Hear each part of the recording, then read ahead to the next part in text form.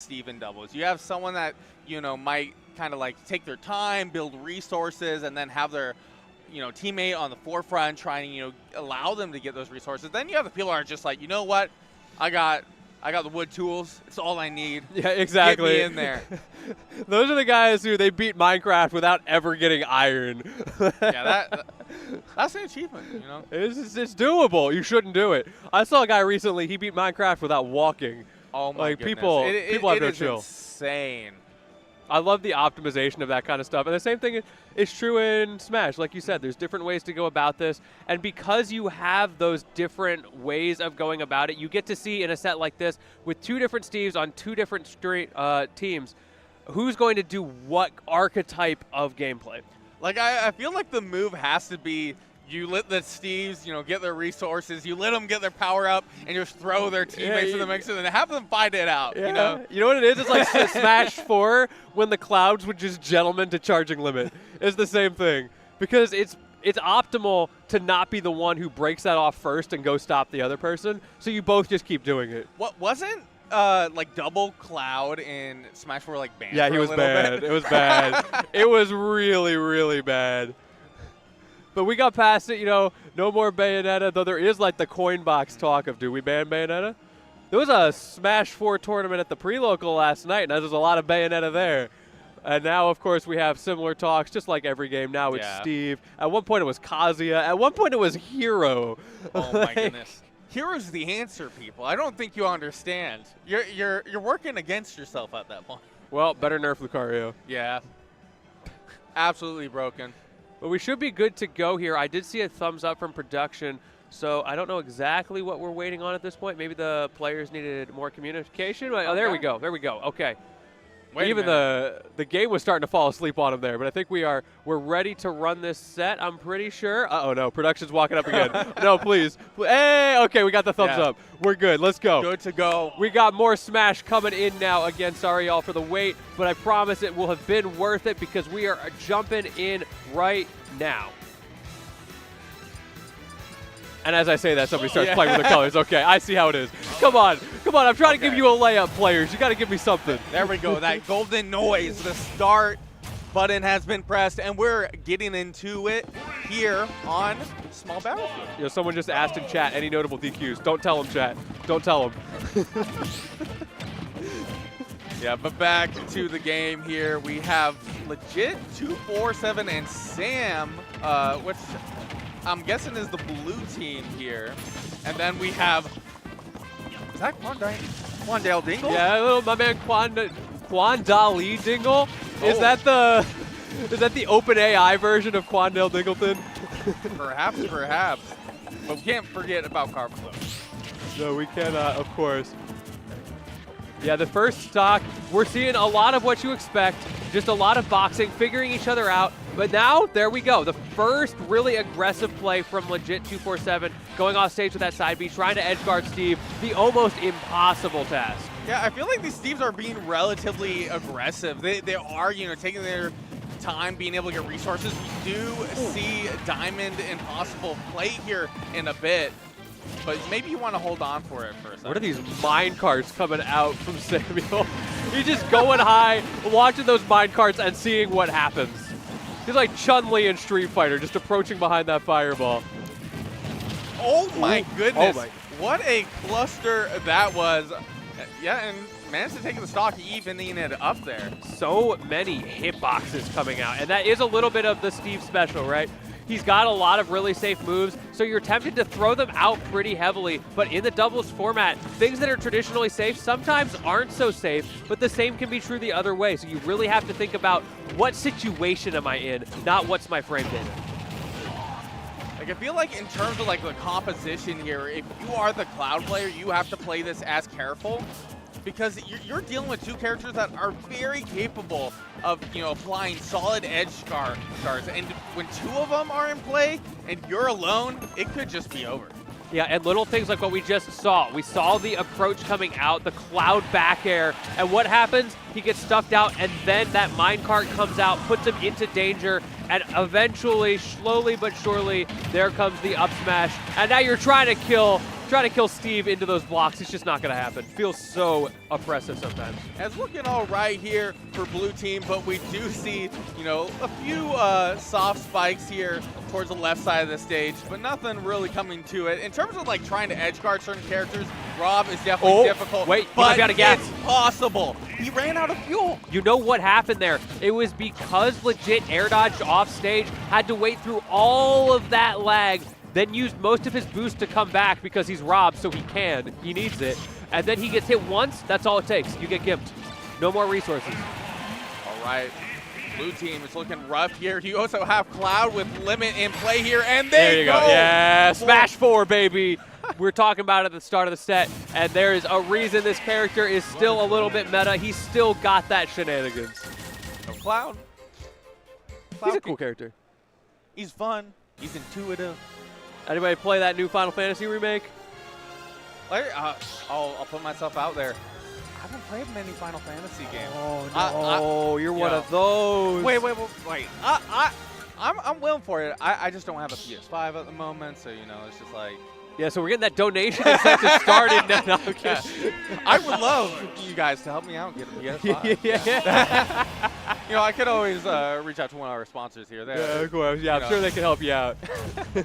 Send you home with a nice one there. But yeah, game 1 over, looking pretty solid. Of course, that Cloud Limit, the finishing touch even of the game 1, but that's just one game in this set. Let's see what we get on this game number 2. A lot of potential with this team comp to adapt, come up with some weird custom combos to bring yourself back into this game. Oh my goodness, legit was doing just so solid with the edge guard there earlier. Good percent, great control. It's kind of been a little bit of a 1v1 for you know, both sides of the stage here. Ooh, watch out. Samuel manages to get back with an aggressive forward air off of the ledge.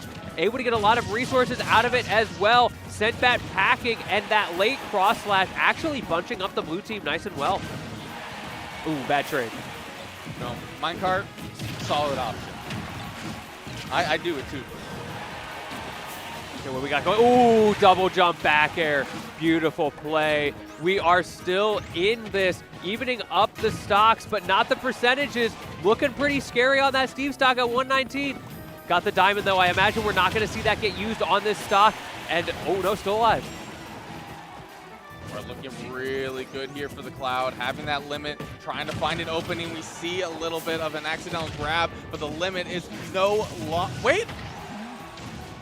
I thought limit was gone there, but we did see the limit slash immediately. It might have been like right in the end frames, because yeah, that was an interesting situation. Like that's optimization right there. Also, somehow D-Dog's still alive despite that high percentage. Stock tanking beautifully for red team, and actually Samuel ended up being the next one to lose his stock there. We've seen legit going off stage. I imagine we're going to see a lot more of that now that they're down in a deficit. Definitely the desperation plays start to have to come out here from blue team.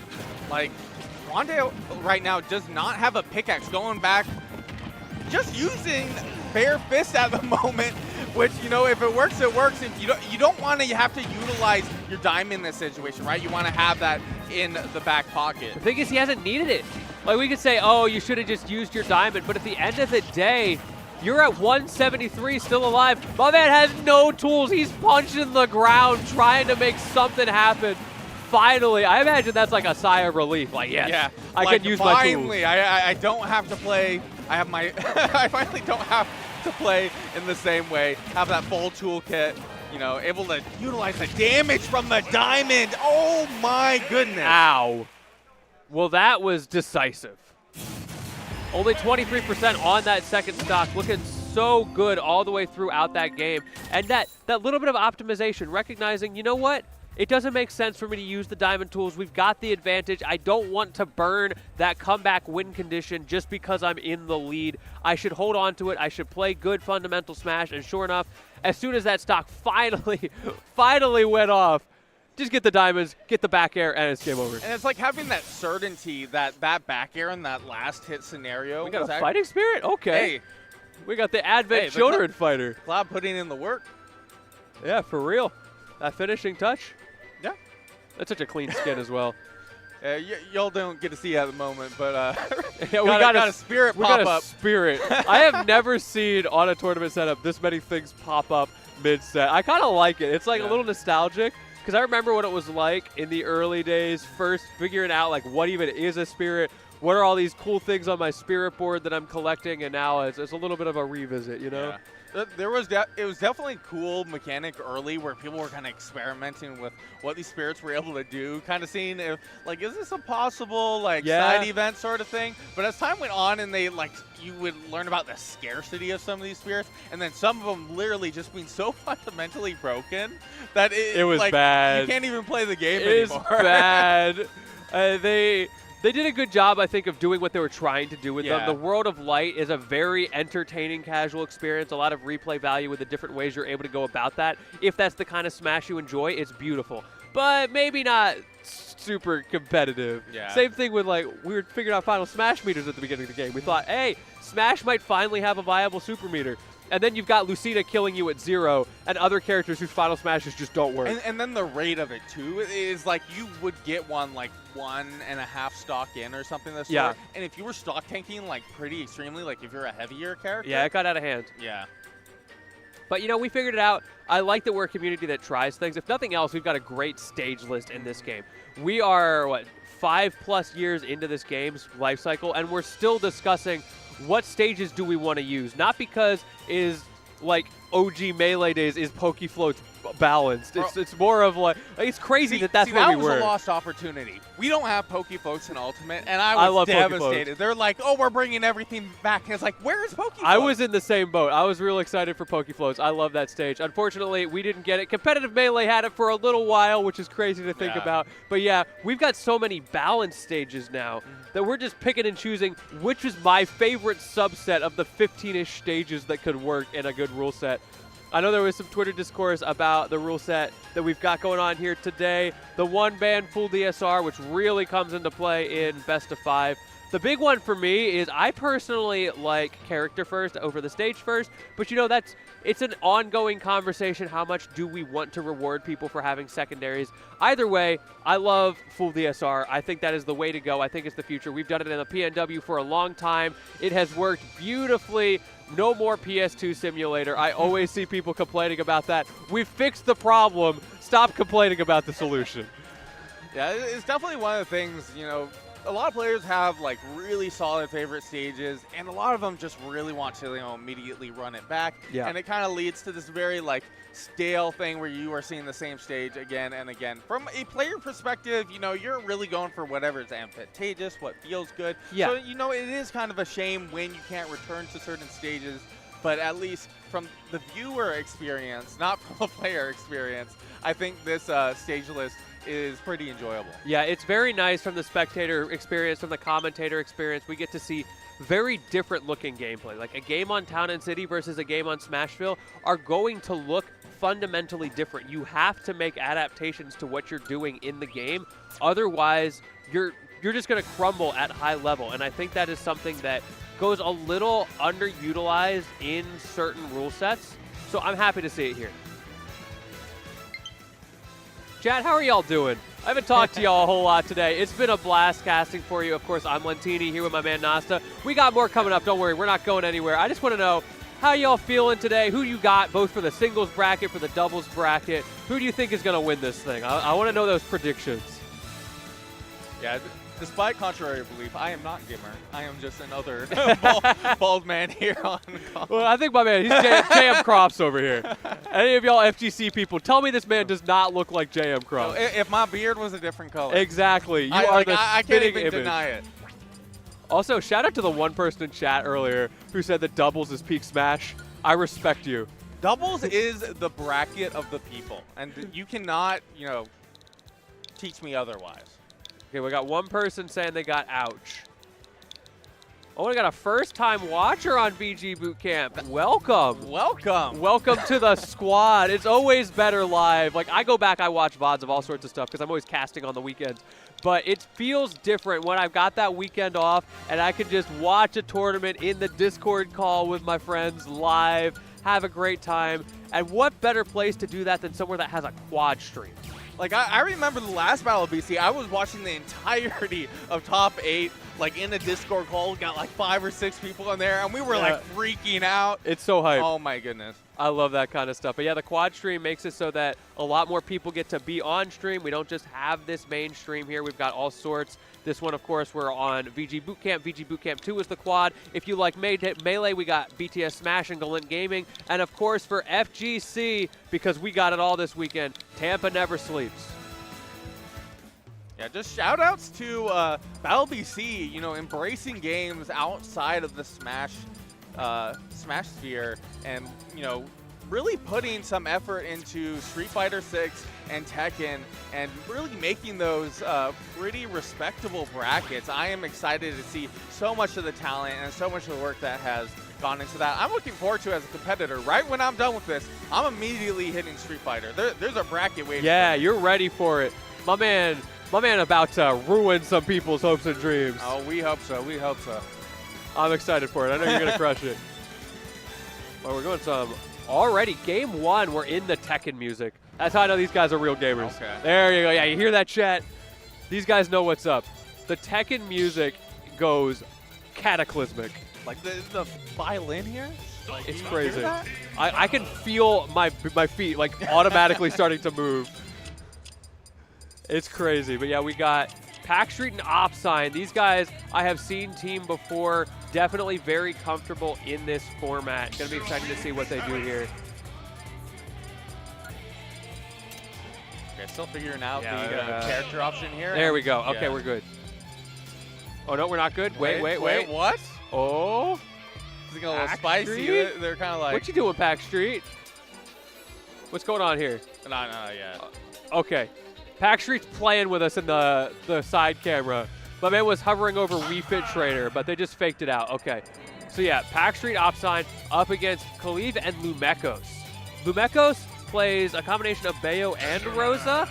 I've been seeing more of the Bayo this week. I'm not sure if that's going to be continuing to be the case. Usually, they choose based off of matchups. Yeah. I will say, Rosalina is very, very Please. unique. Please in stop. the doubles matchup. It hurts. Why do you do this to us? Why would you do that to my ears? We're hearing it all. Yeah. The viewers at home are hearing it too, I'm pretty sure. So Brutal. Absolutely brutal. That's the early mind games. If you deafen your opponent, then they can't talk during the game. Yeah. So you just plug your ears, start hitting the Pac-Man a bunch of times. Also, wait, what is Opsign doing with these characters? Like, just, man is playing the whole gauntlet with our hearts right now.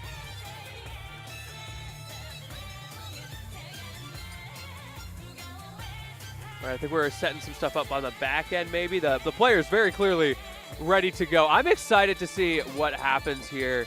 Pac-Man is an interesting character in doubles, I think. It's very similar to Steve with setting up those resources. It's a very short thing that happens a lot of times with those fruits. And having like that floatiness and that ability to, you know, really stay in the air in one place at a time allows you to really, you know, cover preemptive options, making it a really good character in terms of like utilizing those doubles combos. There we go. The long-range fist bump. Okay, those are the aggressive fist Yeah, bumps. it was making it over over to another screen. All right, we're chilling. I love to see it, yeah. Great sportsmanship already coming out from these guys. That's a big part of this. Just have fun. It's doubles. Just have fun. Starting on good old small battlefield here where the, you know, in terms of where the platforms are, they are closer to the ledge. It leads to easier, you know, independent ledge guard setups. Ooh, did you see that for Pack Street? Lumekos did manage to get back, but using the strawberry off the ledge to force the slightly higher recovery, and just getting a little bit more of a punish out of it. I like that. Yeah, it was good that Joker was able to make it in there and kind of interrupt that interaction because it wasn't looking too good for Lumekos. Yeah, also just being able to ledge trap Lumekos to deal with those high up B combos is so crucial. If you have that ability, it can be a complete game changer. Yeah, right now they're kind of scrapping now. It's not, you know, too one-sided. We do see a little bit of a percent lead for Red Team, but, you know, this is doubles. It quickly changes within like half a second. Yeah, very back and forth. We talked about the importance of momentum earlier. We're going to see even more of it now. Can you get that early momentum? Packstreet a little too slow with his up smash on that bell. Maybe spaced too far away. And again, the strawberry. I love seeing that for Packstreet. The atypical fruit usage coming out already. That is so unfortunate there for Opsign and Packstreet. I think what was trying to happen there is Packstreet was actually trying to help Opsign get back, and unfortunately got caught in the up special, which led them to lose both their stocks. Just those tiny little mistakes can be all it takes. But you know what? Packstreet Opsign clearly not deterred. They were not only able to get those stocks off, but now they are also putting on the pressure. All right. We do see, Joker with Arsene at the moment. Good spacing, good patience. We gotta watch. Yeah, you gotta be careful. Don't you jump. You know he was looking for it. Very clearly had one win condition in mind, but Packstreet held their ground, didn't give it to him. Oh my goodness, great catch there for Packstreet. Red team not looking too great, not after that spike. Sometimes you hold in against the flip kick. You let it be you. Got to be so careful. Ooh, micro spike there, almost dying at 0 for Lumekos. And you see that Rebels guard just holding it for He's gotta have dear life. Like, please swing at me. Yeah. I beg of thee. Like the fact that you don't get grabbed in that situation is crazy to me. But it might not necessarily work out. So just let it ride. Yeah, exactly. That's what Opsign's doing. But the little bonk there, Khalif finding a way back, finding that chink in the oppressive armor of Opsign off stage. Like, utilizing Joker's gun is, I feel like it's almost underused by some Jokers. It is just such a great tool. It leads to great setups. Oh my goodness, Numeko's going pretty deep there, trying to edge guard Packstreet, trying to edge guard Pac-Man. That's hard. Lumekos knows this matchup very well because, oh no, the Bayo Classic. Every Bayo, once per set, they have to SD. Lumekos, of course, getting it out of the system early. You got to do what you got to do. But, that all, it predicates off of what you're talking about, trying to edge guard Pac-Man. Very hard to do. Yeah, but it definitely has that experience, JDV being in the same every region. week, smashed to pieces, whatever it's going to be. That's like the classic that I'm at where I see these guys play all the time. Really knows how to deal with Pac-Man off stage. And one thing that works, maybe it's partially just JDV's brand of Pac-Man, but Pac-Man in general can really struggle against super deep edge guards because he's got a lot of ability to stall. He has a lot of mix-ups, but they don't really come into play until he's a bit closer to the stage. So if Lumekos is able to use that long-range edge guarding capability of Bayonetta to full effect, you can really shut down the recovery. Yes. I definitely think we'll be able. Oh, what's going on? Hey, follow my boy on. Hey, let's go offside. Love to see it. The follow for follow in action right there. Let me just check real quick. Does this man follow me? I gotta start talking bad about him. Yeah, hold up a minute. Let me see. Let's pull out the receipts real quick. Yeah, you can find a lot of Twitter handles also on the scoreboard, but we're getting right back into it. And right now, they are not holding back. We see a little bit use of that Rebels guard. We do see a little collateral damage there on Lumekos, but, in the end, doesn't really matter. That's crazy. Man doesn't even follow me. I follow you offside. Why don't you follow me?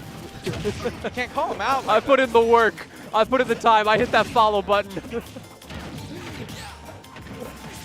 Oh, what a great utilization of bats there from Lumekos. But Packstreet keeping it covered, throwing out the fruit, trying to get the setup there. What a crazy angle to send that hydrant. And we do see Opsign able to get the up special, but as some people like to say, Zero Suit sucks.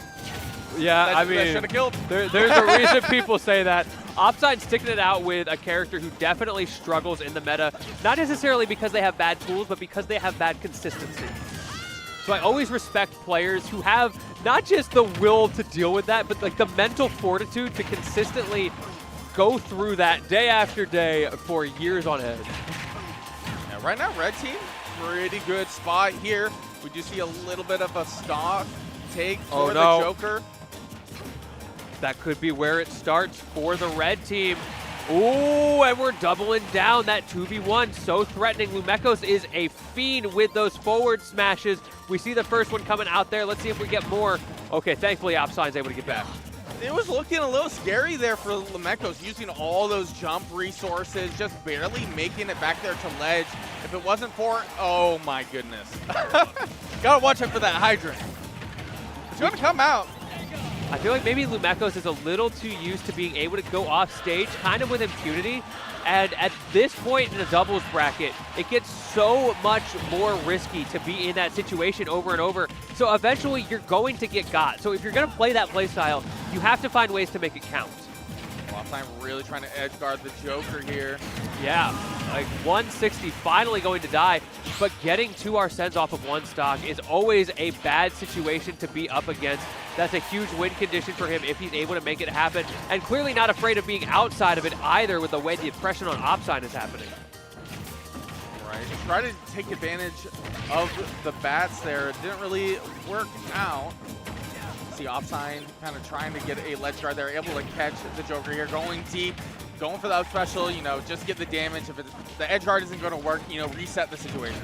Ooh, catching the flip kick coming off of the ledge. Great timing from Lumekos there. I think that was just basically a default are you going to jump timing, but the great thing about going against the flip kick is it works for both. You get that option select.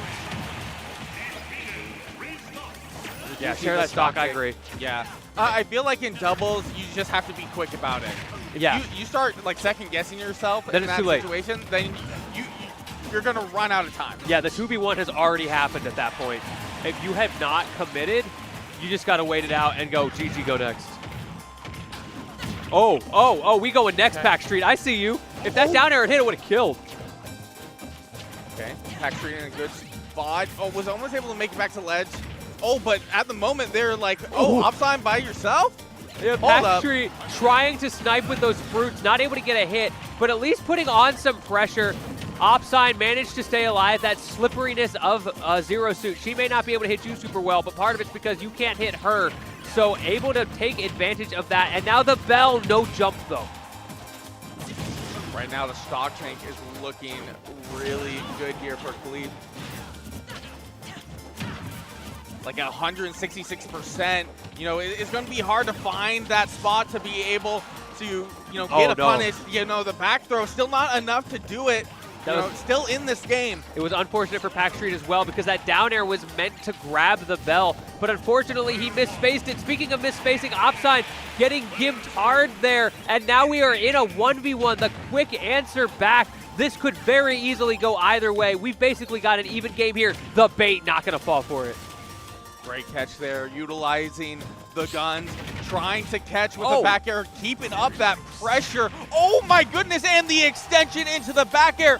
Lumekos really cooking there, and the coverage to finish it out. That was 3 callouts in a row from Lumekos against Pack Street.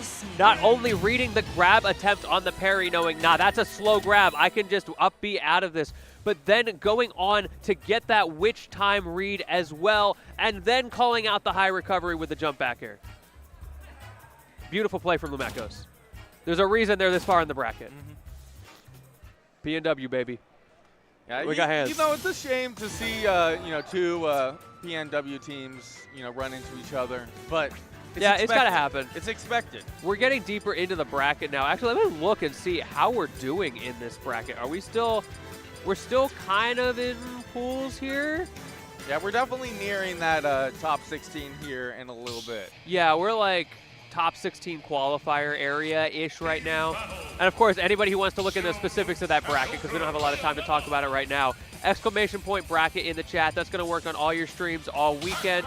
You can take a look at the individual brackets, or you can look at the whole thing, all 1,234 attendees, see what everybody's up to today, see who the multi-game geniuses are. I did see they were limited to 3 brackets apiece, which is based. Is there a limit? So many people overextend on the number of brackets and hold everything up, so I think that was a right decision. That makes me think, I'm trying to go out of EVO for the first time, and I'm like, do I sign up for everything? or do I limit every myself? single event. What's this game? Perfect, I'm in. Never played it in my life. Oh, it's got a Shoto in it? Bet. Oh, Backstreet with the pressure. Offside in a good situation, able to get the parry.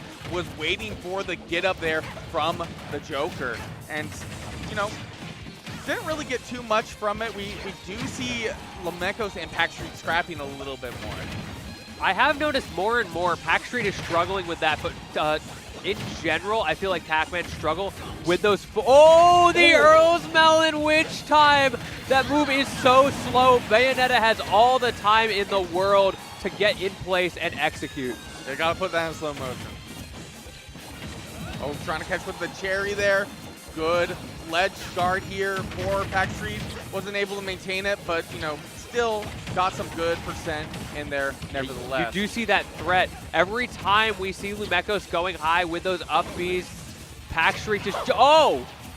Again, the callouts? Lumekos' callouts are too good. Like, Lumekos is doing some solid work right now in terms of, you know, getting those bat times, trying to get a smash attack worked in there, but it's just so tight. Oh, but again, Backstreet messing up, trying to re-grab that fruit. We've seen a couple of those little misses. Miss spacing on those can be so costly, but it's hard in doubles because of what we talked about, right? You want to be back in the action as quickly as possible because every time you do this, offside, you may be a slippery boy, but you got to fend for yourself. Ooh. Oh, and that back throw will do it there. Red team looking pretty good here, but, you know, pretty high percent, and there goes the Joker stock. Now there's the 1-2, not able to get anything extended off of that Galaxian, but able to break up the pressure, gave Backstreet a good opportunity, and once again, that Strawberry really putting in work for him. Okay, great catch there with the cherry. Are we waiting? Oh, good patience from Opside. Yeah, a little bit of a mishap there. Ooh, I think Lumekos was considering a reverse edge guard there. Any believers in chat? Is the comeback started here? Blue team starting to come back to life after Red team had such a dominant start, but we still have a little bit of Arsene left in the corner. Try to catch the tilt, try to back up for the smash attack there. Well, Arsene was active, that is no more. Surprised to see that because Pac-Man was only at 14%. The risk reward, I feel like, was not in his favor. Yeah, it was a risky option, but I feel like it was kind of on the idea of a solid call out. And I think it could have worked if the spacing was a little different. Yeah, for sure, for sure. But now Backstreet back again with the bell, and this time it's going to hit, but no conversion. That's the second time I've seen Backstreet struggle to hit those. Sometimes it's just really hard to be able to react to exactly when and where you get the hit. But that is a crucial factor for the Pac-Man gameplay. Right. Looks like Backstreet setting up the hydrant there, able to hit Lumekos with it, but now Opsine kind of putting up that wall, trying to keep the pressure going. Got a little collateral damage there. Opsine was trying to get that back air. That would be enough to close out the stock. But yeah, get Joker out of here. He's been here too long. I'm slowly beginning to believe that Opsine is the best 2v1 player in the world. Look at that, the double parry. Somehow, while Backstreet was off in the corner, doing their little thing, charging fruits, Opsine was winning the 2v1. Like, Opsine has been on point with these parries. That has been the game changer. Unfortunately, making up for that a little bit by maybe hitting your teammate. But you know what? We don't need those. Still going with the extensions. Can you kill off the top? No air dodge reset. Okay, now having Arsene in play here, you know, you've got to try to take that stock off Backstreet, but Backstreet not allowing it, saying, let my teammate take it. No stocks for you. Bonk. Yeah, that's going to be it.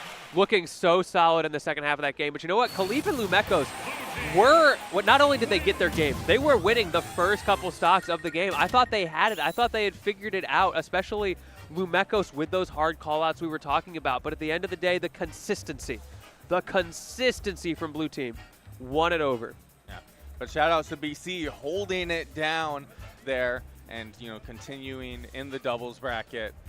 But I do believe that was possibly one of our last top 16 qualifiers. Yeah, that was a top 16 qualifier there. But let's take a quick break here and talk about some of the sponsors we have for this event. Check out this shop, first of all. Look at those designs. So many events I've been to, the designs are kind of iffy, but the stuff we got here in the shop, not only is it beautiful, it is community-based artists. People in our community made all of this stuff. We don't outsource it, we do it ourselves. It's the best way you can possibly support Battle of BC directly from home, but you got to do it fast. We got those shirts, we got those hoodies. hats, toques, stickers, posters, everything you could possibly want. But the shop closes April 1st at midnight Pacific time, so act now. Yeah, don't wait. If you want to get a tote bag, a hat, anything that suits your fancy, you need to do it quickly. It will close on April 1st. You know, take a look at the designs. Perhaps you see something that would make a good gift.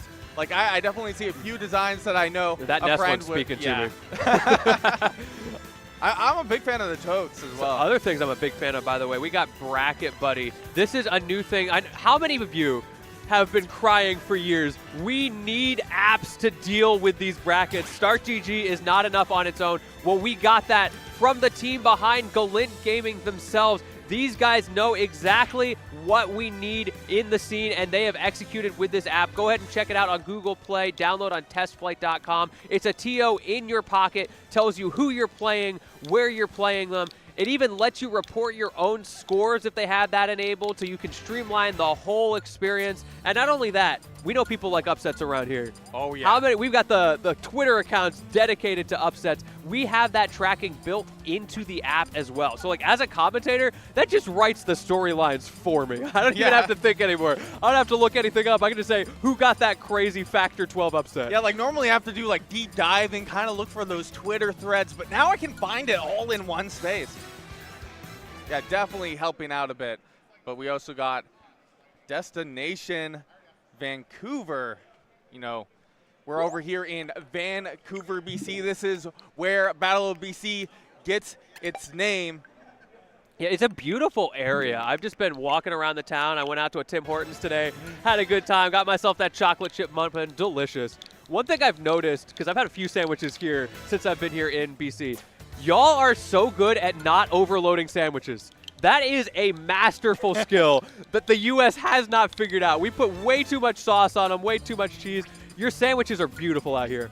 Loving the Tim Hortons. Coming out to Battle of BC, you know, it is an experience, you know, it is a major, but, you know, it's also a little bit of vacation, you know. Go explore the city. There is a lot of beautiful to see out there. And all of this is possible because of Galint Gaming, of course. If you're enjoying the show, contact these guys because they don't just do Battle of BC. This is, of course, their flagship event, but they are an esports events company based here in Vancouver, Canada. They specialize in creating community-first event experiences for anything you could possibly want. So, of course, check them out. They've got tons of events coming around on the globe. You can see the Twitter there. You can see the YouTube. Anything you want to get from these guys, check them out throughout the year. And if you want to do your own thing, hit them up. They are a great starting point. And, of course, check out the VODs later.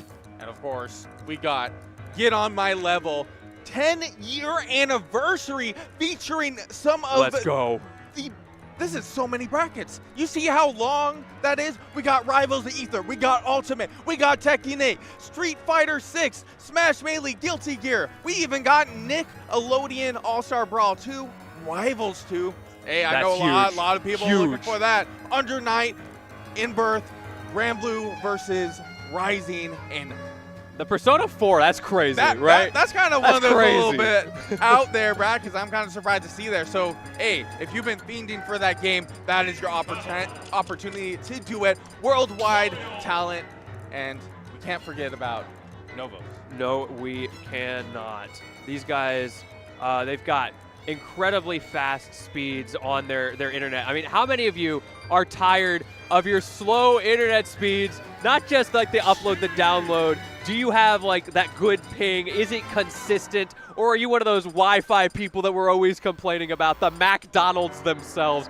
If it's ruining your experience, look no further than Novus Gig Fast Internet. They've got fiber optic networks delivering unlimited data and symmetrical speeds. That's key, symmetrical speeds. No cheesy little low upload speeds. I'm not going to name names, but ISPs, you know who you are. We've got it symmetrical, ensuring you never experience lag or buffering again. Say goodbye to all of those frustrating moments when you're playing, like you're playing your Valorant and suddenly the whole game stutters and you get headshot out of nowhere. So sign up now for Novus Gig Fast Internet and take your gaming to the next level. And if you're in Canada, you know, definitely check them out. But we also have to talk about Parallel, a pretty crazy game here. Do you want to talk about it a little bit, Latini? Yeah, so one thing I love about these guys is they're putting their money where their mouth is. It's a free-to-play sci-fi online trading card game. These games have gotten popular in recent history for a reason. But like I said, money where their mouth is. They've got a $500,000 tournament later this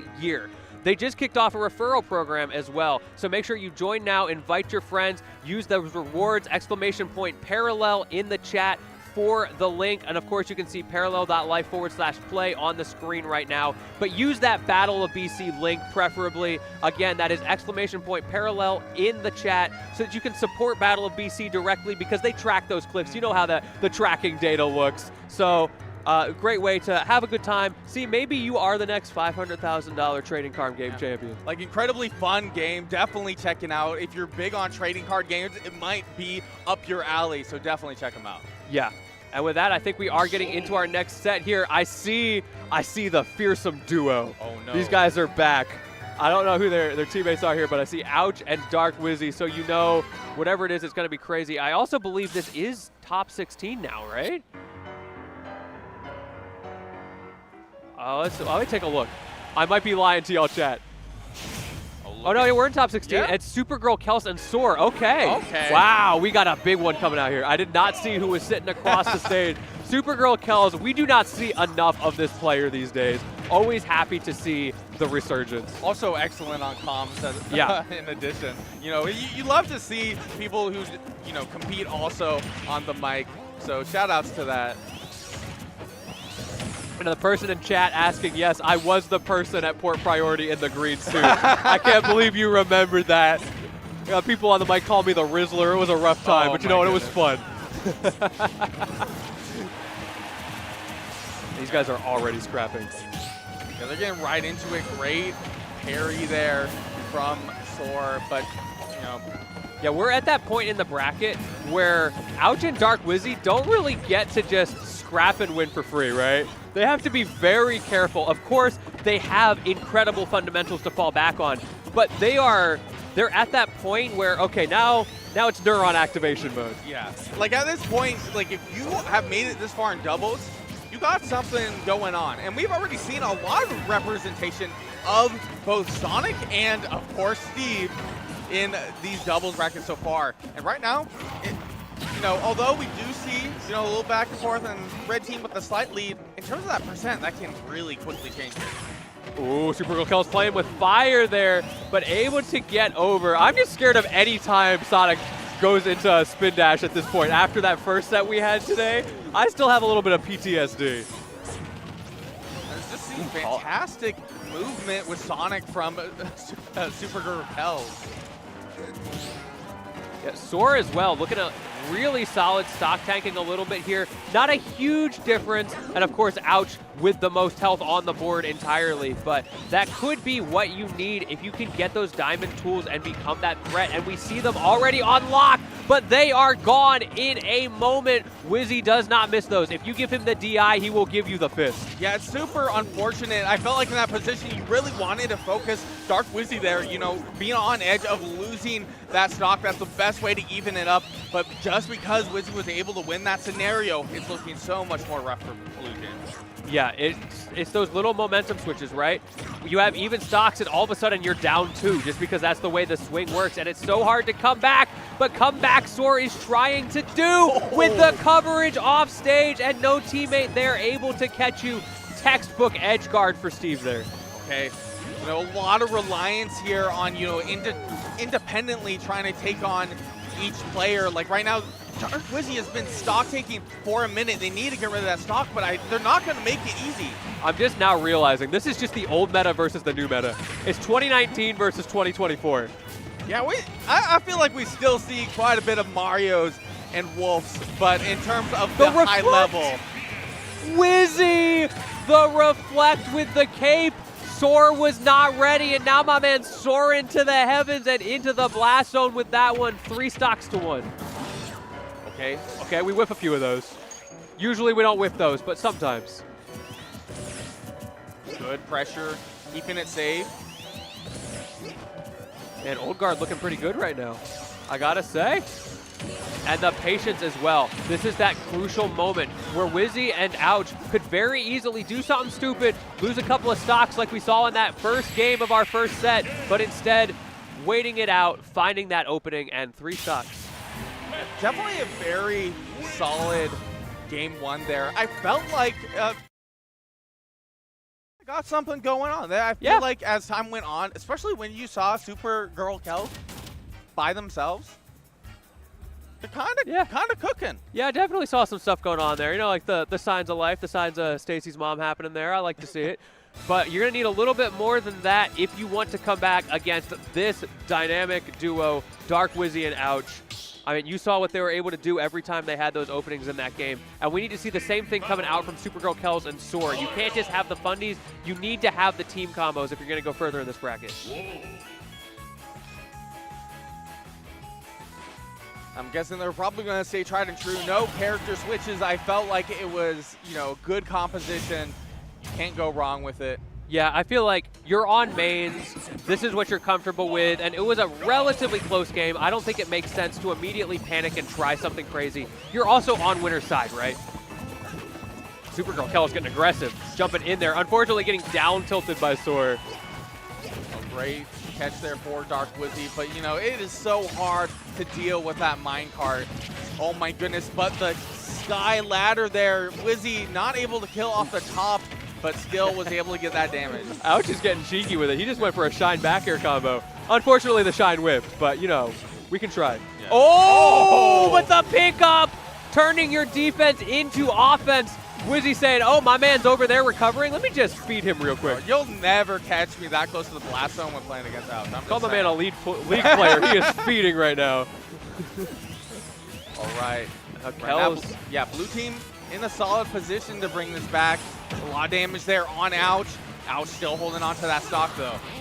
This is that moment where we need to see that adaptation. What have you learned? Finally got the stock off, but answered right back from Wizzy. Not even an opportunity for that 2v1 to come into play because of the instant up smash. Like, it's very interesting that they allowed the Steve in this scenario to kind of just grind up resources while waiting for the punish from Supergirl Kels. It's definitely tricky because you're on such a big stage, right? Blue team has opted for that large stage. It gives Sonic a lot more movement to run around. It gives Steve a lot more space to mine those resources. But the downside is sometimes you get split up from your teammate like this. You see, they're both on opposite ends, and it gives red team so much control. But speaking of control, Supergirl's Kels controlling the off stage with that beautiful reversal. Ouch in a really good spot. You know, going in on the Steve, said like, hey, Sonic, if you ain't gonna stay around me, I'll just go for your teammate. Okay, Wizzy, be careful. Your teammate is in there, and you saw him back off. Oh, Wizzy a little bit too slow as well, trying to cover Ouch there. Really playing the defensive demon right now. But now Supergirl Kels got you off stage. That forward air pressure, even at 37, you might be dead. Yes, you are. That's the momentum switch. They're back in this. This is definitely the closest blue team has been to taking a lead. Those percents are kind of high, though. They've got the stocks. They don't have the percents. They've got to stock tank. They cannot get cheesed by those custom team combos and those ab smashes. That's really bad for blue team. Like, there is a little bit of percent deficit, but Supergirl Kels keeping up the pressure, being that wall that Steve needs for the moment because, you know. Look at that wall. Yeah, look at that wall. But the wall was in the wrong place in that scenario. Oh my goodness, the reflector there for the anvil. That was wild. Soar is just making entire monuments to the defensive play right now. Oh my goodness, and the catch there. Oh, but unfortunately.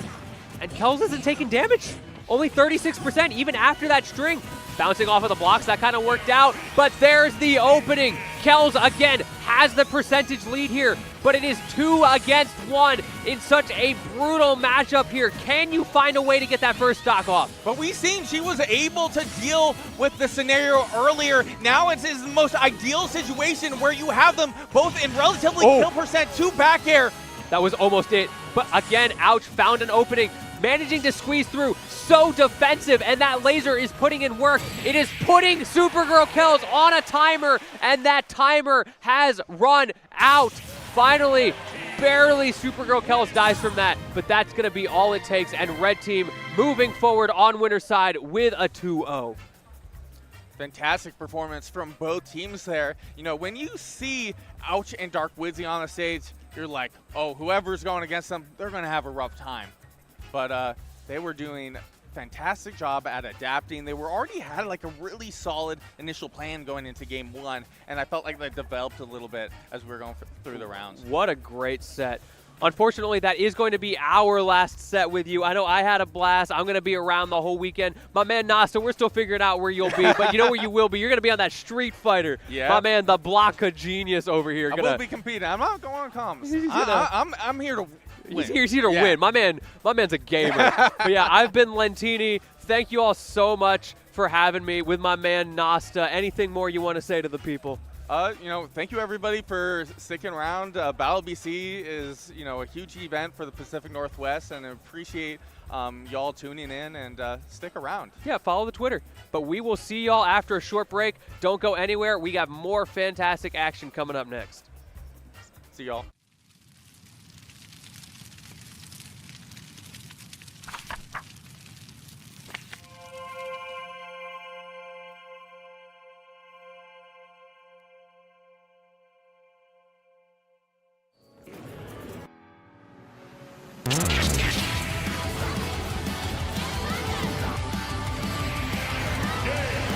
Avoiding the explosive lane just barely. Grab like that. Oh! Just looking back to position every time, and that backhand is sealing the deal. That was so sick.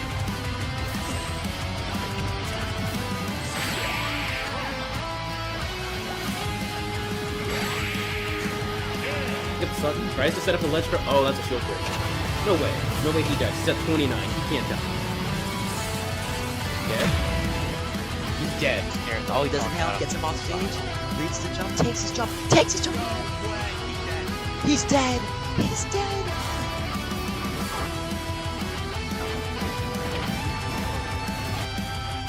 I don't want to deal with this. I know how much damage it will be, but you're off stage. Are you coming back? You're not coming back. I'm back. It says sacks immediately. Honestly, I wouldn't have it any other way. A game 5 is deserved. This week is too.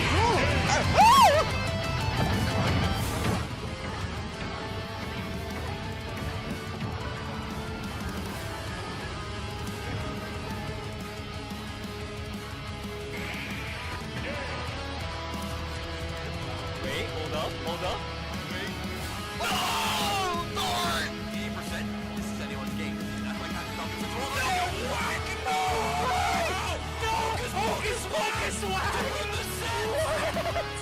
The grenade.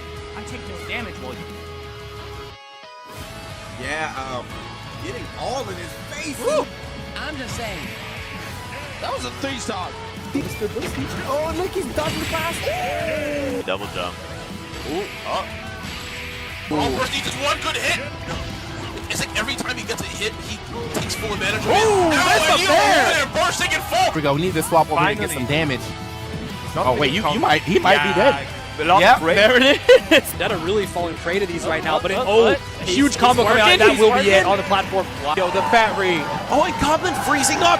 He could have swung a little. Build a combo right now. Both. Oh, no way! Letting his shoot out into the Shoryu. Hey, yo! Vendetta takes it. Get the camera on that! Goblin. Hey, yo! That's how you do that.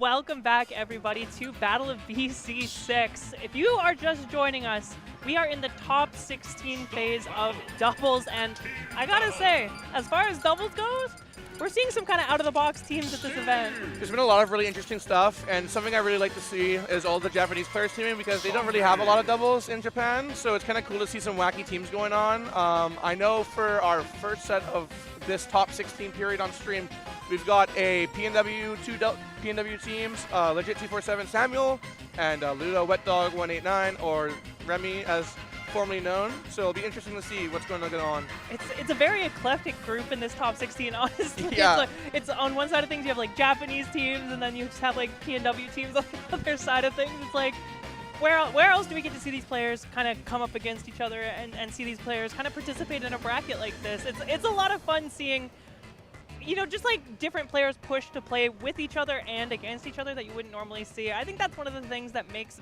Battle of BC in general so special. Yeah, it's always a huge mix of players from all around the world, which is something that I really admire. A lot of events focus on usually specific groups or areas, but Battle of BC literally like wants to like get like the best player from every region possible, which is pretty sweet. So yeah, it's a ton of fun, and we even see on the winner side of things that what was it, Maeda-kun and Doramigi ended up doing quite well, and I know Doramigi is someone a lot of people have been talking about as kind of that like next up-and-coming player. So yeah. Again, I love that we have players like that, like Hurt, like Ron, players that you really don't see in North America at this event, but on stream right now we are treated to a taste of double Steve. Yep. If that doesn't whet your appetite, if that doesn't let you know that we are in fact playing Smash Ultimate. On the other side of things, we have Mario and the Lucas, which I think is what we expected from yeah, you guys. definitely. Sometimes Legit will go Rob, but for the most part they go to double C just because this team is a little bit messed up. But we'll see how it goes. Remy and Ludo, I haven't really seen them team a whole lot with one another, but I know they're both very well-established doubles players in their own right, so I'm excited to see how they go. Yeah, I think, you know, what's better than one Steve, two Steves? Yeah.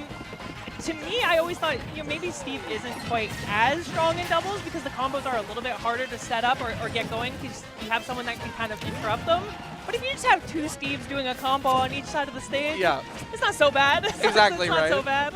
Yeah, I think the big thing about Steve is more so like if your teammate knows how to play with it, it's kind of like a strange character where if you're not familiar with it, it can be uncomfortable. But I mean, if they're both Steve players, then it's gonna work out, right? So, oh, and that nice find. Oh my God, Ludo getting that first early stock.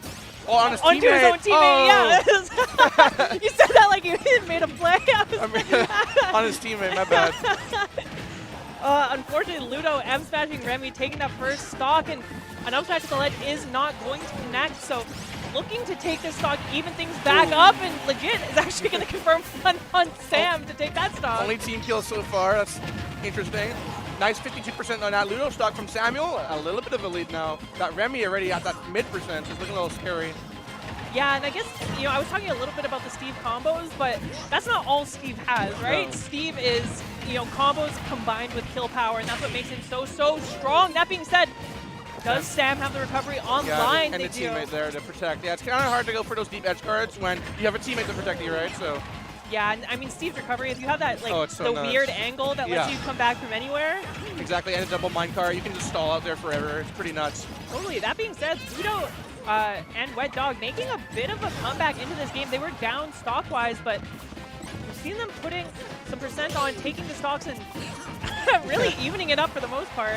Yeah, I was definitely looking a little bit rough at the very start of that unfortunate team kill really early on Wet Dog, but we're seeing the stock here. Ludo clearing a bit out. Oh, nice stock, and Samuel not getting hit by his own teammate's forward smash. Thank God. Oh my wow, God. And that's two stocks taken from Remy right back to back, and now the stock lead is in fact on the side of Ludo and Remy. I think, you know, Steve is one of those characters where you never count him out, but so low. Sam's actually dead, and now this is a very tough spot to come back from if you're legit 24/7. Yeah, that's that 2-frame. Yeah, really rough situations. Steve not known for being the best at this event because he kind of had like a weird like hit stun animation. So team combos are really easy to do, but getting that first hit's going to be the tough part because it's still Steve at the end of the day.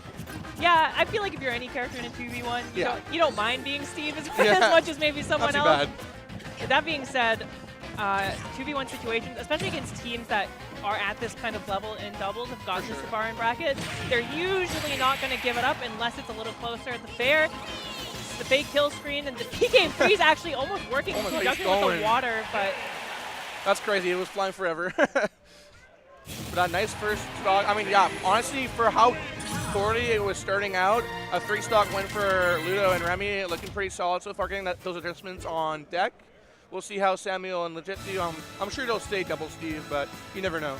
Yeah, I mean, realistically, that game was a couple big hits from going the other way. Absolutely. I think with a character like Steve, you're always kind of just like, all I need is the back air, that one, right? Or all I need is the up smash, or the mine cart, or the anvil, or the, you know, pick your Don't overthink it. You got some stuff. Pick your poison. And so even though there was a kind of a 3-stock deficit at the end of that, Sam ended up dying very early on that 3rd stock. I think if they had ended up keeping it, it would have been a little bit easier to try and kind of mount that comeback. And like I said, you never know when Steve is going to get that straight hit, especially with how crazy doubles can be. Absolutely. It can be really hard to manage just the like mental stack of dealing with Steve.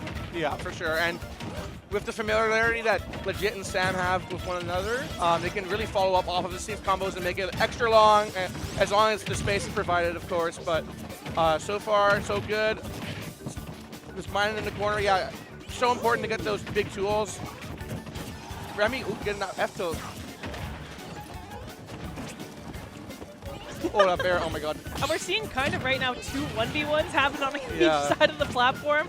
And honestly, if you're Remy and Ludo, that honestly might be what you prefer, right? If you're comfortable enough in the Steve matchup, if you can kind of take out some of the chaos of doubles that is getting injected by having 2 of them on the screen and just play those 1v1s and be like, I'm better here, right? I'm more comfortable here. You kind of put yourself in a position to just win and be successful, and we're really seeing these 1v1s come to fruition.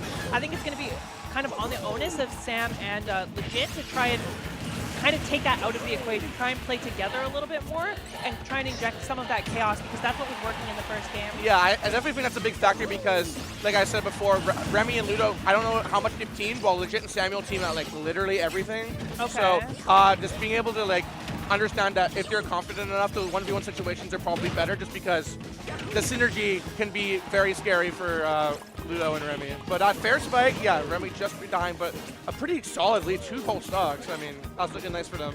Yeah, that Lucas Fair is doing some work, I'll tell you what. Yeah. That move is good. People don't know. It's huge too, yeah. It's also safe. Yeah. So, you know, like the list goes on. Yeah. The list goes on. So they just definitely got some stuff. See another extra situation going on. 2 1v1s once again. Yeah, like I would have loved to see Sam go help Legit out of the corner there. Yeah. You would be letting Remy back for free, but I think putting yourself in that 2v1 situation as double Steve is probably a little more advantageous. And there we see the minecart come in for the assist, and this lead is slowly being chipped away at. Oh, that nice tech on that fair. They're about coming in clutch. I hate that that's a thing. Yeah, it's nice tech on that fair. What do you mean? The F tilt through the block, though, is actually going to take the stocks to 1 stock apiece on the side of Sam and Legit. And Legit is looking a little bit worse for wear. And for the first time this set, we've seen them kind of double up on this side of the stage. Unfortunately, the PK freeze is going to secure it, and this is a tall task for Sam. Yeah, it doesn't matter who you're playing. 4 stocks to 1 is very difficult to come back on. Sam luckily does have the diamonds on deck, but no gold, so no surprise minecart kills. And that cape on the anvil will do it for sure. A solid 2-0 win for Wet Dog and Ludo going into top 12 loser set.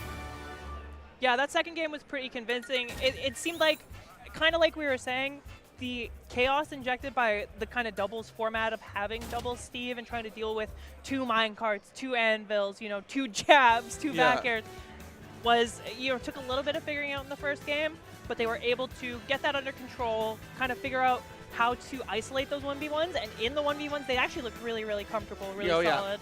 Yeah, whenever they were playing together, it looked very even matched, but as soon as it was 1v1s, both on the other sides of the stage, it did not seem that, very much the polar opposite. But yeah, good stuff to them, moving on to the top 12.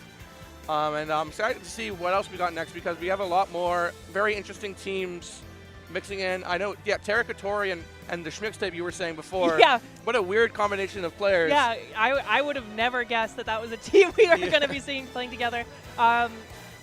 Ludo and Wet Dog actually will be going into Hawk and Linus, who is one of those forever doubles teams. And they are so fun to watch play. I love it. I think, you know, Hawk Linus and then SGK and Soar are the teams that team at like everything. And I love right? it. Doubles is the best when you have statics. Like, especially like Hawk Linus has had some really great runs at some really stacked majors. Just because their synergy between their characters, they do Ike and Bowser, is unreal. And the funny thing is, for some people that don't know, like neither of them main Ike or Bowser in singles. Yeah. They play Rob and Min Min. That is true. I also saw the Rob come out today in doubles as well. So maybe that is an adjustment they're making. Yeah. I know Rob is kind of nasty in doubles. Yeah, really good. So you don't hate to see that sort of thing. But yeah, I think static teams bring a lot to the table. They make the events fun to watch, and there's a degree of like preparation and recognition that comes with working with a static partner that is a different skill set than it is in singles.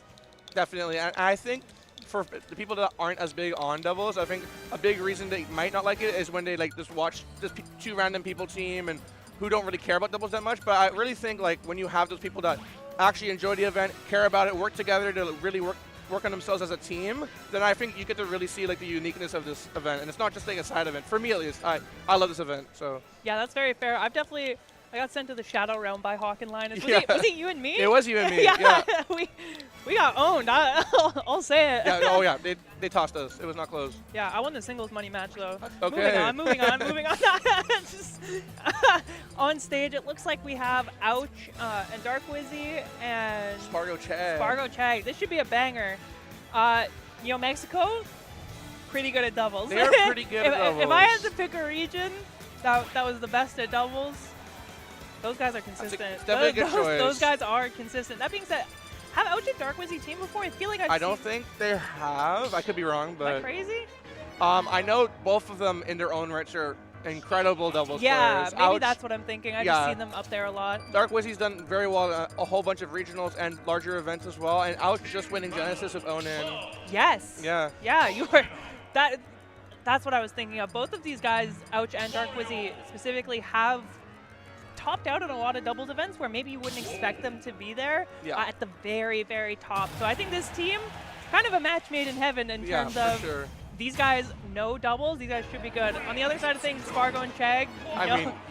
One of the best doubles teams in the world. Yeah, no stranger to being up here themselves. So it'll be very interesting to see how these guys handle these kind of different styles of plays. Spargo and Chag are likely going to look to kind of play that mid-range, while Ouch and Wizzy definitely want to get up in your face. Yeah, absolutely. And it's one of those situations where, like, if your teammate's away from you and you're getting hit back and forth, it's definitely going to be a ping-pong till death. Like, they're so comfortable with one another's characters and just each other as a whole.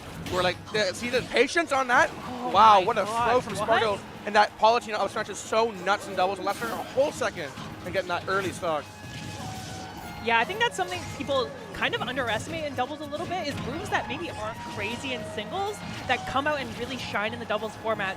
Palu up smash is definitely one of them. You don't see it a ton in singles, but in doubles, it is so good for confirming off throws. It lets her synergize with basically any character, and you see right there, the teleport's actually letting Chag go kind of damage-free in that 2v1 situation as well. I've noticed that especially with Chag, he's very comfortable with his angles and teleports. He likes to do shortens too, so being able to do that while his teammates, getting back from the start KO was really smart of him, not trying to scrap. And this is something a little different that we've seen. We see Spargo, Chag, and Wizzy Ouch willing to help each other. We see running across the stage, leaving the other person in the dust, trying to help each other, making sure those stocks aren't taken. And that's just kind of the hallmark of a seasoned double player, right? They want to be playing together. Yeah, absolutely. And that early stock again on Spargo, he's already on his last, getting Mario Dare to like 80 and DIing wrong. Super early stock and a solid lead for Dark Wizzy and Ouch. Ouch just shot 4 lasers from the corner while Dark Wizzy got edge guarded. He's like, bro, I'm trying. Get away from me. Oh, nice cross up on that Nair. A little bit of a jab, 1, 2, 3. Explosive flame. And of the characters that I think are like more explosive, I definitely think Wolf and Mario have the potential to be a little bit more explosive than Cloud and Palutena do. That being said, I think there's definitely a little bit more control in neutral that those two characters have. I think you'd expect them to have an easier time, again, managing kind of the chaos of doubles, but that explosiveness is the X factor, and we've seen a couple early stocks already. Yeah, we've seen quite a few of those really good situations, and that a little bit too high. Yes, Spargo getting straight up on a 4. Oh, but actually just jumping over and the stock taken. So Chegg on his last stock at 114%. Spargo forced to take it, and this could be a huge advantage for Ouch and Dark Wizzy if they're able to take out Chegg. Yeah, another thing about situations like this, I've seen a lot of people, those tunnel vision on the people who are at like the last hit percent in doubles, and it's really important to just find your situation and don't fish too hard. But that nice laser up smash confirmed, getting that stock in a really good lead right now for Ouch and Dark Wizzy. That awareness is crazy. Yeah. To be able to confirm off a laser into up smash, it's nuts. And one of the toughest things about coming back in doubles is you want to hit those big moves like the down smash, like the F smash. But because there's two people, you actually put in so much lag in those situations that it allows the other person to come to hit you, and it makes winning 2v1s even harder than it would have been already. Super tough situation. Yeah, Spargo getting back, but on there, yeah, he's just a bunch of still. Great up Oh, tilt. nice. Really smart. I didn't know that traded there. That's really clever. Wolf's got that big foot. Yeah, good. He got that big. And I think it is actually best of 5 since we are in winner semis. So 1-0, and we're back to doing 1 ban instead of 2. But we'll see the adjustments. I know I'm not worried about Spargo and Chegg getting washed here. I'm quite confident in them being able to adapt. It just depends on, I guess, I'm not sure if it's going to be a stage change. Probably not. I think people just love to run back to PS2 without thinking, but... Yeah, I think kind of the hallmark of that game was there were a couple of early stocks lost, Yeah. particularly that down air at the top of the screen. Ouch also got a back air on Spargo. Exactly, yeah. While he was doing a side B. So there's a couple of opportunities where, you know, stocks were given up maybe a little earlier than they could have been. If that goes the other way, I can definitely see the game going the way of Spargo and Chegg. Definitely. I think if they just are more attentive to one another when they're in those dangerous situations, then I think it looks fine for them. Oh, this is tough for Spargo. No jump, forced to go low, and both of them still in the no corner. jump. The up air into the back air and the nair. Chegg unable to save it. That is another early stock loss from Spargo, and we're seeing Cloud's recovery kind of exploited right there. Absolutely, yeah. And honestly, a really masterful job from Dark Wizzy to ensure that Chegg was not able to go out there and help. Yeah, being able to threaten that teammate is so important because, especially when you're comfortable with your teammate's recovery, being able to save them is a lot more common than you might think. But that deep fair, yeah, a recovery. really quick answer back from Chegg and Spargo, taking 2 stocks and actually giving themselves the lead for what feels like the first time in the set. I believe it is, yeah. The forward smash find, just getting that landing. How are they just finding I don't those? know. Like, I feel like there's some sort of sixth sense going on for smash attacks right now where it's just working a little more than it usually does. Nice find. Wow! Down air, back air, finishing touch! Oh my god, that was such an early... I think it started at like 30. That was insane awareness from Spargo and Chegg. Really good team combo. And they're going back and forth once again. That is absolutely crazy. And that's kind of what I said. If those early kills go the other way, the game looks completely different. And Spargo and Chegg are in full control of this game too. A completely huge lead. It was looking really scary at first. Spargo dying incredibly early, but those team combos just being so explosive, and a full 2 stocks is looking difficult, and that grab, just short. Cloud's grabs are so good for those confirms, though, because they don't actually send anywhere. Yeah. It's a bit of a detriment in singles, but in doubles, it sets up fantastic. absolutely perfectly. The explosive flame trying to protect the recovery back, but Spargo should be dead here. He No! had a jump the whole time. That's crazy. That's how you know you're different. Yeah. Faked out both players on the other team and the casters. Well, Yeah. like, he's done. Nice. Oh, but actually knocks Spargo into the up smash as well. The Yeah. active frame's working against him a little bit. Nice F tilt here. I mean, a doable comeback for sure, but like, if they get one decent team combo or one strong hit, it's looking tough. Yeah, one Cloud grab should secure the stock, and one Cloud back air will do just the same. So Dark Wizzy with everything to do on this last stock. And that's it. Oh, he got a jump back. I'm incredibly surprised. I was going to say the most anticlimactic F tilt kill of all time. Being said, Spargo ready to cover any option off the ledge, and the jab will do it. Chegg and Spargo, a pretty commanding game too, but we've really seen these games defined by who is able to take those early stocks. Absolutely, and those early stocks come a lot more consistently when you are playing with your teammate, like they just did with that finishing touch combo at the very middle. That was incredible. So we have to definitely see some adjustments. Almost the same thing where like Ouch and Dark Wizzy really have to be like, if they're getting hit back and forth, they have to scream for each other, like, help me, please. Like, just sending out an SOS Yeah. mid-game. I need help.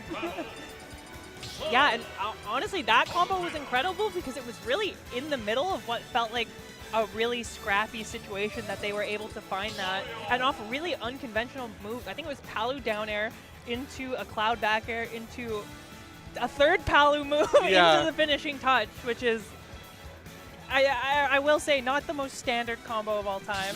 yeah, definitely unconventional on the fly, but it worked out fantastically. So we're seeing this game 3. We're seeing, is there going to be a stage difference? No, nah, it's staying here the whole time. Honestly, I dig it. Yeah, I'm fine with it. Let's see some normal gameplay. Yeah. Let's see. I feel like doubles is one of those things where people are even more willing to go to PS2 because most people don't grind doubles and don't grind stage-specific stuff in doubles. At PS2 is kind of, you know, you get what you give sort of thing. Yeah, for sure. Where people are just comfortable to, like, let's just have a normal game of doubles on here. We don't need anything too wacky going on. Yeah, exactly. Oh my gosh, Yeah, that that's Sakmi crazy was little flash. ambitious. That's the Ouch classic. He's just like, why not? Throw it. What Oh a fair my catch. god, and actually fell out of the side B, allowing Ouch to confirm that back air. An early stock loss for Spargo, kind of Keeps happening. way before anyone else was Yeah. ready to lose his stock. That being said, this did happen in the last game, and they were able to answer back relatively quickly. So Spargo just needs to make sure that the second stock is not lost so quickly, and Chag has been doing a pretty good job of holding onto that first one. Yeah, he's been really tanking the whole time. Looking really good. Oh, that bear just being a bit too short. That wolf flash there, getting Chag off the stage, and Spargo. Oh, but Dark Wizzy. What? I guess he just missed the up B. That's really unconventional from Absolutely Dark Wizzy. shambolic sequence to lose the lead Yeah. for those two. You're going to take that any day of the week if you're Spargo and Chag, though, and now it's Dark Wizzy and Ouch once again on the back foot. The up smash from Mario is going to take it, so we're back to a pretty even situation. Chag a little bit healthier than everyone else, and Spargo is absolutely turning up after this first stock. Yeah, it seems like he just needs to die once to wake up a little bit. He's like, all right, Yeah. all right. Y'all forgot who I was. Yeah. Nice dash attack, fine, getting that landing. Ouch off stage once again, but going through him and just getting that grab, yeah. That pivot grab is so confident. That's like, I feel like that's an Ouch special. Yeah. I don't really see anyone else going for grabs like that. Oh yeah, his grabs are very weird, but they work almost always. And that up smash, yeah, that's so easy. Such a good confirm. So consistent, so nice to have that in the back pocket. Dark Wizzy retreating to ledge, and Chag a little bit greedy. Goes unpunished as Spargo, kind of swinging mid-stage, and now Ouch is in the absolute blender. Oh my god, that's huge 80% combo that they're just not killing, but Ouch in a bad situation once again, and Spargo with the limit. Oh, that strong hand of the down smash, not killing though, but that Nair will, yeah, that'll okay. absolutely do the trick, but so much damage done to Ouch. What would have been such a winnable game is now in such a hard position, especially with Dark Wizzy losing that stock. Ouch is unable to take it. And this is kind of remnants of that game too, where they took, Ouch and Dark Wizzy took the first stock on Spargo fairly quickly, and then Chag and Spargo turned up and said, not again. And back in the 2v1 with 3 stocks total on the opposite team, Dark Wizzy is a big ask. This is a big ask. Yeah. All right, though. Stock there. I mean, it is Mario, and there is a couple like recovery susceptible kills, like eat some decent gips if you can get it, but obviously playing safe here, and this could be it. Oh no, he just falls out. Okay, that jab probably interfering, I think. What is happening? Chag is standing there. Yeah. Okay, there we go. Barely. Oh my god. It was scuffed, but we made it. It was scuffed, but we made it. Like I said, in those 2v1 situations, when you get to this level and this part of bracket, you're not expecting to drop those. Yeah, exactly. Lots of time too in those multi-hit jabs. You got like plenty of seconds to think about what you need to do and kill. But yeah. Yeah, once again, during that jab, Spargo whiffed an up smash Yeah, and like- had enough time to do another one after a dash in. Not 2-1 yet. Yeah, best of 5. The same situation from that game too, where, like you said, Spargo was dying early, but as soon as they were able to get a strong opening on a 2v1 combo, they just ran away with it. Yeah, and I think you know, the turning point of that game for sure was that 80% damage combo that Ouch took yeah. while Dark Wizzy was recovering. That set the tone for that last stock and made it so that Ouch was kind of playing off the back foot for the latter half of that game. So I think I keep harping on it, but it really is coming down to those kind of singular moments, those big kills, those early kills. Ouch and Dark Wizzy keep getting the first one, but it's about maintaining that momentum and making sure that particularly Chag goes down. Exactly. They can't get too comfortable with that lead, you know? Like, that early stock on Spargo, that's nice and all, but and that great recovery from Spargo. Ooh, fair find! Oh my god, Dark Wizzy reacting to Ouch's fourth throw and getting that early stock on Chag, not Spargo. That's huge, right? Because I feel like Cloud is the character of the two here that is more susceptible to, like, doubles kind of cheese. 100%. Right? Where yeah. you're able to gimp them because you have two characters. You're able to get in a little easier because you have two characters. Oh, if you're... Super? Oh my god, Chag is dead fair. again! And so if you're able to kill Chag earlier, it gives you a situation where you can take Chag out of the picture and then maybe start getting some of those cornier kills onto Spargo once he doesn't have that teammate to lean back on. Yeah, I think I was just starting to realize that too, that maybe they were focusing a little bit too much on Spargo and actually going for more of those early kills on Chag. Working out so great that pivot grab, like you just said. Oh my god, Ouch just does them different. And we're going to have to see if this ends up paying off. I think this is definitely the change in strategy that they were looking for, trying to focus a little bit more on Chag. That being said, you can't let Spargo swing free for too long. Having Cloud live to 150 is a little higher than you want him to be living in Absolutely, these yeah. games. The teleport down, I love the auto reticle, but up till just taking it, even the weak hit. Discount Snake. Yeah. And Chag already at 100%. This could cause a stock trade here. That being said, Wizzy also kind of out of nowhere down to his last stock as well. Yeah, I'm surprised. What happened to the other one? I don't know, but... So definitely opportunities in this game still for Chag and Spargo. If they're able to kind of push Wizzy to also take a stock from Ouch. Yeah, he's still only 90 on his first. Really healthy still overall. Great situation.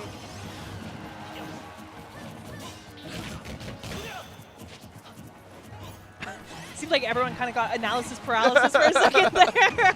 I was just zoned in. I was like, what's going to happen? I saw for 1 second where all 4 players on the screen didn't hit a button. Yeah. They were just like... They're just waiting. Wait a minute. And we see it right there. Chag forced to take a stock from Spargo in that situation. Yeah. And now 1 stock apiece.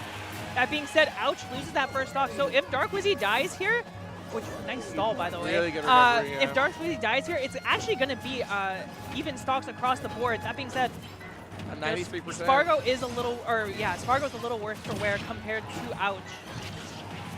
Nice little team combo to 1-2. Oh, just raw up smash, not quite taking it up, but the up air will. Up air does, and so now things are looking. Oh my god, even. Super even, and Spargo putting on 22% in conjunction with Chag right off the back, and this game is slipping out of Ouch and Dark Wizzy's fingers as Spark and Chag kind of put themselves back in the driver's seat. A moment of hesitation kind of lets the neutral game reset, and now we're not fair hitting both Dark Wizzy and Chag. Scary situation for Chag, but now up smash fine. A 2v1, but a very doable situation here for Chag. That is so huge, though. Having this advantage is so big to closing out these games. We've seen every single time someone gets to the 2v1 advantage, they have been able to close it out, and this should be it. Great DI, actually DIing up, I think, and being aware of Dark Wizzy trying to get that team combo. Yeah, Dark Wizzy just missing the down air there. Maybe could have gone for an up B to secure it off the top, but it's so hard to know, especially at these later percents. And for how fast people get sent in this game, too, it's really tough to tell. Oh, and Ouch actually wasn't ready to catch that roll. Luckily, Chag pressed a button. Ouch was able to grab it and secure that game, game 4. Yeah, so we're going to a game 5. That being said, with how big a lead those two had at the start of the game and how confident they looked, that got really close. Yeah, no, it was looking incredibly in the favor of Ouch and Dark Wizzy, but Chag and Spargo were able to wake up a little bit and make that really go right to last hit, especially in that last situation, down 2.5 like full stocks, and then suddenly out of nowhere, it was, 1 stock last to the piece, sorry. But yeah, they're going to this game 5, back to PS2. We'll see the adaptions and see what happens. Yeah, it's been PS2 every single game, and the kind of change-up in strategy, focusing Chegg first, making sure that he's the one to lose those stocks. We talked about it a little bit at the start of the game as maybe the way to go, the way to make sure that Spargo is less of a threat and that that Chegg isn't able to be this kind of ever-present stock tank. I'm wondering if that's something we see again. It's looking like they are trying to put a little bit more of a focus on him. Yeah, I think they were able to find more success doing that in the last game, because those 2 games that they lost were definitely Spargo focused, and it wasn't going too well, but that limit cross slash, Crime Hazard, the direct DI, oh, not really, but just barely living off the top. Yeah, unpunished. Yeah. Being said, a scary situation at the ledge, getting around Ouch's F smash. That's one of those things about Wolf that is so scary. that F smash, you know, he's making a guessy, but if he's right, he's right, and yeah. it always hurts. Oh yeah, that move is so strong, especially if you aren't expecting a DI run because that's so early. But 113 apiece on both Spargo and Chegg. That up tilt just not doing it, but so many moves will kill at this percent. The great DI from Ouch actually allows him to live that dash tag with both Ouch and Darkby. Neutral get up tilt! He just did it. Whatever. Let's throw it out. Let's see what happens. In this modern era, in this society, in the year 2024, we're saying neutral get up tilt. The meta continues to evolve right before our very eyes. The F tilt. Not taking a doubles moment, I think. Yeah. Yeah, that nice the back air will do it. So now Dark Wizzy and Chegg kind of at even percents. Whoever loses this stock first kind of sets the tone for who is the early leader in this game. Absolutely. Oh, that Wolf up smash just whiffing, that Bear just safe enough, but that Mario up smash, yeah, punishing that Nair. And that, honestly, decently, because Spargo's looking pretty unhealthy on the second stock. Yeah, it took 88% almost out of nowhere in kind of the scuffle of things, right? Those doubles moments where things just start going crazy in the middle of the stage. Spargo coming out on the worst side of that. That being said, the B reverse blade beam is going to get him out of trouble and put both Dark Wizzy and Ouch at the ledge. And Palutena really just assisting with the side B from the back. And Dark Wizzy will lose that stock, so not too big of a lead secured for Dark Wizzy and Ouch quite yet. Now finally, Ouch just being able to land is a really scary situation in between Chegg and Spargo. Cross slash, no punish. Oh, that nice explosive flame. Now landing. Chegg is staying center stage and trying to just combo off of Spargo's hits. Yeah, that laser. You just gotta let him know you're alive.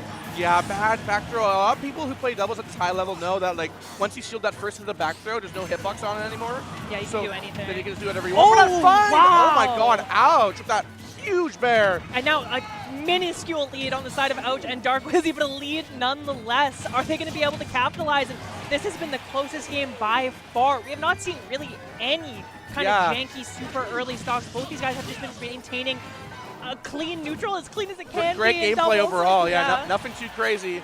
That being said, an opportunity on Dark Wizzy as Ouch is sent far off stage, but managing to find his way back on with a fireball into the grab. And Spargo forced to use that jump with the back air will secure Ouch's second stock. So we're down to one stock apiece, and Dark Wizzy is looking hurt. Yeah, tough situation here. You got to be really careful. Kogget's Monkey's grabbing. Chegg's ready. He can just get that up smash and take the stock on Dark Wizzy. Oh, the upper finishing touch at 50. Oh my god. Oh my god. If you told me that's who was going to die first, I would have called you a liar. Yeah. That is unfortunate, and this is looking really tough. Tough situation. Paulo getting that, covering that ledge, while Spargo is just chilling in case he presses the R button and that. Yeah. And it's shades of why Cloud was so good in Smash 4 doubles and continues to be good in Ultimate doubles. Access to that finishing touch as a kill confirm in the doubles format is so strong. Ouch losing that stock at 50%. 54 post completely changed the tide of that game. Yeah, that was an incredible find from Spargo. I'm surprised it was even killing at that percent, honestly. Yeah, but I thought they nerfed that. Yeah. But yeah, really great gameplay from both teams. I really enjoyed watching that set. Solid 3-2, Spargo and Chegg heading to winners finals. I would assume that we're going to get the other winner semi-set on stream in just a second, which is Yoshidora, Ron, and then... I think that's Maida-kun and Doramigi. Doramigi. That'll be interesting. So double Yoshi and then Zelda Min-Min, right? Zelda Min-Min is what I saw on stream, so I can only... Don't shoot the messenger if that's not exactly what it is. But you never know. I like it, man. We had, Mexico versus... kind of PNW and, and Dark featuring Dark Wizzy, and then we have all Japan on the other side of things. So we're going to get a team we don't see very often versus Spargo and Chag, which I think will be a lot of fun. Yeah, I'm really excited to see what's going on. And then loser side, we don't have any. All of the losers quarters are playing. Not sure where, but definitely some killer teams still down there. Rio TG versus Monte versus Marco. Hawk Linus, like we were saying, playing apparently on the side stream. That'll be fun to watch. I really hope I get to see them again because they're one of the best teams to watch for sure. They're a ton of fun. They really showcase the synergy aspect of doubles, almost better than anyone. I think you could say better than anyone. I think it's hard to argue at that point. Yeah. But, yeah. Not sure what we're gonna have next, but it'll be coming up. Yeah. On the loser side of things too, we also have Carflow, Quandale, Dingle Ingleton. Just the fantastic tag. God's greatest tag. Sparkle, Jared is King, Supergirl kills Thor. And then who is Hurt teaming with? You know? I'm not sure. Another Japanese team on the loser side of thing, playing against Supergirl kills and Thor, which is, like we said, another static team that has been doing very well. Had some great runs before, as far as I know, last year they only missed top 8 twice. So they're kind of one of those teams that you expect to be here, but you kind of don't, but you kind of do. It's in a weird spot because SGK is retired, but I mean, we know that she plays the game a ton still, and she still plays doubles with Sora consistently. So she definitely has not fallen off at all in that regard. And I'm happy to see that too, because she's fantastic at doubles. Like you were saying, her and Sora just work so well together, which makes sense. You know, they're siblings. That's a sibling buff. Yeah. I wish my brother played Smash. That's like Hawk and Linus. They're twins, right? So yeah. That's crazy. But we need to get Lucky Loaf out here. Yeah. Yeah, but we are gonna have the other winners semis set coming up on stream. So Double Yoshi versus Zelda Min. How do you feel about that? No clue. Double Yoshi, from what I heard from Dark Wizzy, seemed fantastic. That's what he was saying, at least when I played him in doubles today, was that team's really good as long as you don't fight Samus. Yeah, fair enough. So we'll see what's going on. And then Zelda Min is really strange. I think Min's really good in doubles if your teammate's used to it. So I'm excited to see how that goes, because I'm not sure if they really have teamed a whole lot before. But yeah, it is interesting. But while we wait for them to set up, please, please, please check out the Battle of BC merch shop. We have some beautiful merch here at Battle of BC. You can get it online or in the bracket. We also have Bracket Buddy, which has been keeping us up to date on the app with upsets, everything like that. Really, really cool. Yeah, you're showing that. Everything from the tournament. You can sort by bracket. You can sort by whatever you want in terms of looking for upsets, looking for who's playing, anything like that. So Bracket Buddy, actually a really, really cool companion app that I just downloaded today. Destination Vancouver. Beautiful city of Vancouver. Yeah, I mean, and the venue is gorgeous, right? We are right on the port, so it's definitely a place to be. If you haven't been to Vancouver, I think it's one of those places that you have to go at least once. You have to check it out. Yeah. No bias, of course, but full bias. Yeah.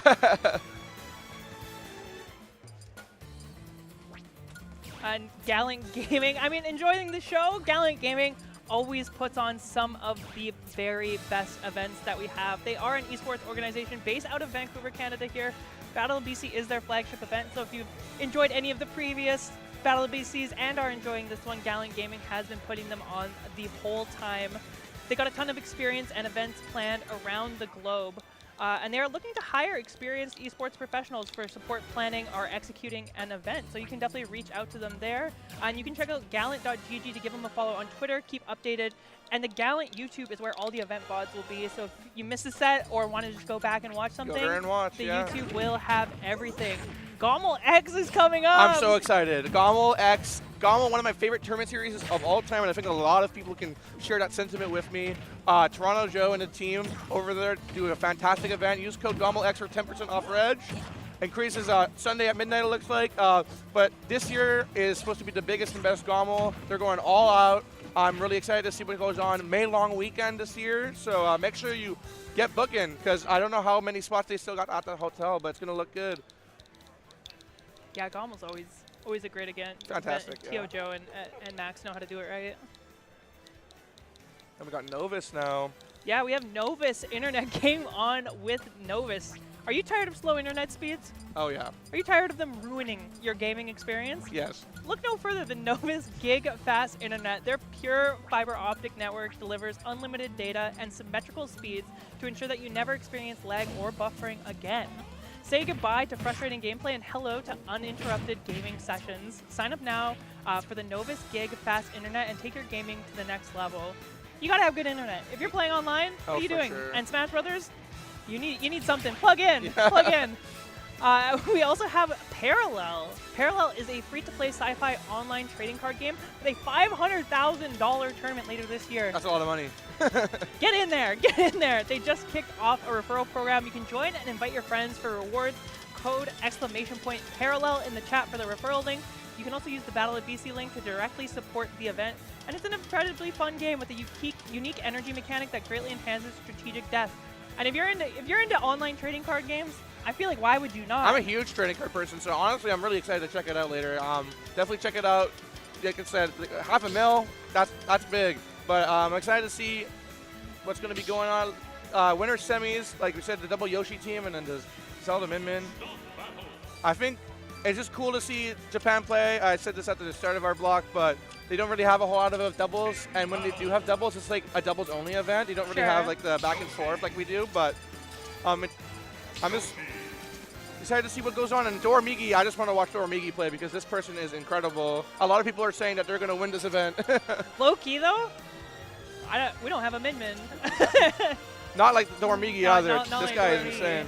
I think that these two teams could really not be more different in terms of like desired game plan either. 100%. I think Min Min and Zelda very clearly want you kind of at an arm's length, want to set up Phantom, want to use the arms to keep you out. Yoshi, my man's is scrappy. Other than Egg trying to get you in, Yoshi definitely wants to be in your face. And so I think this is really going to be a game that tests who is ready to better execute on that game plan, because I think there's room for both of them to succeed.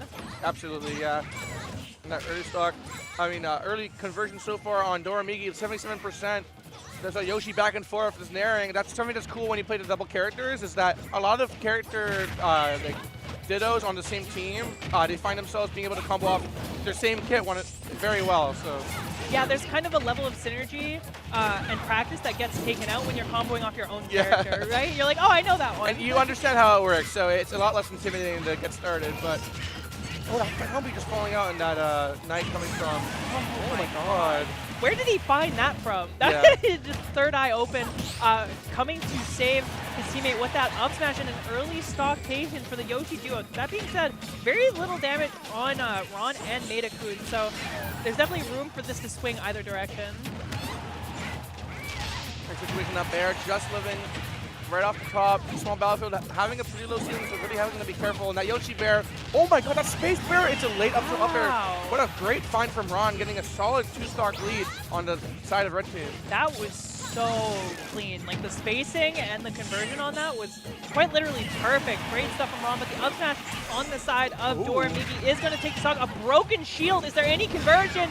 Min Min. Oh my god, not really. Perhaps the best character you could ever ask for to help you in a broken shield situation. Yeah, absolutely. Just hitting right across from stage. Only 10% of the team and actually killing Ron there, evening the stocks back up, but 100% on Doramigi.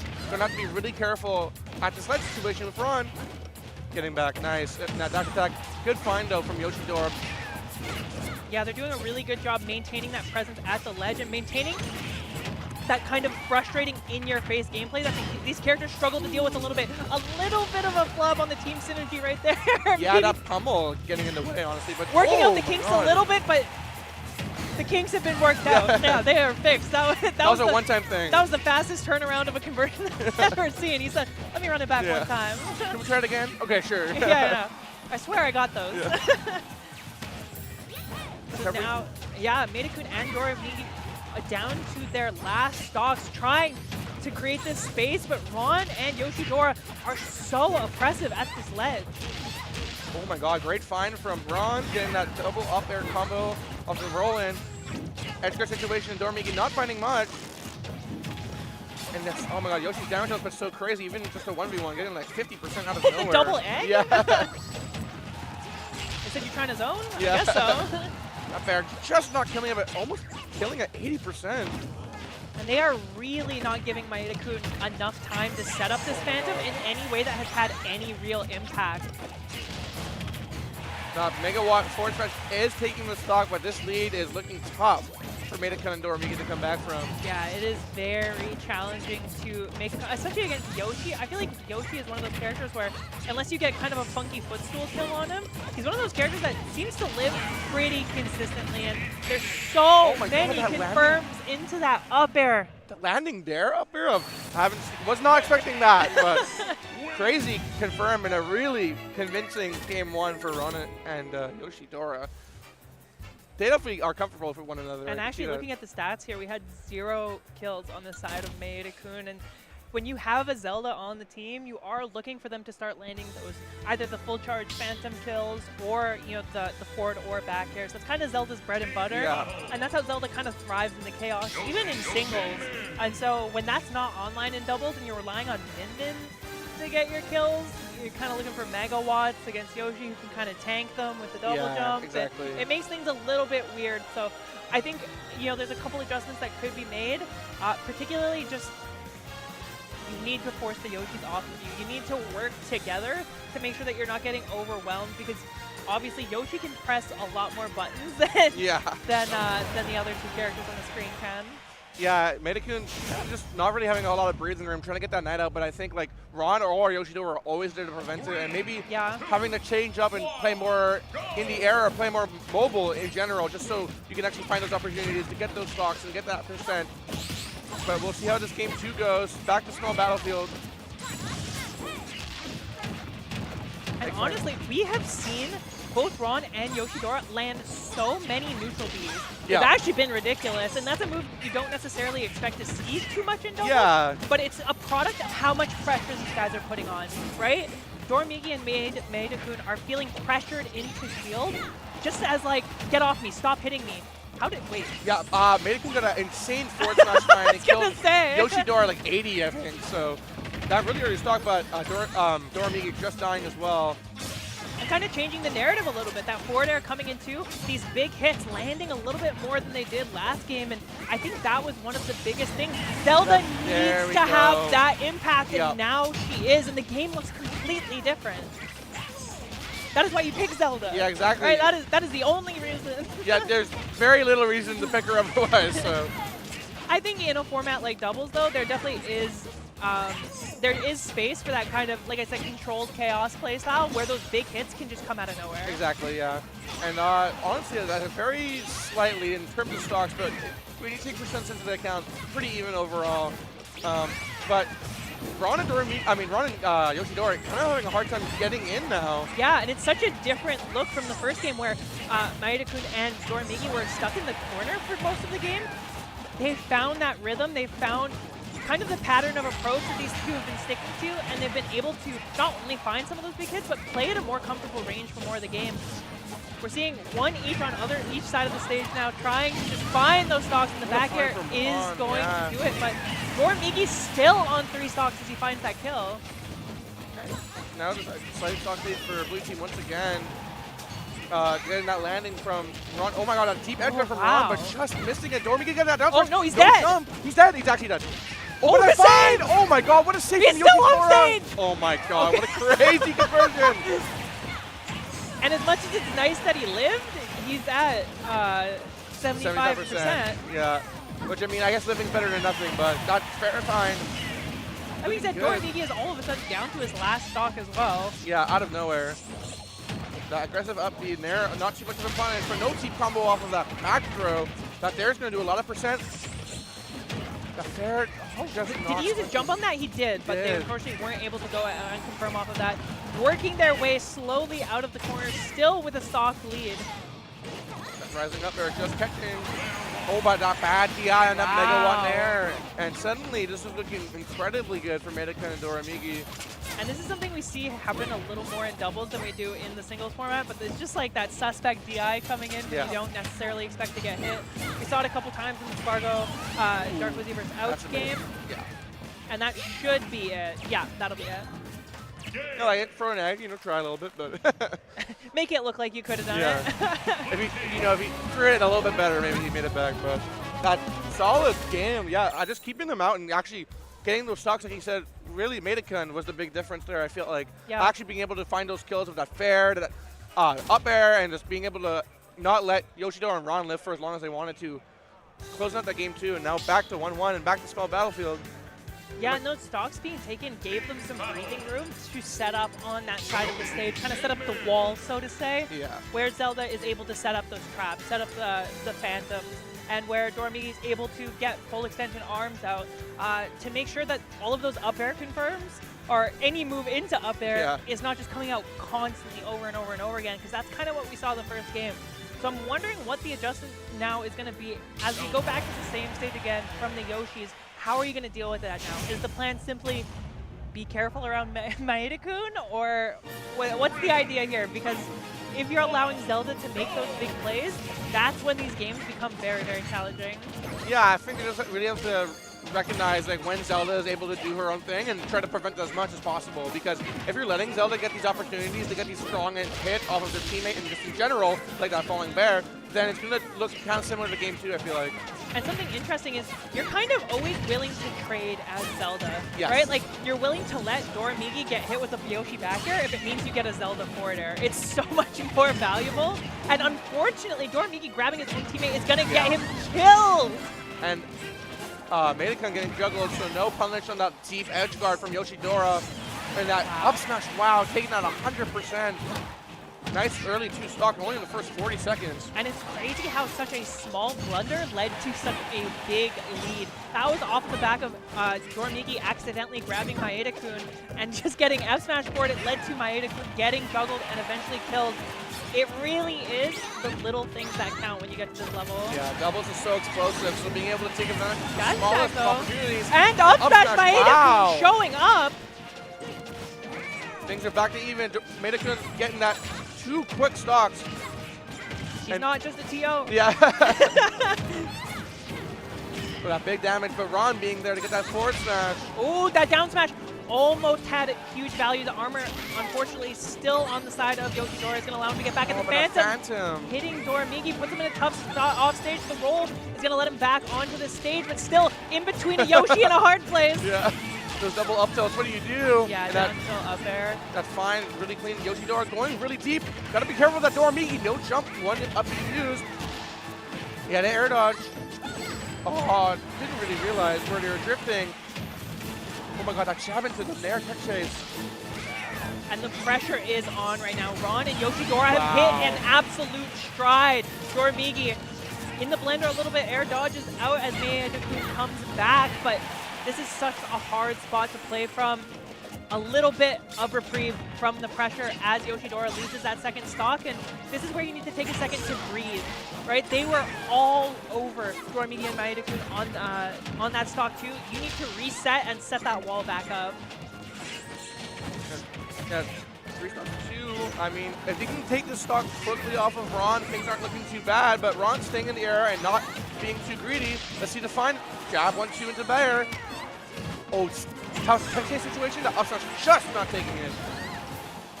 The down air also signs Maeda-kun into the air, but the back air will take it, finding it out of disadvantage, puts the stocks at even, but 120%, 140%. This is a tough spot to come back from, and the jab is a drop down up air. So good for this squad. And this is unfortunately as good as over when you start swinging like that. The down air actually doesn't kill the egg. Hello? Oh, what are you doing out there? I can't believe that nair was used. I think, yeah, Maeda-kun did air dodge already. And imagine if he missed, though. Yeah, it's like winnable all of a sudden. Yeah.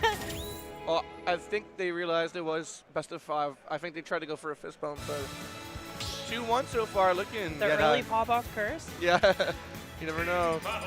And we saw it once again in that game. The games that they win, they have prolonged periods, and that game was about 40 seconds, where they were just all over the other team, had them in the corner, had the correct coverage, and weren't letting them set up. Zelda and Min don't have the best get off me moves, and so when you have 2 Yoshis who are able to play in sync like that, who are able to put that pressure on, it can be so hard to get out of it, and that's what has been the difference maker for these guys. Yeah, it's kind of uncomfortable when 2 Yoshis are on you, you know? Like, both characters are so safe already just by themselves, and then having 2 there, it's like, what do I do? Back throw back to Ron there, but no follow-up. I noticed the Japanese meta a little different than the NA meta. We're going to small battlefield instead of... Was that the egg that killed off the top right there? Small battlefield instead of PS2. Yeah. I wonder what the difference in preference is. And I think if I had to guess, I would have to imagine that PS2 would be a little bit better for Maeda-kun and Doramiki, but yeah, comfortable with this stage. I honestly like when people spam this stage over PS2 just because it's different music. That's so fair. Yeah. That's so fair. Then you get Animal Crossing music. Yeah. Like, never mind. Yeah, I prefer when they pick it too, not when they just let it happen. But I want to hear some Castlevania in the modern yeah, era. right. You know. An early lead for Ron and Yoshidora heading into this game for, honestly, it hasn't been anything too notable. We haven't seen any crazy stocks, but they have been putting the pressure on these guys, kind of like we'd expect to see. They've kind of gotten into almost what looks like a flow state in terms of finding these early confirms, finding this damage, and making sure you're able to both stay alive while putting that safe pressure on this team. Yeah, and another early find. Maeda-kun already on last stock, and then 40%. Just that damage is racking on so quickly, and I feel like, once again, Maeda-kun not having that breathing room, and because of that, Yoshidora and Ron are finding so many more meaningful openings to get this lead bigger and bigger. It can also be challenging because, you know, because obviously team attack is on. Doramiki also has to worry about Phantom, and Maeda-kun also has to worry about Min Min's arms. And so there's a level of playing with each other and playing around each other that also exists that isn't as challenging for Yoshi. Absolutely. Yeah, Min Min's arms are definitely pretty big, so that definitely can be a big factor on how Maeda-kun has to move around on stage. Put that forward on their own teammate, and this is looking very bad, yeah. And that's the nail in the coffin, unfortunately, unless Doramiki is able to do something absolutely incredible. We will be seeing Yoshidora and Ron close this one up, but crazier things have happened. This comeback has been completed before. No way. Oh my god, that downer doing so much damage, not taking it proper shot, but 4 stocks to 1. Doramiki already at almost 100%. This is looking very difficult. Great hair though, oh my goodness. When you're in a 2v1 and get hit with a Yoshi Nair, I swear it just like takes the wind out of your sails. Yeah. You're like, oh, really, man? Like 30 for that? Egg, just missing. I love how he's not scared off stage, you know? He's not giving it the air dodge opportunities. Oh, oh wow! Oh, just missing the timing on it. We know that they have it, but not as clean as it potentially could have been. Thankfully, it's not like the most dire of traits, and the fair is going to confirm it. So that's Yoshidora and Ron going up with a pretty confident 3-1 after kind of, you know, getting spaced out in that game 2, figuring out how to maneuver the Phantom, how to maneuver between Zelda, and we saw once again, unfortunately, Maeda-kun not able to find any kills between the Phantom and the Fair. That was really the big difference maker, is how much value Zelda is able to find off of those, like, quote-unquote kind of cheesy moves that can kill you super early. That is so huge in doubles. And we've been seeing, honestly, like, big team combos and early kills kind of define who is taking charge of these games. Yeah, just like game 1, just like, when Maeda-kun couldn't find the opportunities to actually not be of use, but like be able to really maximize the potential of their character. It was just really momentum based on like the side of Ron and Yoshidora, really being able to take things completely one-sided to their side. But 3-1 moving on to fight Spargo and Chegg later on. I'm excited to see how that's going to go, because Spargo and Chegg, I feel like those characters are great against Yoshi in singles, but in doubles we'll see how it goes, really. Yeah, I feel like doubles is one of those things where you don't know until you try it, you see it kind of type thing. And I feel like this is probably the first time we're seeing double Yoshi at this high a level in doubles. And so, you know, everyone has a game plan until they get punched in the mouth. And Yoshi is a character that will do so repeatedly. Oh, 100%. And I'm also curious to see how tight some of Spargo and Chegg's combos are. I think that's one of the often overlooked kind of aspects of Yoshi that is very strong in doubles, is that kind of frame one double jump armor. If you don't have your doubles combos on lock, if they're not quite true, if they're, you know, whatever, Yoshi is going to get out of that better than virtually every other character in the game. Yeah, not a lot of frame 1 get out of jail free cards in this game, that's for sure. Weirdly enough, there's more than 2 though. Yeah, there's too many, I will say that. But yeah, so it'll be interesting to see if those big combos are kind of interrupted or anything like that due to Yoshi's double jump armor, giving them a little bit of an advantage in that double setting. Also, if you guys are looking for some updates on this loser side of things, Sparkle and Jared is King took it over Carflow. Wow. And Quandale. They lost quite early in pools as well, so they've been on a run. They've been on a run. Hawk and Linus took it over Ludo and Wet Dog. Sor and Supergirl Kells lost to Hurt and his partner. Goryoka. Goryoka, yeah. Now we know. Super fun to watch as well. Yeah, Goryoka. That's such a fun team. Really interesting. I had the chance to play Goryoka as a pre-local yesterday, and that is the smash attacking Joker. Is it? Is that's the difference? They love to go for like up smash, forward smash, down smash randomly, like in neutral, Wow. and it works. I don't know why, but If you play against Lemon too much, he just yeah, doesn't do right. I was that. just waiting for like some like weird like methodical stuff, and then boom. Just boom. Yeah, and then I think it's Torigiri and Ryo Yeah, they're who Sparkle made Jared it on is the king. other side of things. Yeah, and they're both on the side stream, so if you do want to watch those sets, they are currently going on right now. But back to the merch, like you were saying before, I love this stuff. My favorite personally is the Battle of BC Kirby. I think Yeah, that so looks cute. amazing. I really want to get the hat of it personally, but there's a bunch of different great stuff, tote bags, shirts, hoodies. The Dare wobbling shirt has got to be my favorite. It's pretty as well. sweet. Lots So of great good. art from many different artists. Definitely a pleasure to have them make merch for this event. Always, I feel like Battle BC always tries to outdo themselves every year, so I love to see that. They always have some of the best merch for sure. 100%. And then on the other side of things, we do have Bracket Buddy. We were talking about it a little bit earlier. I was able to download it earlier today. Bracket Buddy does a great job showing off just the tournament as a whole. The team behind Gallant Gaming put together Bracket Buddy. It's a mobile application that modernizes your tournament experience. And for Battle of BC, it'll show you upsets. It'll show you upcoming sets. It is such an easy way to synthesize the brackets going on, finding the sets that you want to see, finding the upsets that you want to see. You guys got to check out Bracket Buddy. Yeah, I'm downloading it after this. It really is convenient. It looks great. And then Destination Vancouver, once again, like we mentioned before, our city here is beautiful. You have to come out sometime and explore the city. Don't just come for Smash. Some people make that mistake and just plan just enough time to just go to their event and leave. And as much as this event is fantastic, this city has so much more to offer than just, a video game tournament. So really check it out, Destination Vancouver, and find out the greatest things you can do in this area. I love BC. No bias at all. A lot of bias, but it's beautiful. It's fantastic. Yeah, BC is always the place to be. And of course, the stars of the show, Gallant Gaming. Gallant is an esports company based in Vancouver, Canada that specializes in creating community-first events. And of course, Battle of BC is their flagship event. So if you've enjoyed this Battle of BC or any before, you know that this is the team that has been behind it every single time. And I don't have enough good things to say about these guys. They always put on such a great event. They're looking to hire experienced esports professionals for support planning or executing an event. So you can reach out to them if that sounds like you. If that sounds like something you can do, you can also check out gallant.gg. Give them a follow on Twitter to keep updated. And the Gallant YouTube is where you can find all of the event VODs. Definitely and excited, all of the yeah. Battle of BC broadcasts are being restreamed to YouTube right now. So that's a great spot to catch up if you missed or want to watch something again. Yeah, and on my level X, coming this May long weekend, super excited. Like I said before, this event's fantastic. Look at all these fantastic games that they're having.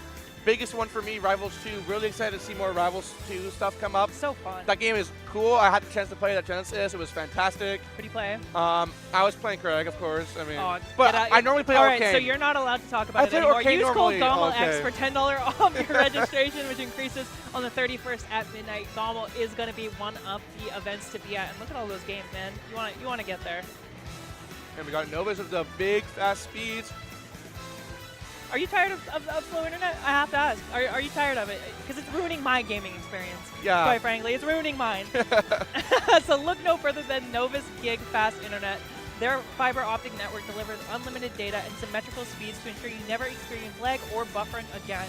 Say goodbye to frustrating gameplay and hello to uninterrupted gaming sessions. Sign up for Novus Gig Fast Internet and take your gaming to the next level. And I always say, if you're playing Smash and don't have good internet that's plugged in, what are you doing? Oh, it's not playable. You're hurting yourself. I'm just excited to honestly just check it out and see what's up. But also we have Parallel here. We were mentioning before, a free-to-play sci-fi online trading card game with a $500,000 tournament later this year. They actually just kicked off a referral program, so you can join and invite your friends for rewards. Use !Parallel in chat for the referral link. And the game honestly looks like fantastic. I'm a big fan of this TCGs, and both online and offline. I've played Pokemon, Magic, a bunch of different things. So I'm excited to check it out myself and see what's up. But definitely check out Parallel. Use !Parallel to get a referral link to support Battle of BC directly. All right, and as we are waiting for a couple of sets to come up, we're going to go to a quick break, but don't go anywhere because the rest of Battle of BC doubles is coming up right after this. We'll be right back.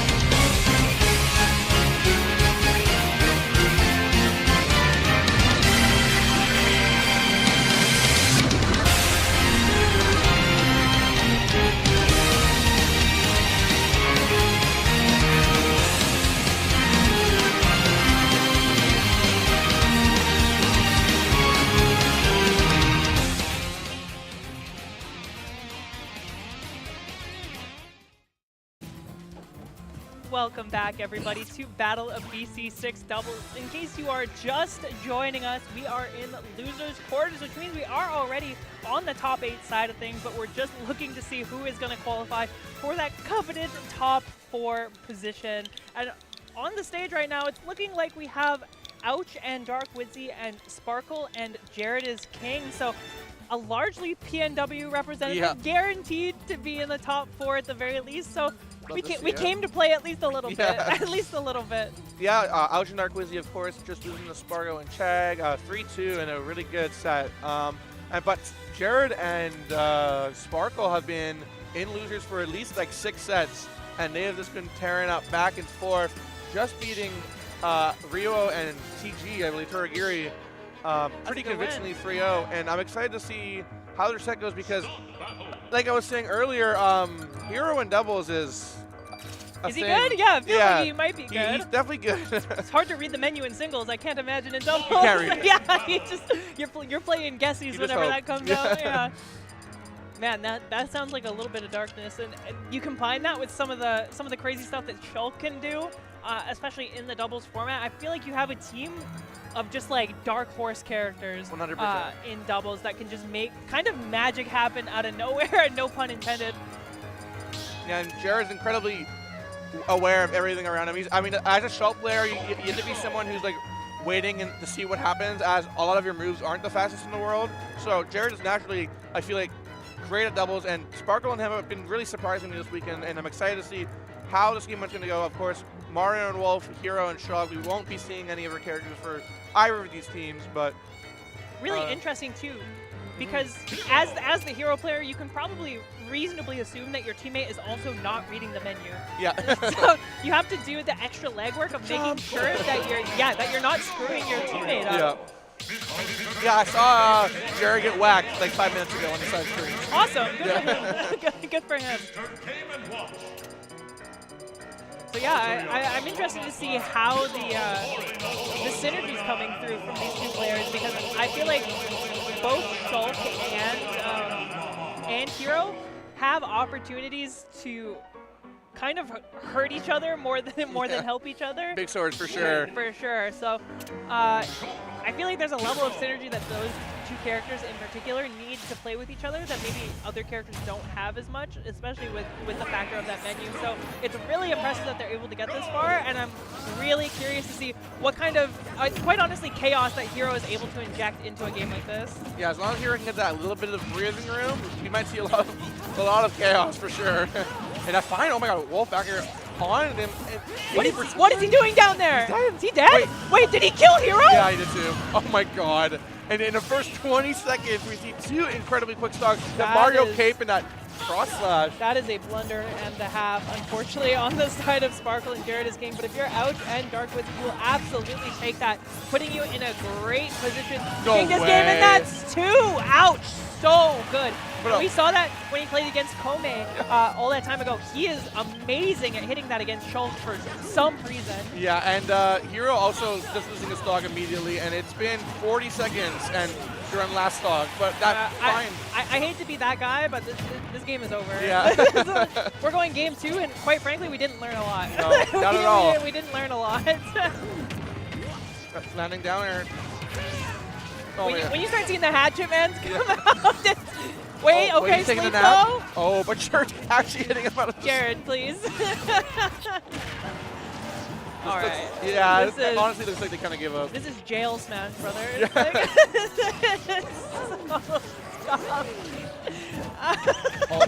There's no mana here. Oh my God. I don't want to commentate it. It's so over. No, it's good. It's good. It's good. I mean, there's. All right, the sleep comes back. Jared stuck at the ledge. That is probably going to be the stock. And so now Sparkle with everything to do. The yeah. You go next. You Good go ending. next. You know? I cannot believe how fast he scrolled down in the kamikaze. That was like. Oh, he reads menus so fast. It's crazy. My man Sparkle studied for this occasion. Yeah, I think he was like practicing like the first 2 or 3 letters in like a bunch of different languages too. Yeah. I feel like that's clever, right? If you get the first 2 letters down, you don't actually have to read the whole word, right? So you just kind of are able to. You know, like. Yeah, you're able to scroll a little quicker as soon as you see like the K. Exactly. But yeah, that was a incredibly quick game one. And quite frankly, I don't even think that really had to do with necessarily Sparkle or Jared playing that. I think that was just it was kind of a series of unfortunate events that led to that game being unwinnable. But I think if you're able to reset, laugh that one off, I think the kamikaze helps reset your mental a little bit and just be like, all right, that was a one-off. Let's actually try now. Yeah, I can't take that one too seriously. 4 stocks in 40 seconds. It's like, okay, it happens, right? So things go wrong sometimes. Yeah. It is what it is. That being said, we did see, Jared kind of having a hard time converting off stuff that Sparkle did too well. Great save from Dark Wizzy. We saw Jared having a hard time converting too hard off some of the stuff that Sparkle did, simply because his sword was too big, right? Exactly. So some of those conversions were not as optimal as they otherwise could have been. Oh my god, that Mario back here getting that stage strike. Oh, no way. That's so worth. That's so worth. Yeah. The shield coming out, making sure not too much damage is taken, but it's still 30 on the board, and a stock down early. Not as dire straits as the last game, but still a little bit down. Rolling the dice on the whack, I mean, why not? Yeah, I mean, you have to throw it out, especially in the chaos that is doubles. It could just have that chance of killing anyone at any time, right? So, that fair, just getting, where does that potential fair bear setup? Very cool move, very, you love that it does that. Yeah. Fine, yeah, great grab from Wizzy. Oh my god, out getting that soft air, just not taking it. The most BM thing you can do as hero is if you get whack or whack to hit, is you just look at your opponent and just go like, oh, lucky me. Like, oh, God. I was planning those. Once again, though, looks pretty dominant. Yeah, it is a little bit tough right now, but Wizzy losing that stock, so actually, the stock advantage going the way of Sparkle and Jared is king, almost out of nowhere. There we go. Good find. The up smash is going to even the stocks up, and Jared is king is definitely less healthy than Ouch's, but this game has been infinitely closer than the first one, and those air slashes are going to get Jared back onto the stage. Got the skittle shield from Mario, have to be careful and getting that easy shield poke. And Jared is trying to live right now, jumping up with the jump bar, just waiting to get down, but a hero find from Sparkle. That is so good, and no jump on Ouch. Is he able to get out there? No, Dark Wizzy with the save is going to allow Ouch to get back to the stage, but the Nair is unfortunately going to allow Ouch to get a grab and convert on the stock, but living till 160 is great work from Jared as king, and that shield going to get him out of the combo, going to allow Sparkle to get a buff online, and Ouch could be in a dangerous spot if Sparkle is able to find his way back to the stage. Nice up B though, getting that get-up attack. And there he does. Suddenly, yeah, things are dead even right now. Sparkle at 100%, gotta be careful, but Jared having that buster mode, trying to get that big percent on quickly.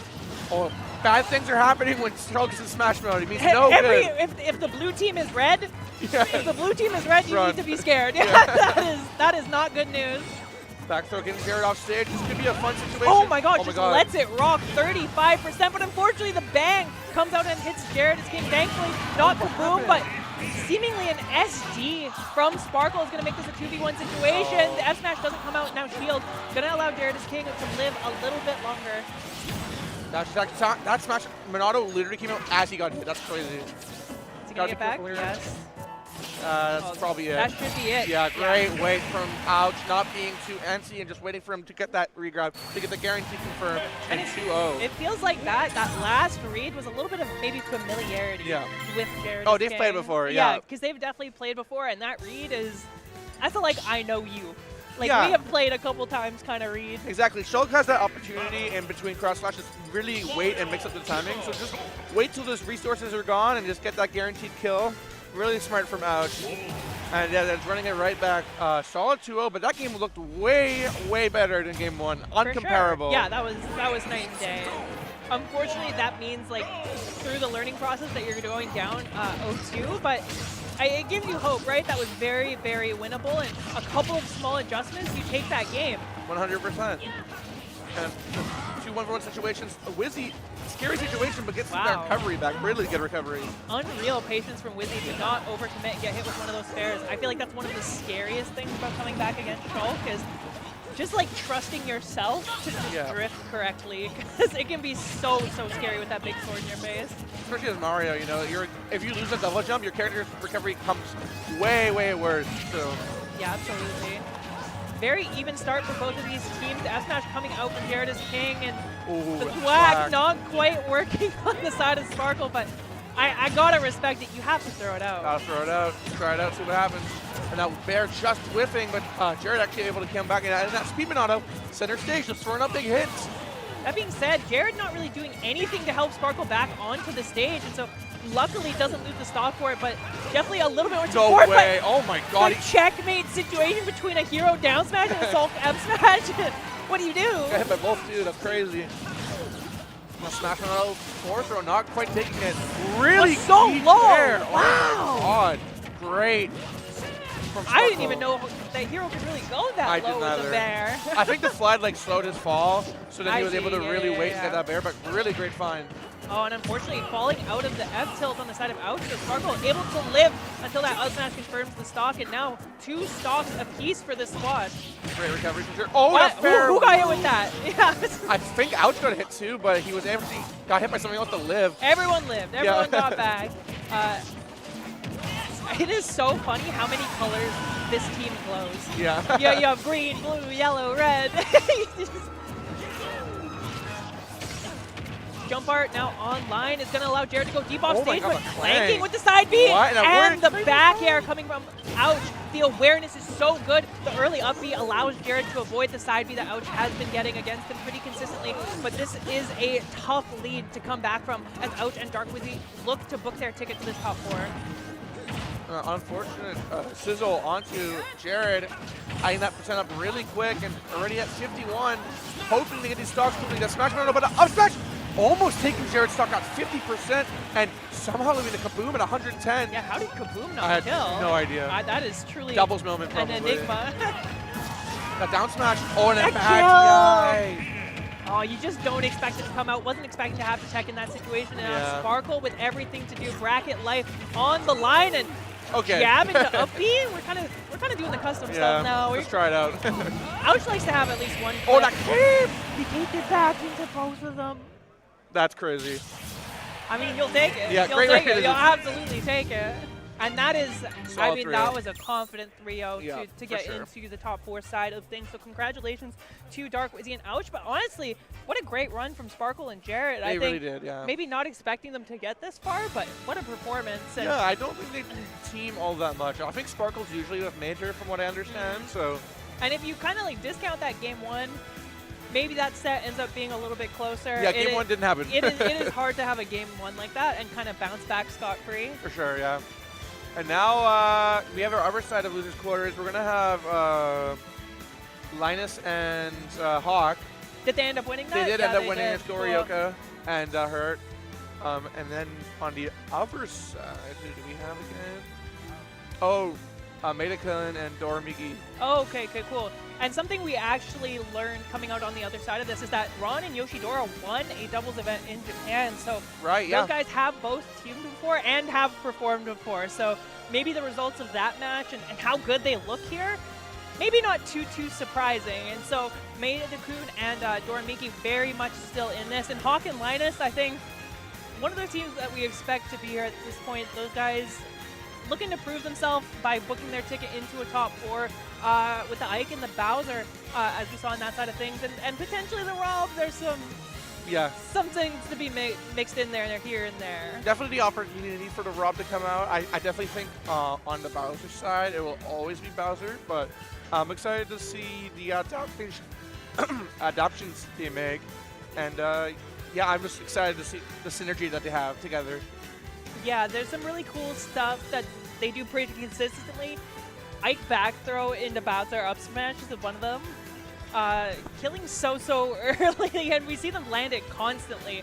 I think they might be, they land that with the consistency that Spargo and Chad get, like Cloud back throw into Palu up smash, except it's like several times. They have it every time, and they have so much more than that. They have like the side B up airs and like just a back and forth full like 0-to-dev team combos. It's actually crazy how much they're comfortable with one another.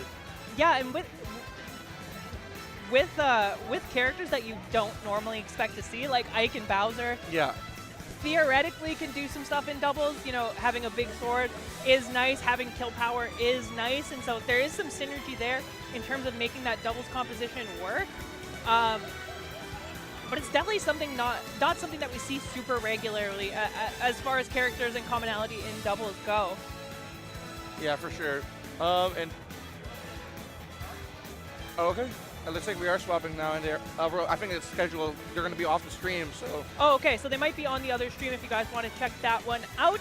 So we will be taking a break. We will be stopping casters briefly, and then we will be getting into the top 4 side of things. So thank you so much for sticking with us, guys. It was like a lot of fun. We will be having a short break. We will be back with, I believe, Humming Bones and Rod on the other side of things. So great two people. a very exciting cast on the other side of that. So I have been Nurse.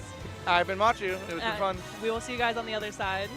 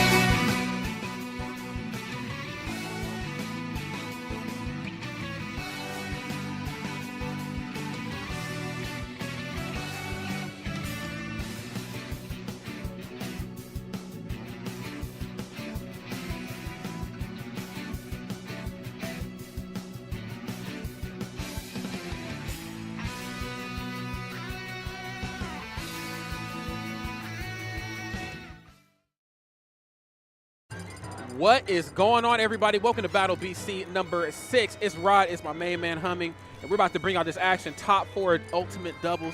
How you feeling, man? Actually, very good.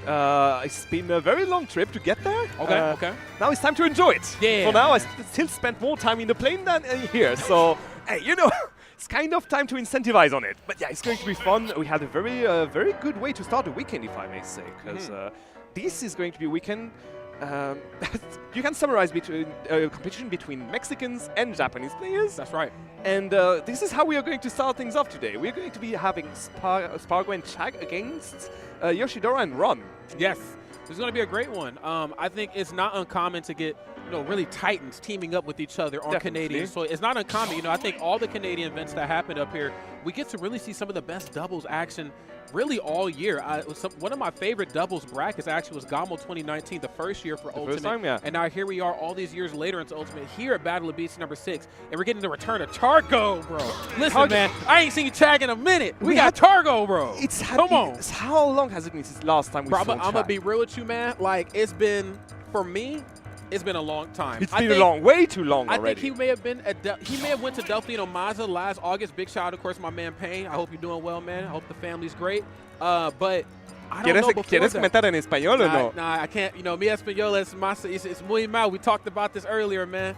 But I'm working on it, man. I'm working on it right now. La próxima vez. Battle of BC 7. Right. Battle of BC number 7 is going to be where it needs to be, man. But for this time, we're going to get through this English and this Ebonics the best way we can. Humming and Rob bringing in this action now again. Chag and Spargo. This is going to be scary, bro. This is going to be scary, but you know what also scary? On the other side, we have Yoshidora and Ron. So this is something that we saw them already do wonders up to now. I think they lost only one game up to now. It was against fellow Japanese players. So yeah, good luck to Chag and Spargo, but this is going to be a bit hard for them to break in. Well, let's see how it all goes. I think Yoshi, of course, an absolute monster. My goodness. Oh, Jesus. Yeah, double Yoshi. Man, I mean, in singles, this character, I think, is starting to go through a bit of a, I guess I want to say a renaissance. I mean, I've always thought this character was really good. Some characters take 3 months to figure out. Some characters take almost 6 years to figure out. But I'm glad that we're seeing more Yoshi. Doubles, though, it's a slightly different story, if I may say so. There's going to be a lot of if I may say. But we have a theory in France called the BNB theory. I think I already told you about last year. But tell them again for those who missed out. It's the butt-naked big boots theory. So characters that are in their birthday suits and wear big boots are actually busted at the game. You have Pac-Man, Yoshi, and Sonic. Oh. So yeah, having twice of them, it's going to be quite difficult, I guess, here for Chag and Spargo, even if right now they're still in the lead of it. Oh, I see. You know what, right now, things definitely starting to lean the way of the blue team right now, but again, this is double Yoshi. And, Cloud very susceptible to a lot of offstage abuse. Trying to maneuver around what Yoshi's bringing to the table. You got that up air, you got forward air offstage, but then on top of that, too, you get another one. You get another one. Palutena sending them home. Great stuff. Yeah, good stuff to just seal the deal. And as I say, they had the lead, and now they kind of sign it off. Already 2 stock in the lead, and already chipping on the second stock of the Japanese players here. Run slightly more in damage-wise. He's trying to get into Spargo, not going to happen. And oh my goodness, on the other side, we had Yoshidora managing to get a clean win against Chag here. I gotta tell y'all, man, Yoshi's up tilt, up air stuff. I mean, we know it's good, but it's not until you see it piloted to top player efficiency that you really see how potent that combination of string is. Exactly. Another tool of the panoply that Yoshi's are bringing in is that downer that kills you from upwards. Can we talk about this one? Or? I'm listening, man. Physics are not a thing in Smash. It's just weird. Hey, up Radish shield, of course. Trying to just shark from up underneath. And early on the up smash again, but Chargo. Oh, not. Team Chargo still trying to hold it down. That back here in the corner on Cloud's behalf, so good. Big option, of course, -3 on shield. You can kind of just throw it out for free. Exactly. They're going for a nice guarded situation here. Spargo going to, again, ramping up a lot of damage, and Ron is going to concede the second stock here with a clean up here from the side of Chag. Another one here. There we go. There's going to be a lot of damage done here on the side of Chag. And another good catch again. Oh my goodness. Chag is, again, kind of ramping up his presence here today. Yeah, I think that's kind of the double-edged blade that, in a good way, that I think Palutena can really lean into. She can be like that formidable object you can't move. She has dash attack, she has back here. But then when she needs to be aggressive, she can definitely kick that up. Yeah, and he does have the kill option. He literally did the 4 kills we have already up to now with 2 uppers and another one in the second stock. So another one. Oh, he's going to bow down here. But I mean, the damage had been done already. Ron already at 130%.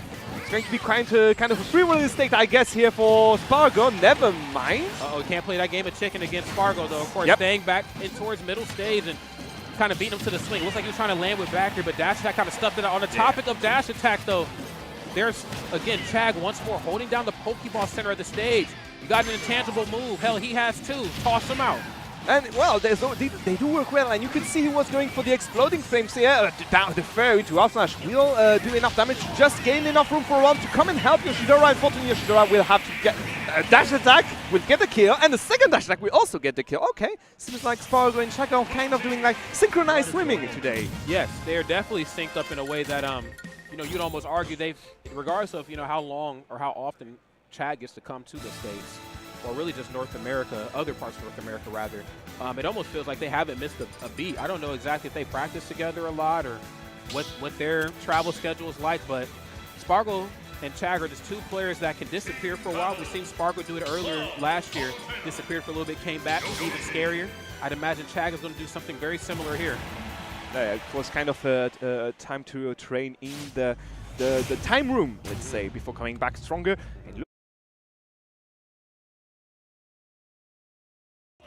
And going to give us an idea of what's going to happen this set. That's the question. For now already. Oh my goodness. Well, let's see how it all goes. I mean, again, Yoshi is one of those characters where the options are very telegraphed. They're very linear. You know exactly what Yoshi wants to do. The problem is that the moves are so goddamn good, it's hard to stop. Yeah, you know it's coming. What do you do? What you're going to do about it? This is kind of a bully behavior, but yeah. Frame 3 nair, frame 3 nair, up tilt, frame 8, up air, frame 5. Like these moves just happen and come out and they're so damn quick. You know, if you don't pay close enough attention, you'll take a lot of it. Boom, there it is, up tilt, up air. What's up? Can I get another? Yeah, you want to go on your shield? Okay, I'm going for my common grab afterwards and then punishing me for it. Okay, nice. Cross slash, right into the up smash. Oh, okay, nice. Oh, good catch here by Chag. Not going to be enough to get a kill. And just afterwards, Yoshidora with a pretty good down smash is going to take the lead for the first time in that set. Very rare right there on Spargo's behalf, too. I mean, usually we gets the opponent in the corner. We usually see forward or back, or maybe something even safe, too, like forward tilt. But looks like they went for a smash attack, and Team Yoshi's going to make you pay for it. Uh-oh, almost cracked that egg. Don't get scrambled yet. Oh my goodness, our next bullet flame is going to get lost in the middle of the battle. We do that some damage. Good catch again by Chag, ramping up damage on Yoshidora on his second stock, and he's having a very hard time. Rom, come and get some, come and hit your fella. That didn't end well at all. Okay, he just died for it. Okay. That's right. Easy come, easy go right here. Blue team still in firm control right now. Cloud's glowing different colors. You know it's not going well on your side. And then, of course, you know, Chag, we talked about it. Hello? Still 3 stocks and very comfortable at that, too. Frame 5 nair, busting up the party, putting on some quick damage. You got back here, and you got dash attack. 2 intangible moves that just clear space. Yeah, trying to ramp up damage. And compared to what we had just before, it seems like Spargo and Chag do not have issues just going in alone compared to Yoshidora and Ron, who got punished every time. My goodness, that's just the 30%. Look, I mean, I got to keep it real. I got to call it for what it is. You play the 2 1v1 games with Chag and Spargo, it's not going to go well for you. Now, I'm not saying that, you know, there's anything wrong with Yoshidora and Ron. These are 2 just destructive players. I mean, we know their track record. We know their resume. But I still think that just in terms of statistics, Palutena and Cloud have the advantage on Yoshi in a 1v1 sense. You really have to lean into your synergy to get the job done. Wait, what just happened? Bro. Just what happened? Bro. I mean, that was... Okay, back and forth. I guess we are in the 4th station right now. I think so, bro. I think so. Okay, there's the forward there. I may have spoke too soon. I think Yoshidora and Ron are going to call me a liar after this wraps up. They're going to turn at you and say, liar. Liar. For now, 110% Ron with a lot of bridge could actually do pretty hefty damage, and we talked about it before. Look at what Yoshidora did there. 80% and still counting. Bro. He's not going to get back on the stage. He's not. He's dying from this. I don't. Okay. Rod? Sorry, I lost my headset. Rod? Sorry. Rod lost his headset in it. Sorry. I went too hard. My bad. All right, so my dear Rod, Kano popped off already. Bruh. Production. I don't know if we're doing replays, but I need that string of events, that sequence of events. That didn't, I need that. Archive. That was between Unholy and Banger. That's in the middle of it. That was nefarious. that was against the law. Jesus Christ, man. Damn. But again, I think there are conventions somewhere, Geneva Conventionals, I think, against that kind of crimes, because this was a crime we got there. It was time for crime, man. Damn. That was trouble And on the double. obviously they're angry. Double, Yoshi, just phenomenal to see right here. And again, calling me a liar. Again, I was like, maybe the 2-1v1 thing isn't in their favor. You know, in a lot of ways, it still might not be. But when you get Ron and Yoshidori together versus one, oh, they saved each other. You saved, and then except you didn't. Confidence, but not for me. Shag's going to die for this. Jesus. Oh my god. Bro. You know what just happened there? Shag saw SkyJ before at an NBM was like, I can do it too. No, you can't. Not. And let me show you why you can't. Okay, this is one of those few moments where I feel like, you know, again, the red team, they know how to kick on the aggression and use Yoshi's toolkit to utilize that forward momentum. I'm in your face, short hop forwarder, up tilt on shield, up air frame 5. Like, I got buttons galore. The problem with the blue team is that they switch off really well, but sometimes they switch off incorrectly. I'm no longer the aggressor. My teammate is. And I think Palutena right now needs to be more of the formidable one. The one's going to stay solid. The stock tank. Let Sparkle get in and swing that sword, but you got to also be careful. You can't just keep up being out of shield thinking that they're going to fall for that. Every time you up B incorrectly, I'm a nair every damn time. Oh my goodness, good catch here by Spargo. On the other hand, Shag is kind of fighting Ghost up to now. Every time he's trying to pull a trigger, he's not hitting anything, and just like that, Yoshidori is just going to use the fact that Shag is fighting his own demons. To get another stock on Spargo right there. Spargo already on his last stock here. Trying to get back on stage on. Ron's utilization of floating, drifting nair is crazy. Holy crap. Look at that. That's not a Yoshi who's about to die. That's a Yoshi with a lot of rage. Jesus, man. Such a strong character, piloted by some strong players right now. Up air, can I get another one? Ceiling's too high right now, but I'm still not letting you back down to the ground. Smooth stuff right here on do you see what Spargo just did there? Drifting off, avoiding the nair, baiting it out, and then punishing with the dash attack. Good job. If it wasn't the first stock of the run, never mind. Good catch again. And just like that, game is even again. It's equalized right now. Both sides evenly matched. Understanding what's at stake. Nice. Going to crack that shield. No, up tilt out of shield. What's up, bro? Where you going? Oh, put the boots away. Okay. Another boot in the face. Another one. Bro. Left, right. Going, oh my god. Hell time, I guess. Bro. Bruh. Everyone. Okay. In the end, Ram just got fed up. And you know what? Stop hitting me. Get you off. Okay, Shag alone against Shoot Dragon, Space Dragon. I'm not talking about Ridley. Oh, yeah. Right now, really just stuck between a rock and a hard spot right now. Trying to space with that nair and dash attack. Frame 5 nair going to come out every time. Multi-hitting option. Uh-oh. Now you know better. You know better than to be off your feet. Time. You know better. Don't be off from feet. Okay, nice catch. Back here afterwards. Not going to kill, unfortunately. But still ramping damage and just gaining some enough breathing room to just go for 1v1 maybe. Yeah, that worked. Yoshidora again. Uh-oh. Guess he takes a Yoshi to take a Yoshi off because right now no one actually, well, kind of helped him in that side. Oh! Good catch. Oh! Goodness me. That was very tense up to the very last moment, but not for the good reasons. Nah, man. What? Why the sour face? Dog, because I just thought I knew Yoshi, bro. I thought I knew this character. BNDB theory. Again. He's butt naked in boots. Yeah, butt naked boots. Damn, man. Welcome. My mind is blown right now. Potential final game right here on Chargo's behalf, but of course it is hard fought nonetheless. Double Yoshi, double the trouble, double the crime. Let's get it, man. It's time. Back on TNC. Yeah. Very big stage, just giving them enough room. And between the three characters we have on screen, I think Yoshi is the one with the biggest air drift, if I'm correct. I think so. So they're going to enjoy the room they are given. Yeah, I mean, just again, taking full advantage of the terrain here of this map, I think this is certainly something you want to see. Oh my goodness, and the synchronization between the two Yoshis there. Oh my god, did you see that? Down there into down and man, nearly killed. Can he come down, man? Damn. Okay. A good back here, a good down to nothing afterwards. Unfortunately, Yoshidori is fighting for 2 here. And we know that Rob down throw is actually bunkers in doubles, but can we talk about that grab from Yoshi's too? Bro, listen. They've been using that mount for very good reasons up to now.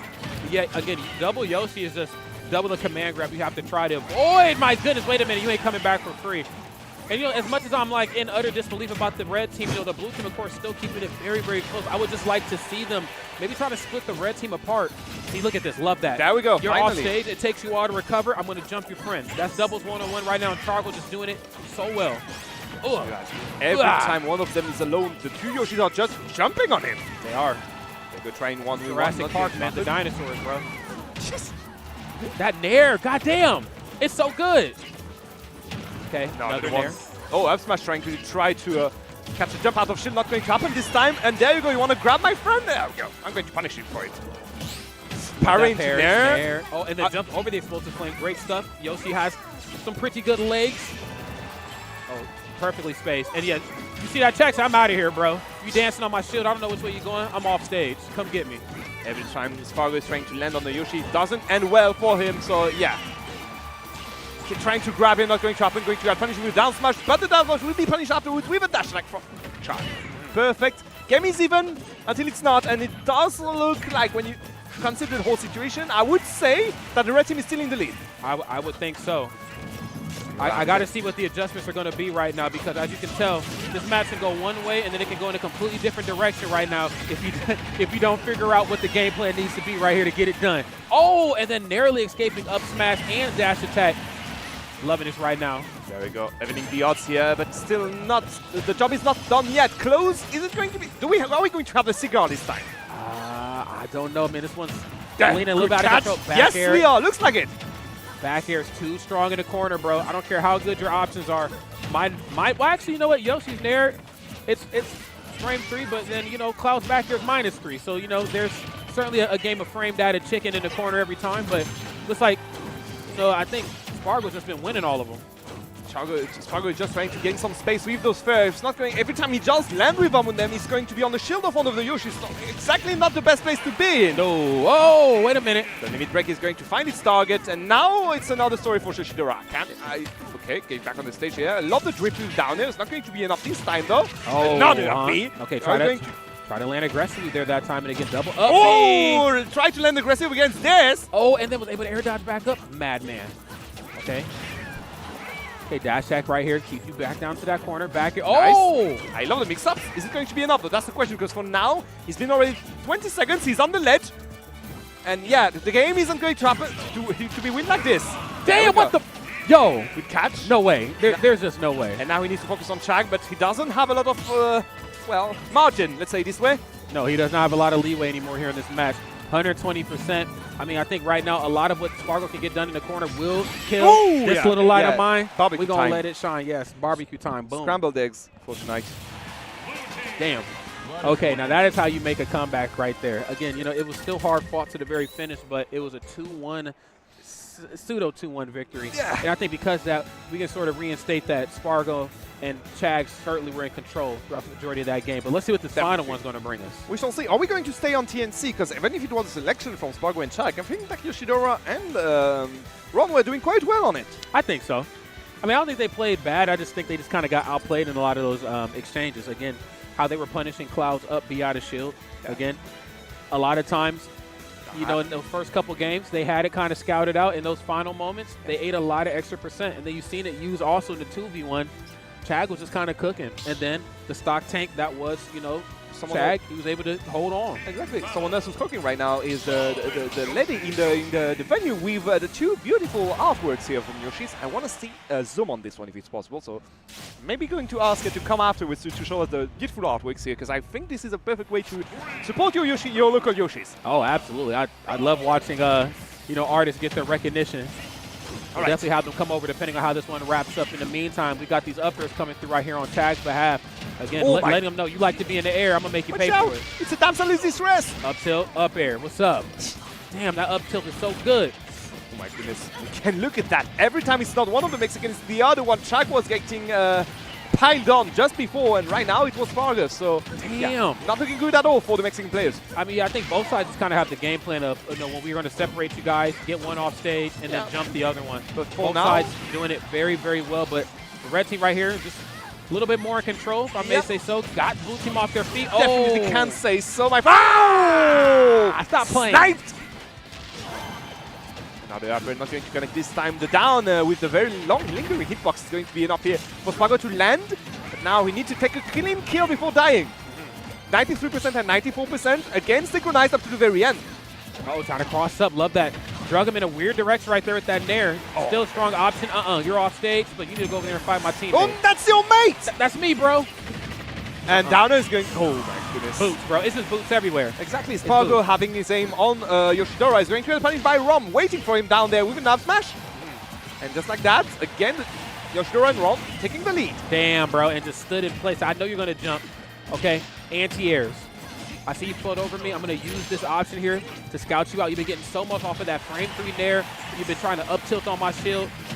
You know, up air. He can even up air out of shield really well. I'm not going to let you have it anymore. You jump, I up smash. There we go. Going for the Nair 3, up air 2. There you go, 35%. Give me 40, Chag. 36. At least you tried. Like I'm at an auctioneer right now, man.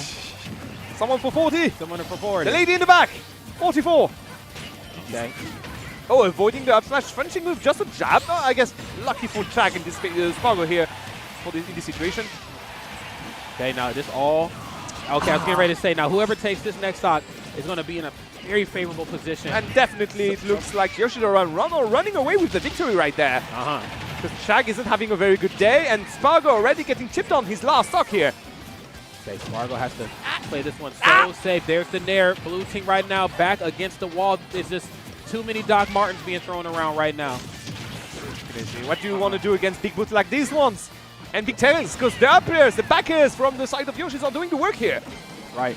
But I can't ignore that, you know, up B out of shield is getting busy right here on Spargo's behalf. There's the forward throw right into the up smash. Yo! Wait a minute, we have equalized this game once more. You're getting jumped, buddy. Using the star KO to just ramp up damage already on Ron here, but just when he comes back, Yoshidora already evening the odds here. So as we say that, man, the blue team's starting to pull away here ever so slightly. Up nice. tilt, up air. Synchronization again between two Josh is there. Oh, that was supposed to be fall off back. That wasn't supposed to be turn around up tilt. Do one more. Wow. We are wow. Avoiding everything again, trying to recover high. Didn't manage to get back on the stage. Shag here doing a lot of work with his uppers on his own. Okay, avoiding the edge guard from inside Yoshidora coming back on the stage, but no limit at all. I think this is all here. That might be Never, it. yes, it is. And then could not save him. Try to hit him with F-tilt in the corner. Right now we got ourselves a 2v1, and I got to be honest, Palutin has some good buttons, but I don't know if they're great in the 2v1 versus Yoshi. There's back here, though. It's time to see if he can do it for now. Just baiting the approaches of all of them. Oh my goodness, you need to avoid any situation like this. Oh, good catch by Yoshidora, who's going to seal the deal here for the Japanese players.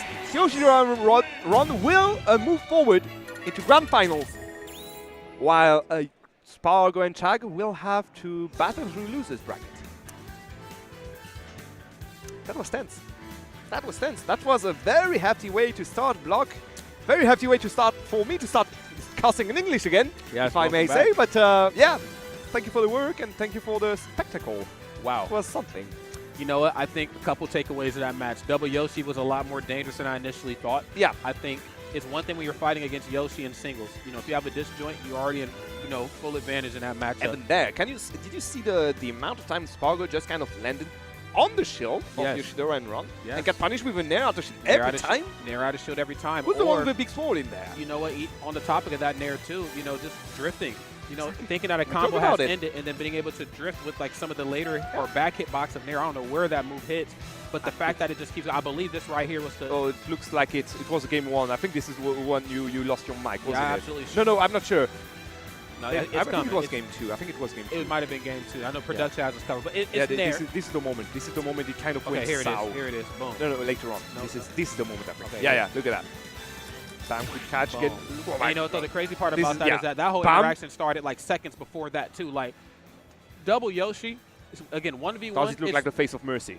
No, it does not. No, that looks like the face of you know, I have no prisoners. I take no prisoners. That was a very reverse spike here by Spargo, by the way. So good job to catch this whole situation, read the room, and punish the aggressiveness of Yoshidora. Unless, alas, it wasn't enough. But props to him. Yeah. Definitely something we may see in grand finals. I can see both of Spargo and Chag win later on and come back in there. Jesus, man. What are we waiting for in top 4 losers? Yeah. I know Dark Cuisine Ouch are in there somewhere. Oh, beautiful pop-off, by the way, here. Yeah, that was a wonderful pop-off. Yeah, again, it's Oaken line is so. Up tilt, up air. You know, I think, again, versus one Yoshi, it's fine. Double Yoshi, like, double safe moves on your shield is just a little bit too much. And Cloud, great Especially character. when you have good communication between the two players. Yeah, great communication. You're in a pretty tough situation. Help me out, bro. Help me out. That's right. Help me out. But what are you going to do when we're both being juggled with up air? Again, quick option. I can up ride a shield. Help me out. No, you help me out. It's a very safe option I can toss to. Yoshi is just, wow.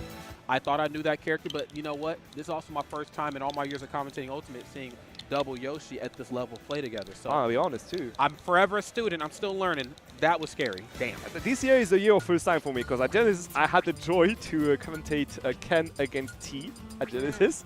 The first time I have a match finishing in timeout where both players still have 2 stocks. Okay. And I guess it is the first time I have a double Yoshi today. So yeah, a lot of new things for me to do. A lot of new things, man. A lot of new things. And you can buy some new things as well, too. Now, look, if you want to be fly on and off the stick, this is how you do it, man. Check out our merch shop, start.gg/BOBC/shop. Now, they got a lot of this stuff here, I believe, in the venue. I believe there might be some online exclusives that you can't get here that we really are going to encourage you to get on start.gg and purchase. But regardless, if you're in the venue or if you're in the surrounding area, shop. It only supports the event. It only supports Deer and production and staff. And more importantly, it also supports these artists, I think. And they do a wonderful job. Wonderful job. You know, the community has had so many talented artists, and I'm glad that we have events like Battle of BC helping pilot that. Exactly. Another thing you could do to help out the team here is download Bracket Buddy. This is a tournament companion app. And it does so much. It does help the tiers to just call you out and tell you which station you're going to be playing on. It does also have a list of summary of the upsets you had during the tournament. Yes. It's been developed and being tried on this tournament for the first time, and honestly, try it out. I've been having a very good time here using this application. Unfortunately, it's only available on the American side of the scene. Sure. But I did manage to find the APK, so okay. I can vouch it's a good application. So give it a try. That's right. Lock in, my friends. And we got Destination, Havana, Cool, Bear. Look, man, I wish I could actually talk longer about how beautiful this area is. Can we have a whole block to talk about Vancouver, please? No, seriously, man. Like, the Pacific Northwest, really just in general, is such a beautiful region of the world. And I actually did an interview just a little bit ago, and I talked about how important it is to make sure that this region of, Smash keeps getting the support that it deserves. Because years ago, if you remember, it was very hard to get tournaments up and running here. There's scheduling errors and all this sort of stuff. But the fact that we had, like, major upset, Battle of BC, Poor Priority, PAX, of course, still doing really well over here.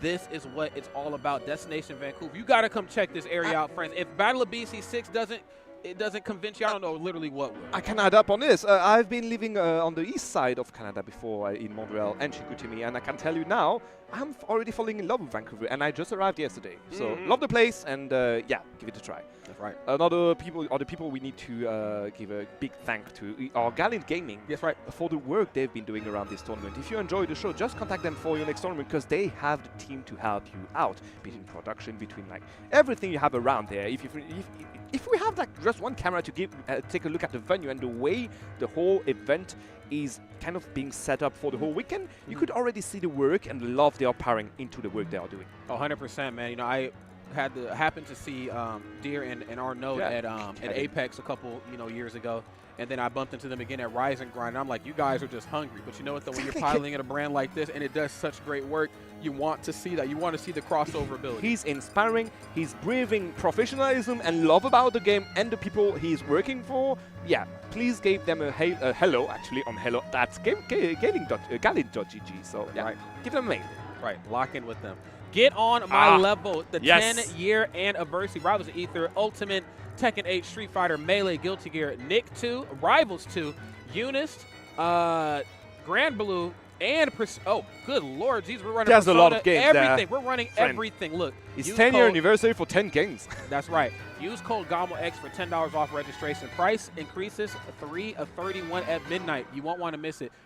I think this is the second 10-year anniversary event that I've had the opportunity to be a part of. Genesis, of course, being the first one. And then, of course, we got Gamo on its way. So, yes, if you love Canada, you like poutine, you like nice things, okay, then get into the routine and come see us up here in the north, all right? Exactly. Give them a go.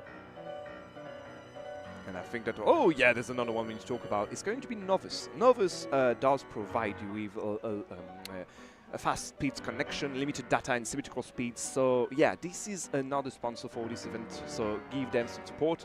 Obviously, connection is something very important if you want to go for gaming, whether it's for Smash or other games. Sure. And network connection is important. And this is one of the best actors for these kind of tools. So yeah, you gotta check them out. Their work is too good, man. Internet is literally key, I think, in a tournament like this. You know, it's hard to run an event at this stature without having, you know, and making sure we have good internet on our side. You know, I've seen production scares and nightmares where it's like, yo, man, the internet didn't win out and all this and that, but not with these guys here. They got us fiber covered. networks. Yeah, that's right. They got us covered. So lock in, friends. All right. You want to go this one? Oh, yeah, absolutely. And play Parallel for free. Parallel.live/play. Lock in, friends, okay? You know, again, it's so great that we're in a fighting game renaissance right now where we get to see all these crossover titles come in and work in tandem with the event that they're at, whether it's like this is more known for a Smash event, but we're doing a Street Fighter. It's more known to be a Street Fighter event, we're running Smash, but why stop there? Lock in and play Parallel for free at parallel.live/play. Let's use our platform. Let's use a community that helped highlight so many players. Let's use that to highlight new titles, man. And Lock this in. title here is a trading card game. Yes. So, yeah, completely different, but also something we need to support. Also, talking about support, they are having $500 tournament, $500 tournament later this year. So, yeah, there's a referral program if you want to join in. I think there's a code in the chat right now. I think it's !Parallel. That should give you the referral link.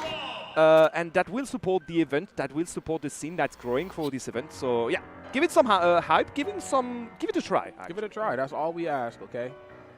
So yeah. And we are back. Hello, this is us. We are not a dad break. We are the commentator for this event. That's right. Gotta pay give us some love, by the way. Yeah, this is how you can find us if you want to give us some support, if you want to just give us some feedback. Because this is how we get better at commentating Smash. Yeah, you can follow me if you, I actually don't care. Like, you follow me if you want. I don't care. No, not following you. Like, just feedback. You can't. If you want to follow me, you can. You know, I'm a smorgasbord of like Smash, art, a lot of different stuff on my timeline. So yeah, just shoot me a follow if you want. You know, I need to actually start creating content, you know, I think. Oh, you? Yeah, you know what's funny? I've been commentating so long, I think it's been a misconception that if, you know, you were a commentator of this stature, you should be making content, but I stream very seldomly. So I'm going to get on it, you know. I'm going to make sure that I lock in on that. Make sure people can see more of us and more of what we got to say. And getting on it and locking in, we are already having the next tournament match here. It's going to be Ouch and Dark Wizzy against Hulk and Linus. So, yeah, how do you feel about this one? I think Ouch is the last Canadian players here in doubles right now. Yeah, I think he might be. I think there's a lot of things about Ouch that I like. I like the fact that he's one of the few Wolves players that I like because I absolutely hate fighting Wolf, but I love watching his. So always nice to see this young player do their thing. I also like the fact that you know, he's teamed up with, Dark Wizzy. I think that's awesome. Something else though, Hulk and Linus have been doing wonders in bracket up to now. I think they won against the team from Hurt. The Japanese Snake just before, so yeah, this is a very high level of play here we have. Woo! And there we go, finding a very good catch here on the air dodge of Dark Wizzy, punishing it with a fair. Obviously Ouch on his side, so exactly what was going to happen and decided to go in to punish him afterwards, accordingly. Yeah, Bowser's fair, one of his quicker options, if there even is such a thing in his toolkit, but the hitbox on that move is just really goddamn ridiculous too. Like, I think it starts like somewhere in his body before the arm is even like out. Like, it's kind of crazy. Yeah. So, you know, when you see Bowser coming to get you off stage, you know you're probably dead, so. Great stuff right here. You know, the Twins right now are looking to win, but it's not going to come without a fight. Of course, the red team's still looking pretty strong. Down tilt. Uh-oh. You tried it. You tried it. You thought I was going to roll. I think Bowser is a very good support character in doubles because he can just come in and get the kill option very easily, very quickly. But in a 1v1 situation, this is a very tough situation for Bowser, specifically when you're talking about Mario, who's a juggler character. Yeah. He's not going to have a very good time. So every time he's in a dire situation, Rob will have to jump in and try to help him out. Yeah, no doubt about it. I mean, he's kind of a sandbag in a lot of ways, but you know, just as much as he takes a lot of damage, he also dishes out a lot of damage as well, too. We're going to see a lot of that frame 11 fair come out. We're going to see that command grab just clear out catch. Oh, another good one. Damn. It is the king of all the Koopas, Jack Black Bowser. Boy, stop playing. Love the reactions here. Again, just taking what's given to him. And there we go. Another Bowser line story here. Trying to catch a good Mario with an upper. Not going to happen this time, but we are going to be serving Burnt Wolf for the menu tonight. That's right. You got to watch who you say that around, man. Some people might be into that. And some Mario with it. That's right. Right. Oh, and then a little off the mark with the grab right there. I believe the hurt box on Mario may have shifted just a little bit with up smash. So little off the mark there. And he's but still in there. Oh, but never mind. I was going to say he was off very far off dying, but yeah, it's like a good update to be enough. Here's the cool thing about Ouch's Wolf. They all do something a little bit different. One thing I love about Ouch's Wolf is his utilization of up tilt. In areas that you didn't even think up tilt was supposed to kill or that it was supposed to be used. Yeah, he took lessons from Snake. He took lessons from Ouch. That's right. That's right. Or maybe Snake and Wolf were somewhere in the same gym, somewhere between Yeah, Smash exactly. 4 and Ultimate. They were like, you know what? We didn't work her up till. Damn. We talked about the Bowser Airlines. Did you see the Rob Airlines here? It's crazy, man. He had a layover with the up throw, and then that finished it off. Trying to try to cover a roll, not going to happen, but that gyro is having a field day, hitting everything that's on his path. That's right. Going to go for the one jab just to check the temperature and that reverse up tilt. Getting it done. Like I said, just as much as Bowser can take a lot of damage, he can clear a lot of space. So you have up B out of shield, which I think is a good party starter. I think you get short hop there after that. It busts up the fun. He got Did you see a placement? He was exactly the place to cover either a roll out or a jump from Ouch, who was like getting stuck in the down tilt from Rob. And that was perfect. He knew exactly what to expect from his opponent and he managed to punish it accordingly. That's right. Perfect synchronization. Again, something you could expect from two brothers. Yeah. Look at that. I don't think the synergy gets any better than siblings. You know, we see it with Supergirl, Kels, and Sora. You know, we see it, of course, with these two. You know, the twins from Minnesota as well, too. I mean, literally all the sibling, you know, sort of, you know, combinations. Even on the melee scene, did you see the Smash, the melee sisters we had coming at Genesis? There were two melee sisters coming from Europe, from France to be specific, that were invited by Cody. Oh, I didn't know that. Wow. So Cody was in France a few times here and there, and he actually saw those sisters. There are three of them actually. Oh. And he was like, "Hey, you guys are very good at Smash Melee. Do you want to come for Genesis?" And they were like, "Sure."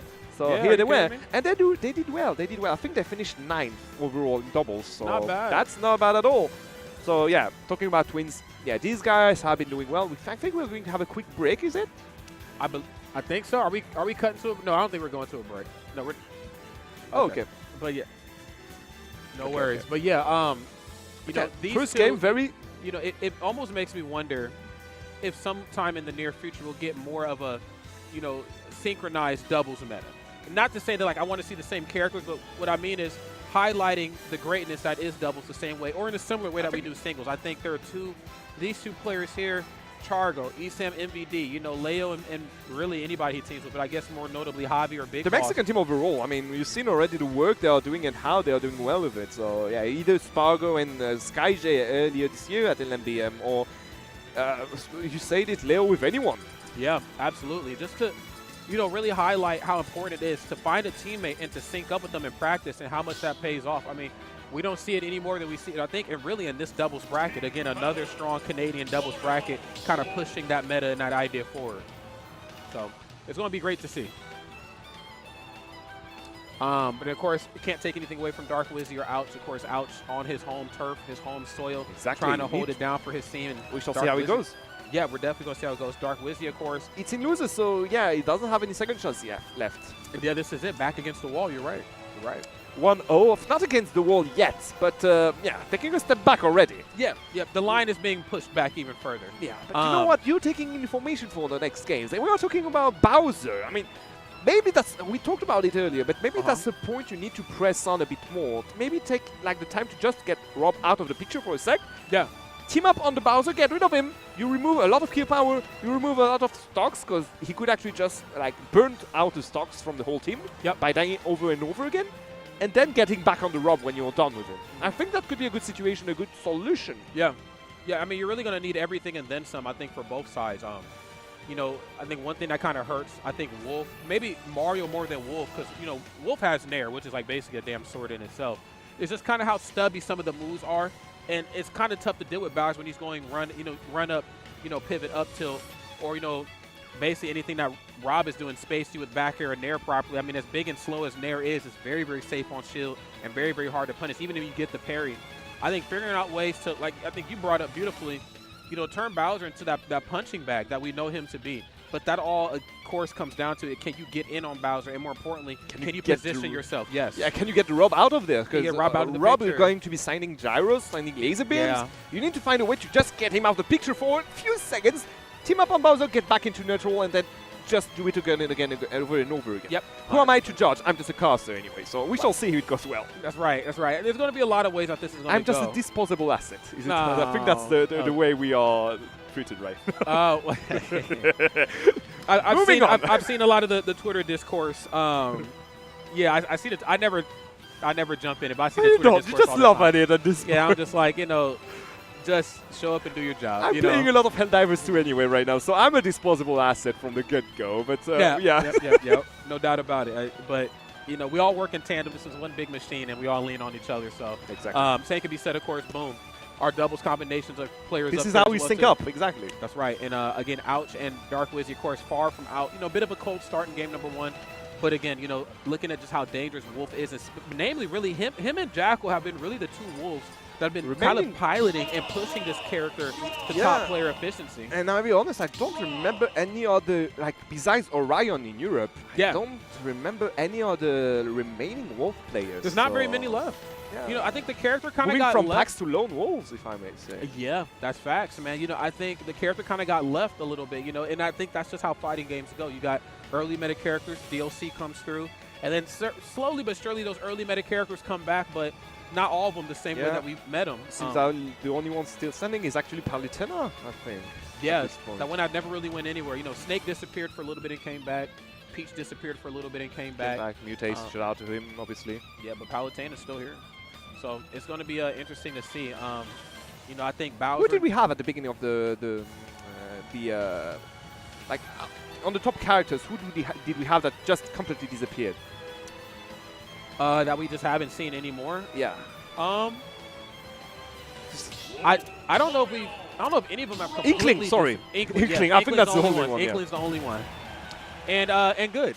I don't ever want to see that character again. No, I don't like the low profile when I'm trying to grab you. I think that's very mean. silly. Yeah, that's cheating. Yeah, very silly. Oh my goodness, they left.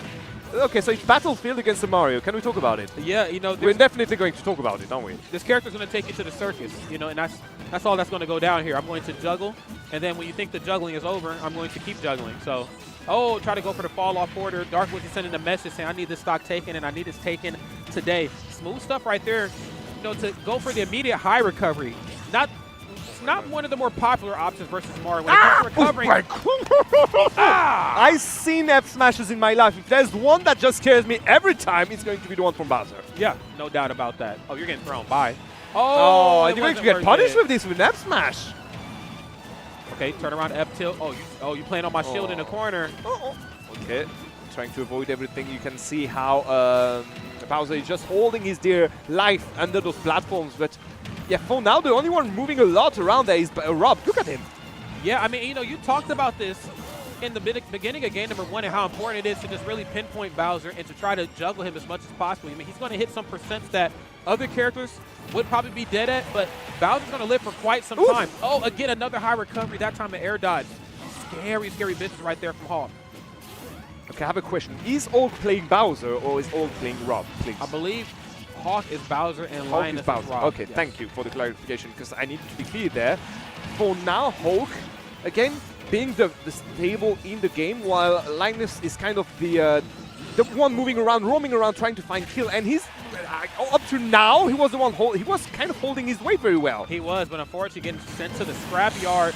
Red team right now holding forward and really utilizing the fact that they can combo both combinations of the blue team really well. Look at this. My goodness! Back to back, Wolverine and Sabretooth right here, man, in a much better movie than that X-Men Origins film. Jesus Christ. This is not even a mixer. This is the whole cuisine we have right there. Look at that. That was a cinematic universe right there, just ass whipping. Serving a 5-star dish. There we go, and this is the dessert. Mwah, beautiful. I love what I just saw. Now, that was a bloodbath. Was that a chef's kiss? That's a whole course. Yes. We had the appetizer, we had the hors d'oeuvre, we had the main dish, and then we had the dessert. Everything was served. Pièce de résistance. Pièce de résistance. Pièce de résistance. Not bad, not bad. Not bad. I'm working on it. You're working on it. That was right. That's right. That was damn. That was wow. They cooked well. They did very well. Everything in its place. Mise en place. Everything in its place, right? Right? And is that what that means? I have to remind you guys, I did a bet with TK yesterday. I'm not going to say a single time at a time French, okay? Okay. Do not push me in this direction, okay? Okay, my bad. Right now you're tingling my baguette sense, let's say this. Okay, so let's tune it down a bit. Okay, I'm tuning Let's it get back down. into the American side of things. Let's talk about burgers and all that. Okay. I despise you. There is no we without you and I, my boy. Great stuff right here. Dark Wizzy, of course, and Ouch, answering back in such a formidable way and letting them know, you know, game number 1 certainly went the way it did. You played to our weaknesses really well. You are 2 characters that outspaced us. You know, you had Bowser throwing out that frame 11 fair off stage. Very hard for us to air dodge and move around, but if we keep the match under these platforms, we'll be cooking. Exactly. Just do not let them give them enough room to breathe, and it still did work well up to now. Let's see if they can do it again. This time on TNC, and you can see already how Oak and Linus, is just taking his room on the side, using those gyros, using the laser beams, and providing support. Let's say it this way. For his mate to just face Ouch and Wiz by himself. That's right. All right. As you can see right now, those platforms taking him to the circuit. Whoa! And, whoa, bro. How did that work? Bro. How did... This guy has been shouting that as much since yesterday. Bro, that was reading Rainbow. That's take a look. It's in a book right there, man. Wow. Okay, there's the up out of shield, though. Okay, you already know. You touch my shield. You go, yeah, that move lasts forever, bro. What nice the? punish. Whoa. That move was out, bro. This is a good way to make a comeback here. Bowser already gaining a few percent here on second stock. Wheezy, on the other hand, is just having a very good day here. Only 50% on his first stock. And he's just jumping around, ramping up percent on both characters. There we go, finding another up here just for good measure here. On Oak. Okay, landing with Nair. Bit overzealous right now. Don't even think about touching me, bro. And you want to punish me? No, I'm going to go for an up B afterwards on your landing. Look at that. Oh my goodness. And then it's so unfortunate. Not really much Bowser can do to bust up the party. Just trying to catch them on the way down. Forward air. Ain't nobody rolling into you, Bowser. You too big for that. Ain't nobody trying to roll into you, bro. And I get it. I truly do. I believe in the twins. I believe that they can win. Oh, there's that frame 6 Oh on my LB. goodness. Hold up. Hold up. Look at that, using the other to avoid the punish from Phantom and avoiding the upper. And just again surviving everything that's happening on screen. So there we go. Another good tool we saw before is how Rob can use his down throw to just force an S-Rush from his mates. This time, Wiz just jumped in, surviving and helping out of the whole situation. Bro, and I'm talking the gyro from downtown actually came through and helped aid his brother in taking that stock. Wow. That right there is just some precision. Precision not needed when you have an up smash like this one. Ouch, ramping up 10% already. Look at the 152 on the last stock of Hawk here. Okay. Linus just trying to do the best he can. Okay, wait a minute. Okay, nice cross up on the back air. Caught him overextending. Oh, wait a minute. Beautiful punish again. Now, if you can figure out a way to get the stock taken off of Dark Wiz, you can make the task at hand a little easier for yourself, but it does not matter because that stock is long gone, and Dark Wizzy, being that stock tank that I have known him to be, looking really good right now. Looking good, I guess, here for Dark Wizzy. 123% on his first stock. Yeah, he's the MVP of this match. I think so. Yeah, going to connect behind you, sure. Jesus, man. Get off the platform, sir. Ooh. That burnt a few... Ooh, my goodness, surviving a bit more, but nearly got sent into the down smash with that blaster. Okay, cheeky, I guess, from Ouch. Uh-oh. Got to jump over the laser. I'm going to punish that. Beautiful. Down there. Again, look at the angles control here from the players. Right, just trying to stall him out. Back throw? Yeah. Nah, yeah, okay, that one's a bit cheeky, I'd say. Yeah, I think we should have just, well, you know what? Maybe down throw would be enough, but alas, not going to happen this time. Up tilt. I'm going to catch you floating. Don't get anti-air. For good measure, can you get that stock of Dark Wizzy, please? Yeah, I mean, it is a big ask. It's a tall order, but I think it could possibly be done. I mean, again, I don't want to take anything away. I don't want to say they can't do it. There's that up tilt again. He's going to talk about it the whole afternoon. Ah, there we are. All right. Tenacity only prolongs the inevitable sometimes. So, great stuff. All right, so Weezy here, clean 3 stock, doing a lot of work here. And every time he was needed, Out just jumped in, went for the backers, went for the up tilt, and closed off everything perfectly well. Yeah. So, perfect synchronization game again between the 2 players. That's right. On the other side, Linus and Hawk kind of losing their foot here, their footing. That's right, I think so. Yeah, they are. I think, again, a lot of it just comes down to their size and their positioning. I think they're playing very, very well. They're just being outplayed. You know, Bowser, he got up B, it's frame 6, but if that move whiffs in any point of that, it's Punish City. You got Rob, too, very big character. There's a lot of safety on there, a very large chunk of safetyness on back air as well, too. But again, if I outspace that, if I know it's coming and I parry it, and I'm already on my way to you, I can actually get there and grab you in time. So, you talked about it, but yeah, Bowser basically is going to be a comet He's going to commit after every one of his options. That's right. And that's an issue when you have two characters that can just drift away, move around you, bug you out, and force you to take one of those commits and punishing you accordingly afterwards. So, yeah, he's never going to be safe in any situations. No. And that's what we talked about. No, he's never going to be safe. Bug him out, push him into this punching back situation, Sure. and incentivize on it. Well, and I'm glad you said that too, because it's important to make Bowser feel like he's not safe. I think when a Bowser player, especially one of this stature, knows that he can actually outspace, that he has he's going to use the fear factor. You're going to get command grab. You're going to get up B. You're going to get short hop. Oh, there we go. Look at that. Are we talking about? Yeah, we saw them play this team before, if I'm correct, in losers earlier, and I think they won against Hurt with this. I think so. So let's see how it goes for now. Nah. No change, really. It's been a while since I've seen an Ike, if I may say. Okay, so we got Ike here. My bad, I needed to look up his numbers really quick just to make sure if this made more sense than what we've seen with Bowser and Rob. And I actually kind of like it. So now we shall see. Okay, nice. On the other hand, Hulk already in 100%. How do you get back on the stage when you're Cloud against Mario? You know what? I think the better question is, why are you off stage? Yeah, stay on stage, buddy. You know, especially when you, again, are disjointed. There's back air. Again, I need to see more of that. Oh my goodness, that was Nazi Fur trying to go for the spike, not going to connect, unfortunately. And just afterwards, we have the wall of Bow! He tried his damnedest to save him, but it did not matter. Rolled into something even worse. Back throw, no back air. Message definitely sent. Down there on shield. What's up, Ike? I need you to get some feet onto solid ground. Let's figure this out. He can box a little bit better too. Frame 4 jab, of course. I mean, not the best jab in the world, but you can at least box. It works well. Yeah. Right, there we go. Another nair into F tilt. Who died? I think Hulk died on this side, while Ouch just went out to meet his doom afterwards. Oh my goodness, back into Ouch was perfect, and just like that, the blue team manages to even things out. Even if Linus doesn't have any jump anymore. He's dead. He's dead. He's doomed. This is why Ike disappeared from the radars like 4 years ago. Yeah, he disappeared. You know what? And it's funnily enough, you know, Ike was one of the characters that I believe we talked about in early doubles in the Dark Wizzy combination. There was a time, bro, where Dark Wizzy was probably the best doubles player, if not one of the best in the whole Ultimate scene. I mean, and still is, but he was teamed with very strong Ike.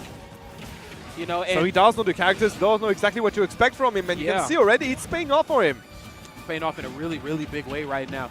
Nair on Ike is just unfortunately not the threat that we thought it was going to be. Oh, quick draw and quickly sent up into the blast zone. This is anything but good. Yeah, goodbye. All right, Ike, time to make the comeback of his, or the comeback to the stage at least. You tried it. You tried it. Okay, there's Nair. That's -5 on shield though. It's going to be Juggle Town, I guess. Oh no, please have some respect. Don't kill him that way. You mean what? You know what I mean by that way? Yeah, maybe just a pair of respect. Okay, up air, back throw. Love that pivot grab. Smooth.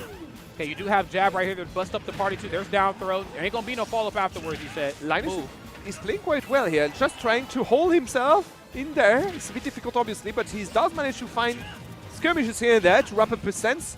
He does have a lot of work to do on Dark Wizzy, but you never know. I mean, oof. Okay. Jumping, avoiding the backer. And where are you going?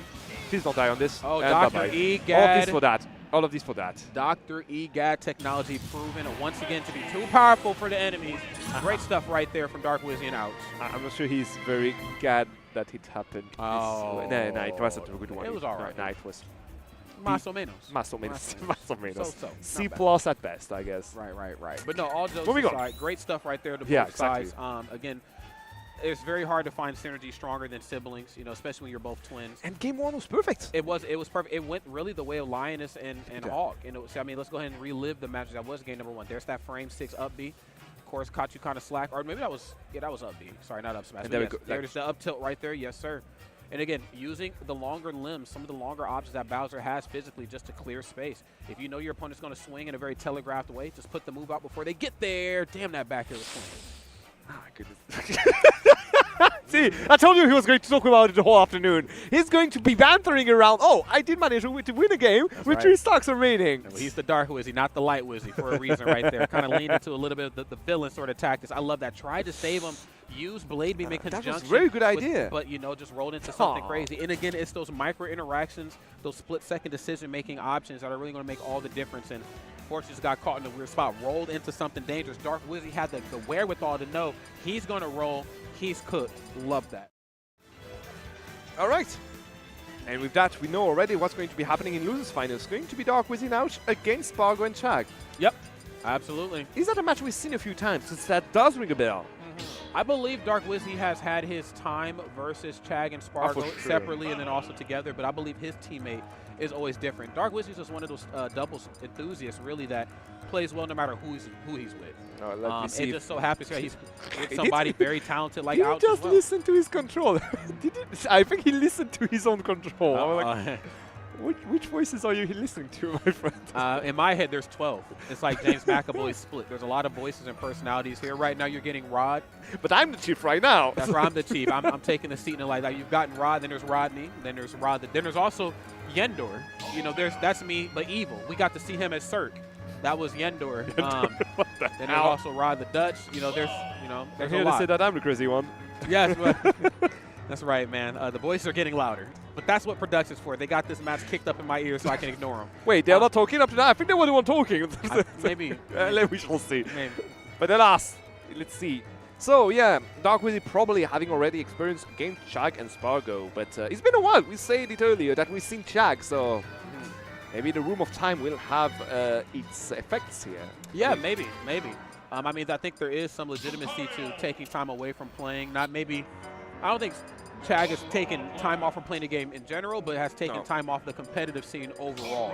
In the US, for sure. That wasn't US, exactly his choice, let's say it this way. But he told me I'm glad to have him back. He went to Cuba twice. Him and I went to Cuba in First time he's fine. Second time, yeah, him and I went with Leo and E-King a couple years ago, and then I guess he went back again because he had such a great time. And I get it, Havana, great. Love Giovanni. All the guys down there in Cuba, you guys were amazing. I love you guys. I hope y'all are watching this.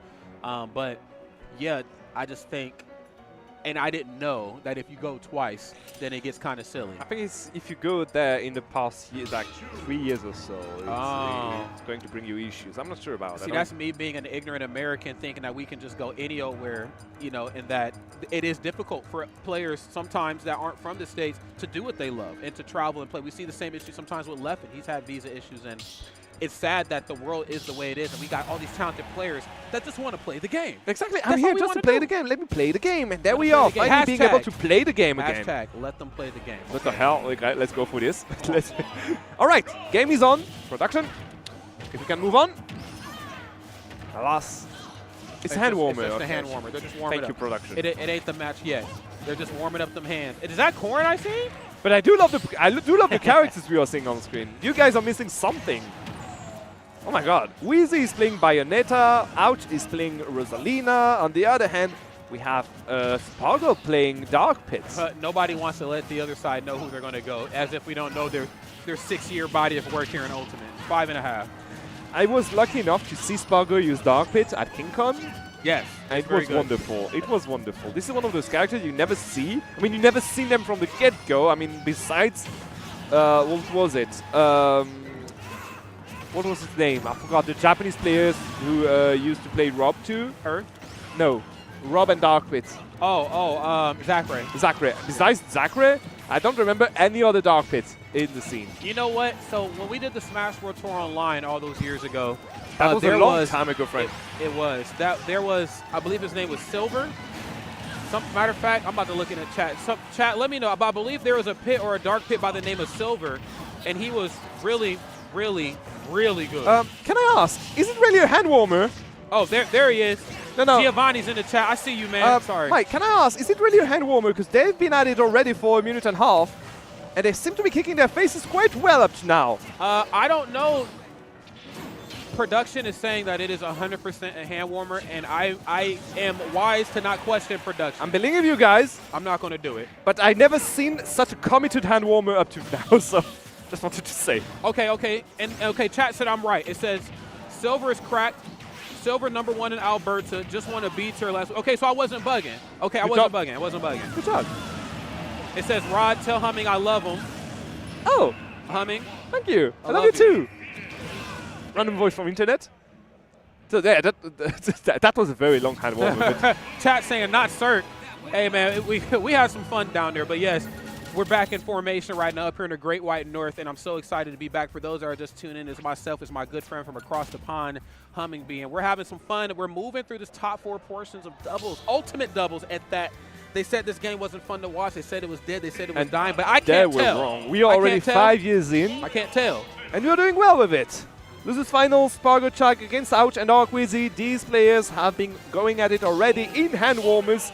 Let's see how the real match is going to enroll between in front of our eyes. Oh, he got 50. Yes, so it is. And they have their main characters. We were expecting these ones. That's right. When in doubt, I listen to Lord Production. Let's get it, man. Game number 1, a losers finals, best of 5. Whole tournament best of 5, by the way, friends. Exactly. Chargo versus Ouch and Dark Wizzy. Let's see how this one goes right now. Dark Wizzy kind of smacked around, but that's how this matchup goes. Back here, -3 in the corner. Oh, bye-bye. Bye-bye. You interrupt. So long. Never mind. The random Ouch is going to survive to make you survive a bit more. Ouch said, not if I have anything to say about it, sir. That is a A1 teammate if I've ever seen one. Nuh-uh.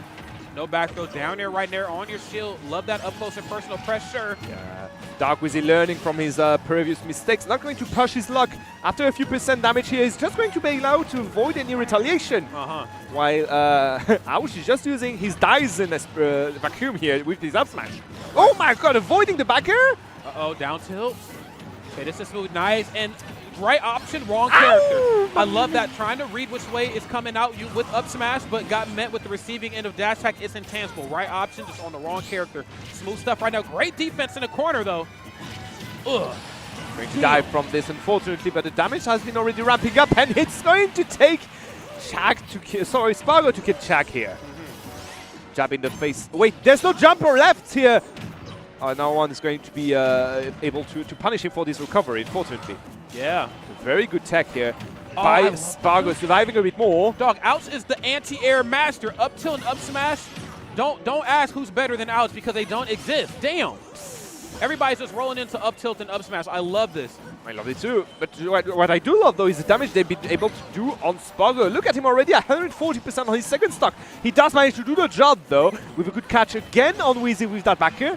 And even with the lead he had, Wizzy's going to bow down here. Yeah, starting to be taken away from him right now because they know, again, how much of a stock tank Dark Wizzy is. And they're getting rid of him in a big way. Put a lot of damage put on the board. And yes, that was a big grab. Yes, it was. And just like that, game is even again. Okay, Dark Wizzy has to dial it back just a little bit and pick their opportunities a little bit more carefully. F-tilt, guys going to run right up. Forward air, no, off the mark. Oh, there we go. Fair dash attack is going to be pretty well done here by Spargo to just get out of the terrain.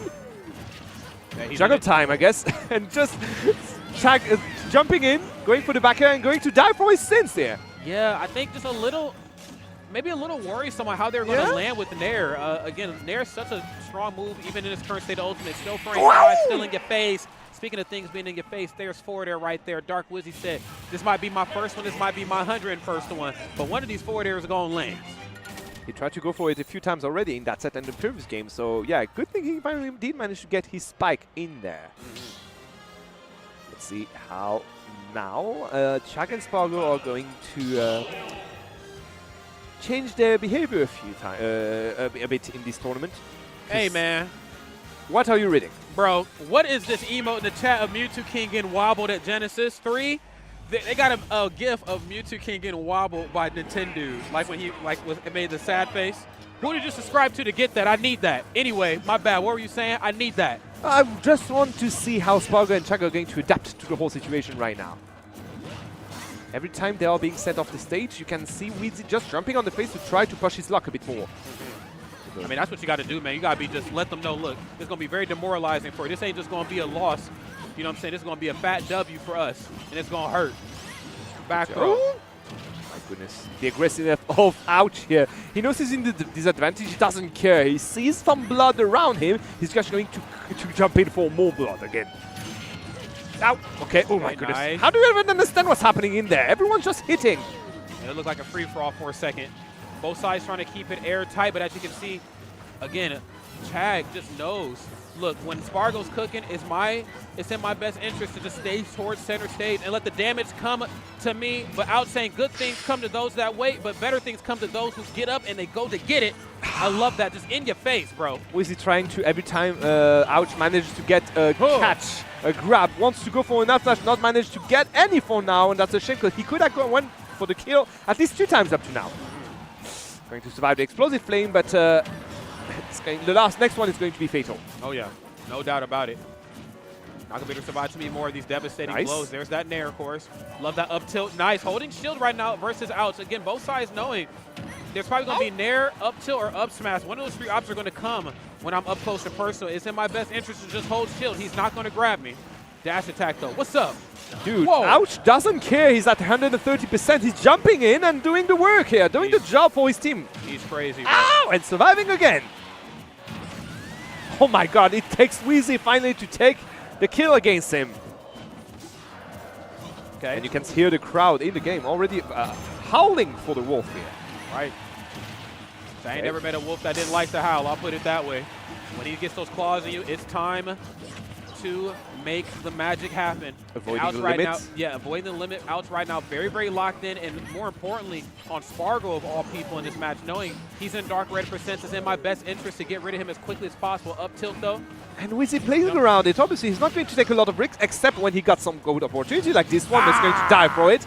But he doesn't care. He did manage to ramp up 60% on Spargo before dying.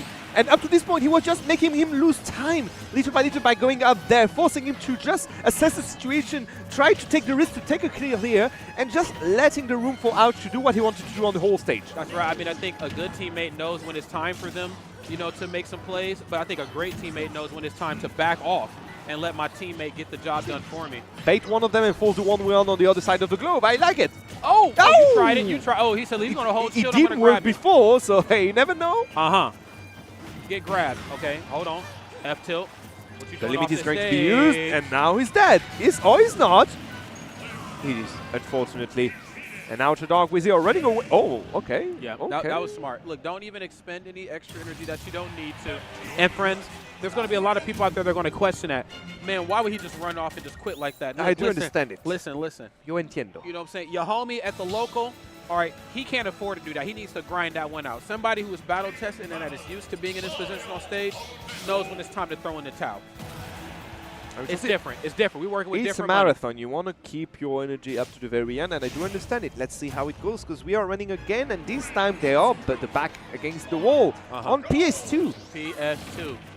All right. Potential final game right here for Team Targo. Let's see what the adjustments are going to be. All right, here we go. Dash attack in the corner. Blue team right now really trying to hold forward this time. They understand? Look, we might not be winning the 2-1v1 thing, but if we can get maybe one off stage, we can separate these two. We can jump the other one. You know, we are 2 disjointed characters. Both of these two, they're going to eat whatever we're cooking up.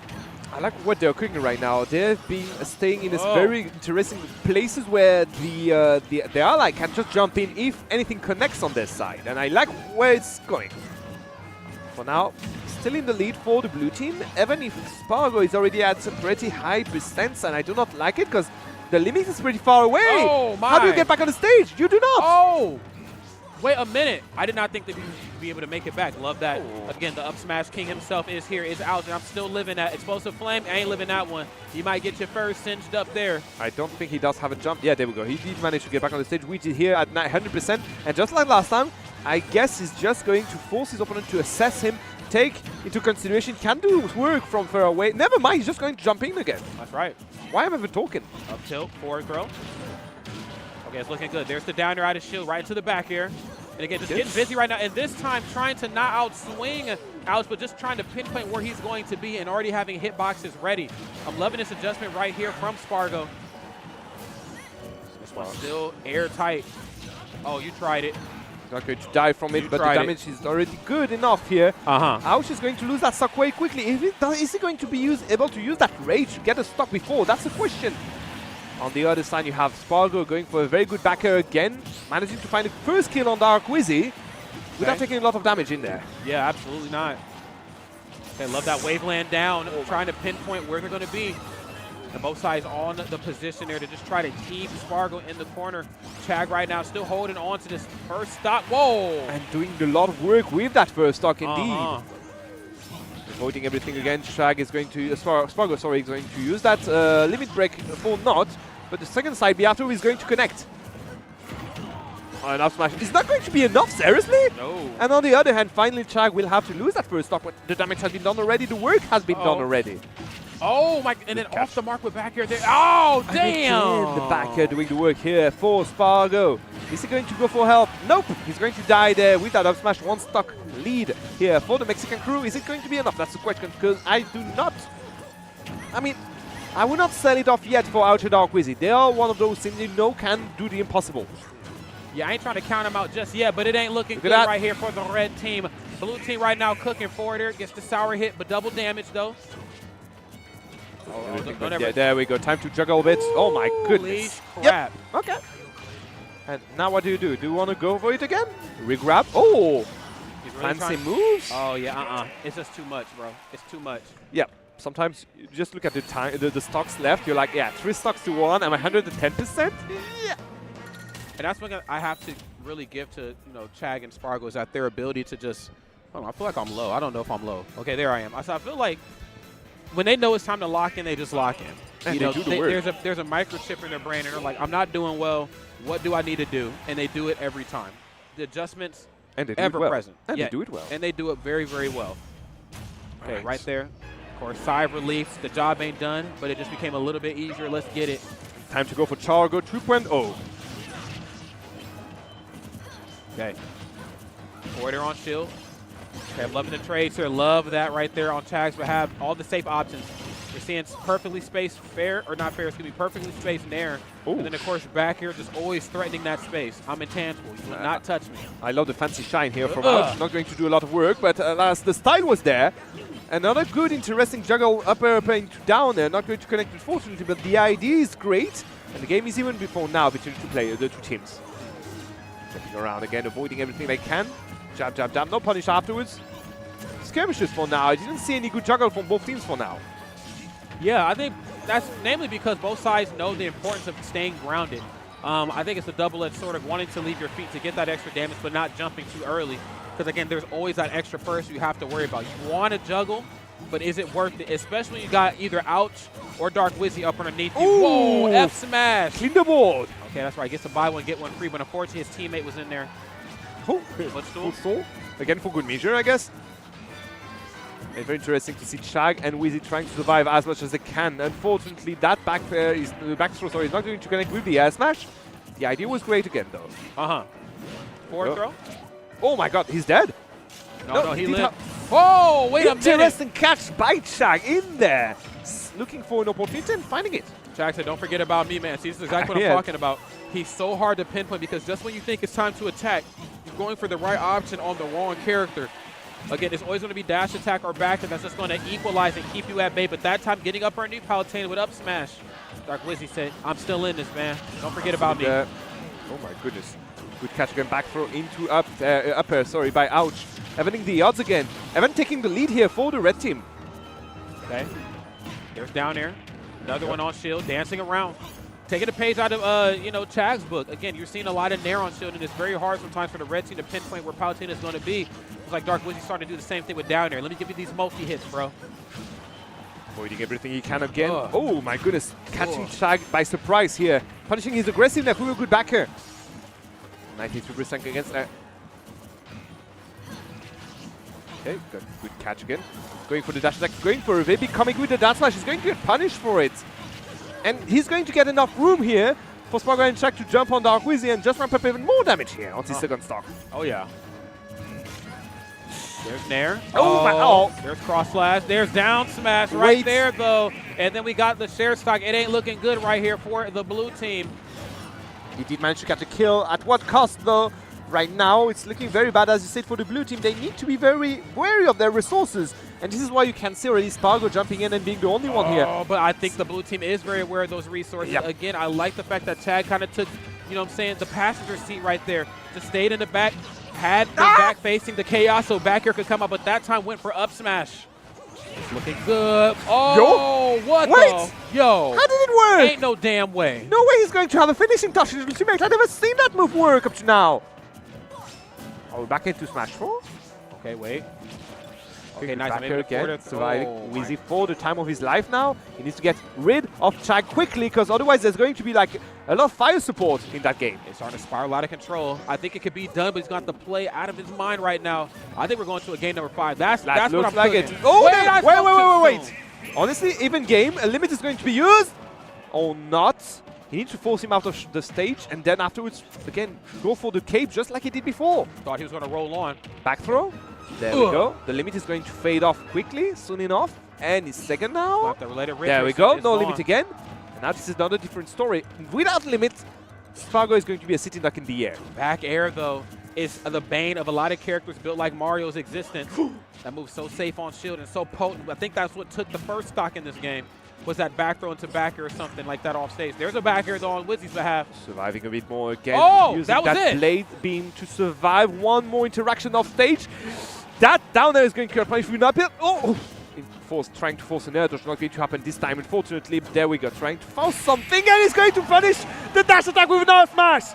And just like that, we have already the first pop-off of today. Wizzy is going to take it 3-1 against Jaga Spargo. And a very well-deserved pop-off at that, too. They played absolutely out of their mind, and there were moments where it was looking bleak, but they were still able to figure it out.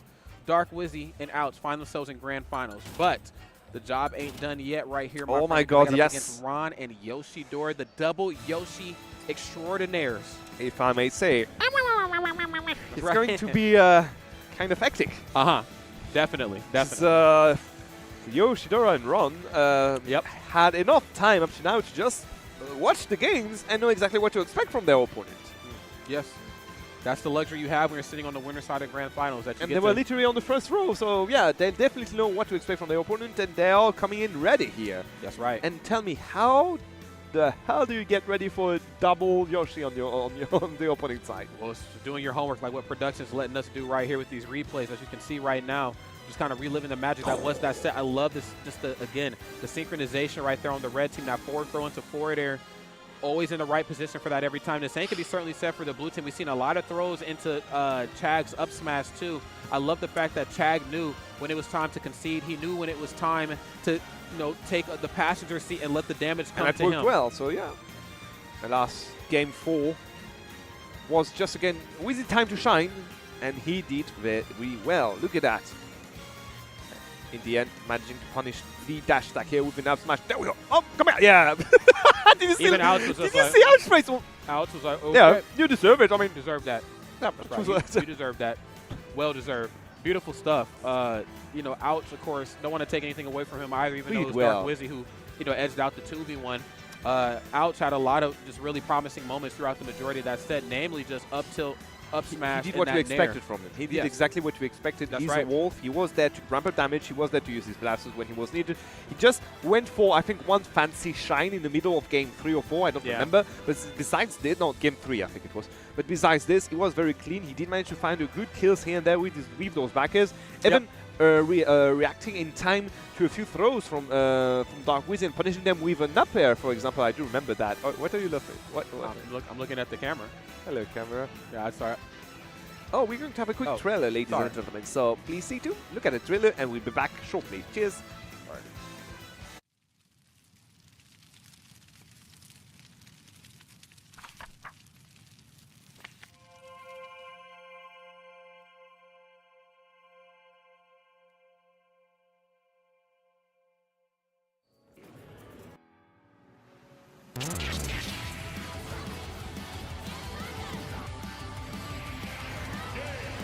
Avoiding the explosive lane just barely. Grab like that. Oh! Just looking in better position every time, and that back end is sealing the deal. That was so sick.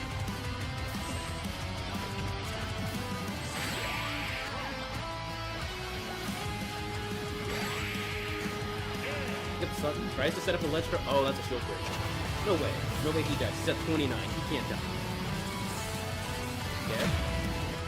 He's dead. Oh, he doesn't help. Gets him off stage. Reads the jump. Takes his jump. Takes his jump. He's dead. He's dead.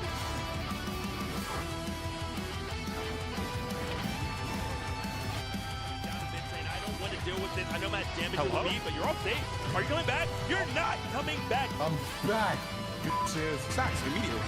Honestly, I wouldn't have it any other way. A game 5 is deserved. This week is too.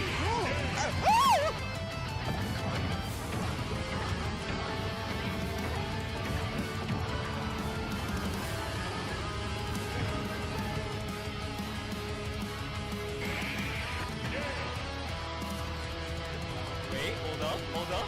Wait. Oh, Thorn! 80%. This is anyone's game. That's like how Falcons roll.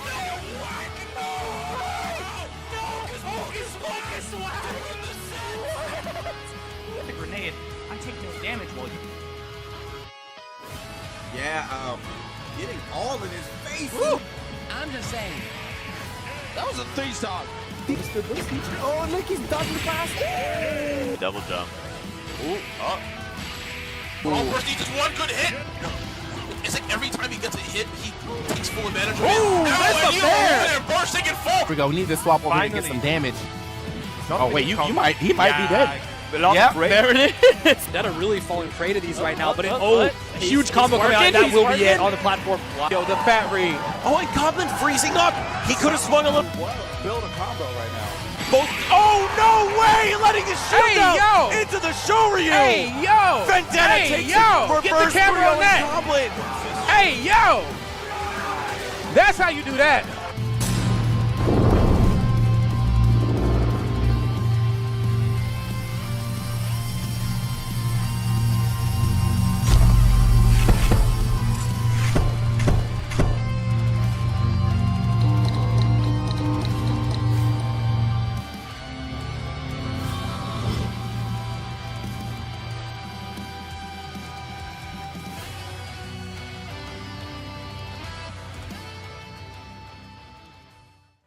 Yo, we are back. Hope everybody enjoyed that wonderful trailer right there. Big shout out to, of course, the Smush team. I hope I'm saying that right. We have to say Smush. Smush, yes, we are saying it. Smooth 5H doesn't make any sense. No, it does not. And so big shout out, of course, to them doing what, they're supposed to be doing.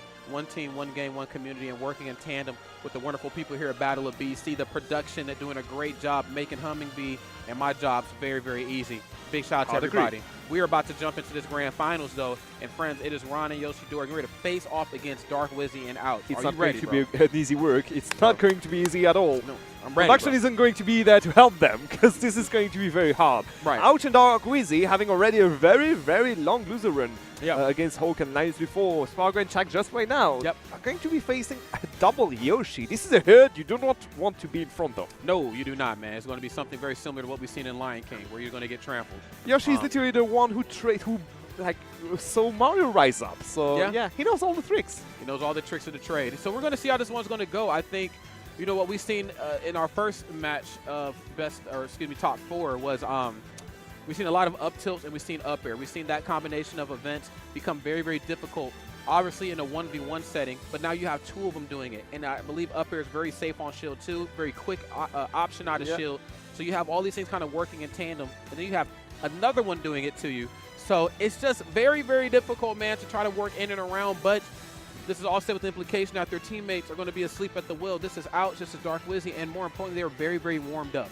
They've been on that stage for a while playing. On one side, they've been warmed up up to now. On the other, as we said before, Yoshidora and Ron were literally seated right there. Right. And on the first seat, just look at the opponents they're going to be facing right now. So they took notes. Yeah. They know exactly what to expect. Absolutely. And they are in winner's side, so they have a lot of leniency before in this set, because, well, Dark Wizzy and Ouch will have to win 2 sets out of them. So yes.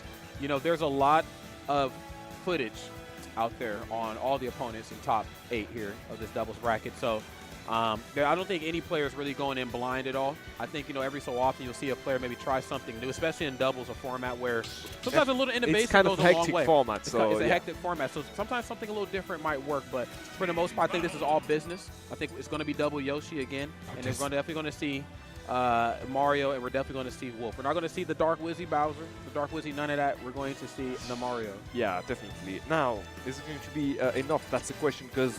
Oh. What? Interesting. Seems like a controller is still connected. But yeah, in that situation, I'm a bit scared, because... Yoshis do have a lot of ways to just get off the juggles from the side of Mario or Ouch. Sorry, or Wheezy or Ouch. You know, Yes, they're going to just use those damage jumps here and there to avoid getting into those juggle, into down situations on platforms, or to avoid those uppers that Ouch could just try to pull out to catch them. That's right. So, yeah, I don't know exactly the tools that Wheezy or Ouch could release on those dragons to get something off. Yeah. Well, you also take into consideration, too, dealing with some of these characters off stage is a very, very troublesome thing to do. You have two characters like Yoshi that can be off stage for long periods of time. Mario, as awkward as his recovery system is, he makes it back more times than not. But when you have like floating nair out there, you have down air, and more importantly, you have two Yoshis who are synced up in edge guarding an opponent. And I think the word is synced up, because we've seen already how they were tremendously horrific at it. Like this is like an horror movie when you see both Yoshis just jumping at you. That's right. All right. Let's see how it goes, man. Yoshidora and Ron, of course, on the winner side of things. Ouch and Dark Wizzy has to win one, and they got to win another one. They want to take this thing home. There's Nair, there's the up. That's exactly what I'm talking about. It's getting busy right now. The match just started. It's the boom! It's bro, you're not getting around these docks, bro. Stop playing with me. Ouch was just looking at Dark Wizzy getting gimped on and got gimped for it. Look at this. Unfortunate. Yoshidora just sending Wizzy out from the oven back to the frying pan in a matter of seconds. Okay. Nice, looking for the up tilt. Doesn't get anything off it. But the standing jab into a Nair. Nair, the perfect passing tool back and forth. And it just so happens my teammate has the same move. So wait, yours, I love how Ouch is like, I don't want to face you, Yoshi. I want to face your mate. Wait, it's also Yoshi. What do I do? Yeah, there's not really much to do besides sometimes run and scream. But Dark Wizzy right now looking still good. 139% air dodge in incorrectly. Wait a minute, we going deep. I'm chilling, bro. They did manage to get the recovery out of Ron, and this is the one situation you do want to get the advantage of. Good up smash here.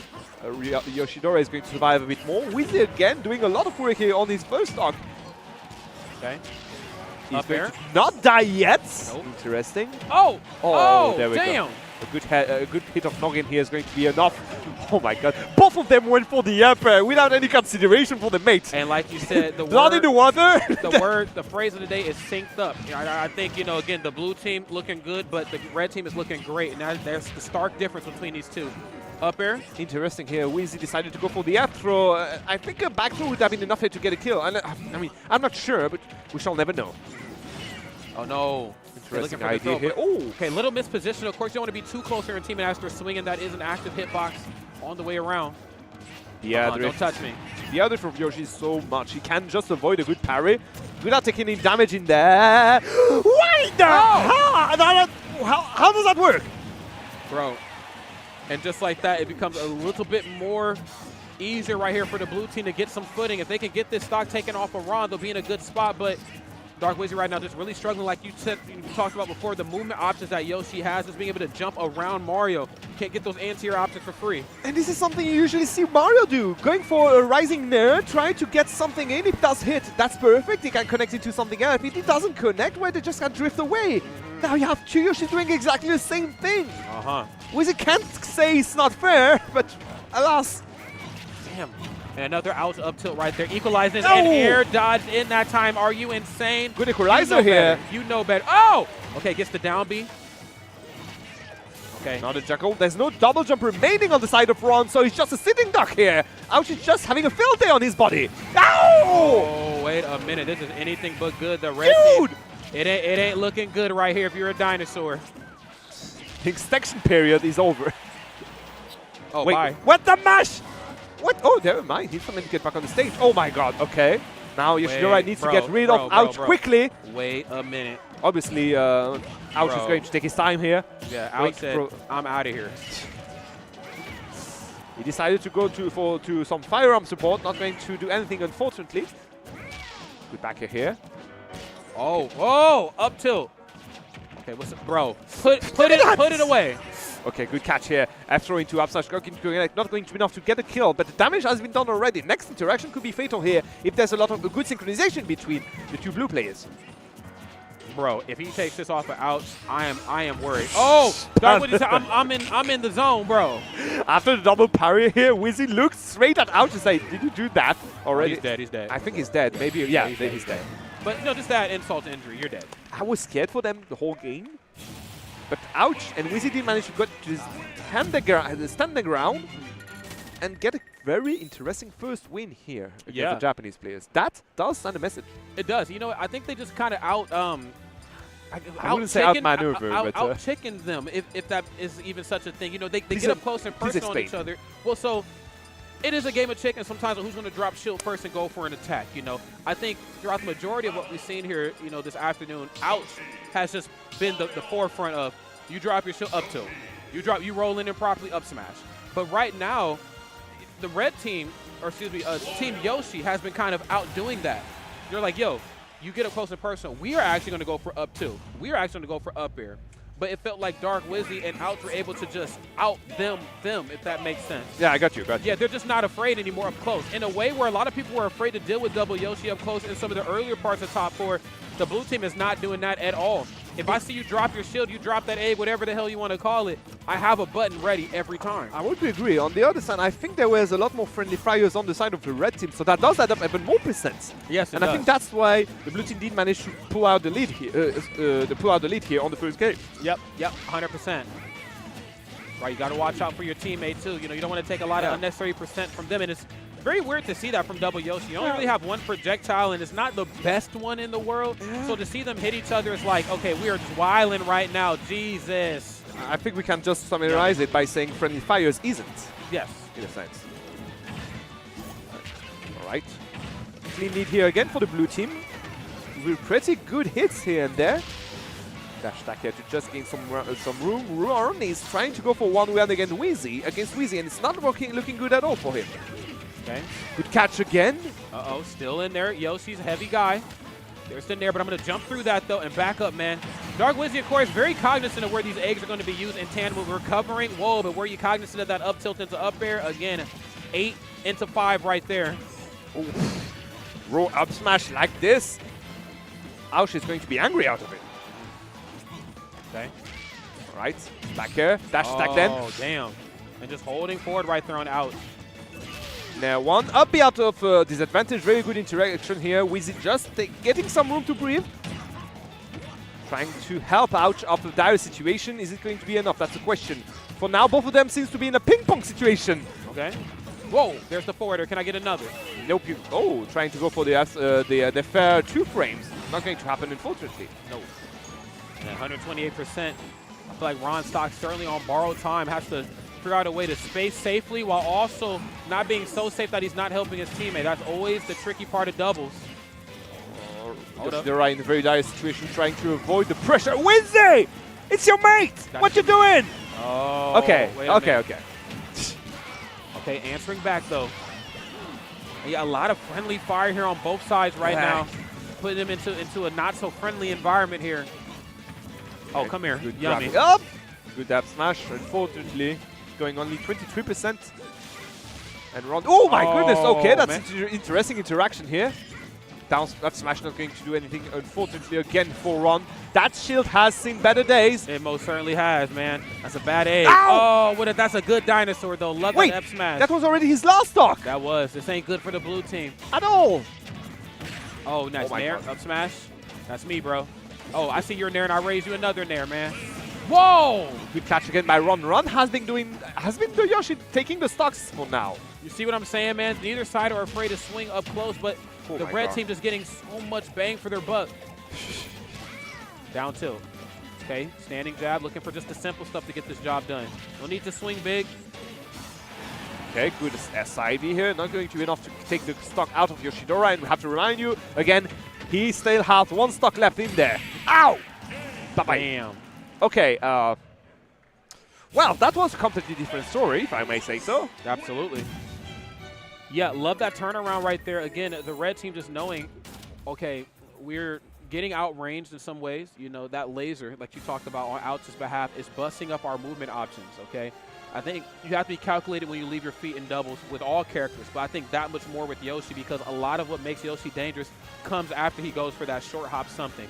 And I mean, if you're even a second off, if it even messes you up just a frame or two, I mean, it makes all the difference. I think mitigating that and just really doing away with outs early on in that match really made all the difference. But I'm curious to see what the adjustments are going to be on Wizzy and outs' side. That was just anything but good in some of those interactions. I mean, yeah, and again, they are in loser side of this bracket, and I think this is important again to remind you guys, because they do not have a lot of room right now. They have one more game to lose before being back to the wall. Yes. And they have a mountain to climb at this point. 1-1, but it doesn't look even for them. No, it does not. Let's see if they can change the stage to get some like room for improvement. They're going to get back onto PS2. Well, let's see how it goes right here. This is usually the decision-making match here, though I could see this going all 5 games. I would like to see a reset. Of course, Dark Wizzy and Outs just two very just, I can't, I'm trying to think of a better descriptive word than just two juggernauts, man. I mean, you put those two together and it becomes a very bad time for the other side, but you know, Team Japan, they're going to do damage in doubles. They're going to do some damn good work in singles. The crew battles later on. They came here to win some money. Exactly, and look like that. Right now, it seems like it was 1 against 1, and we talked about it earlier. There was a lot of friendly fires up to now. I would love to see it turn down a bit in the last games here. Yeah, put those fires out, man. Right, good catch on the jump here by Yoshidora, forcing his opponents on the ledge for Ron to get a kill afterwards, just like that. He's going to lose his stock first. Yeah, it seems like Ron's always in the right position for back air there, and it's so smart to really utilize that move properly in doubles. Multi-hitting option, very hard for the opponent to, you know, work around. If I fast fall it, it even throws the opponent off that much more. Wolf's off his feet, though, but is he going to lose his seat right here in the stage?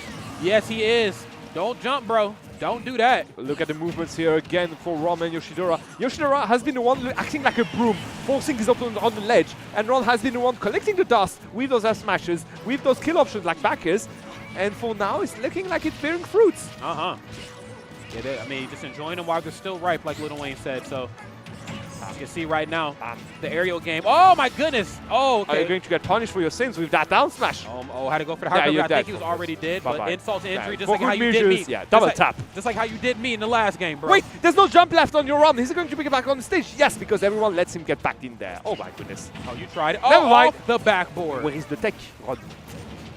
Wait, Wizzy! That's your mate! That's me, bro. This is the moment where both players look at each other like, why did you do that? Like, bro, that was me. Okay, nice. So hop back here. And again, just kind of sandwiching both players right here on the blue team. Oh, my God. Yoshi's just so damn scary. It's either going to be Nair or back here. Both options very quick, challenging some of the quicker options in Wolf and Mario's toolkit. What's up? I find it weird to say that in that specific matchup, Mario is the one with the worst Nair. That's what you got to say about that. Is just whoa! What the hell? Wait a minute! Wait! Get the stream! Man! Get the stream! Wait a minute! That or the third would be murder if I've seen one. What? Wait, man! He had a family. Wait now! All right. What the? I'm confused. I'm looking for answers, bro.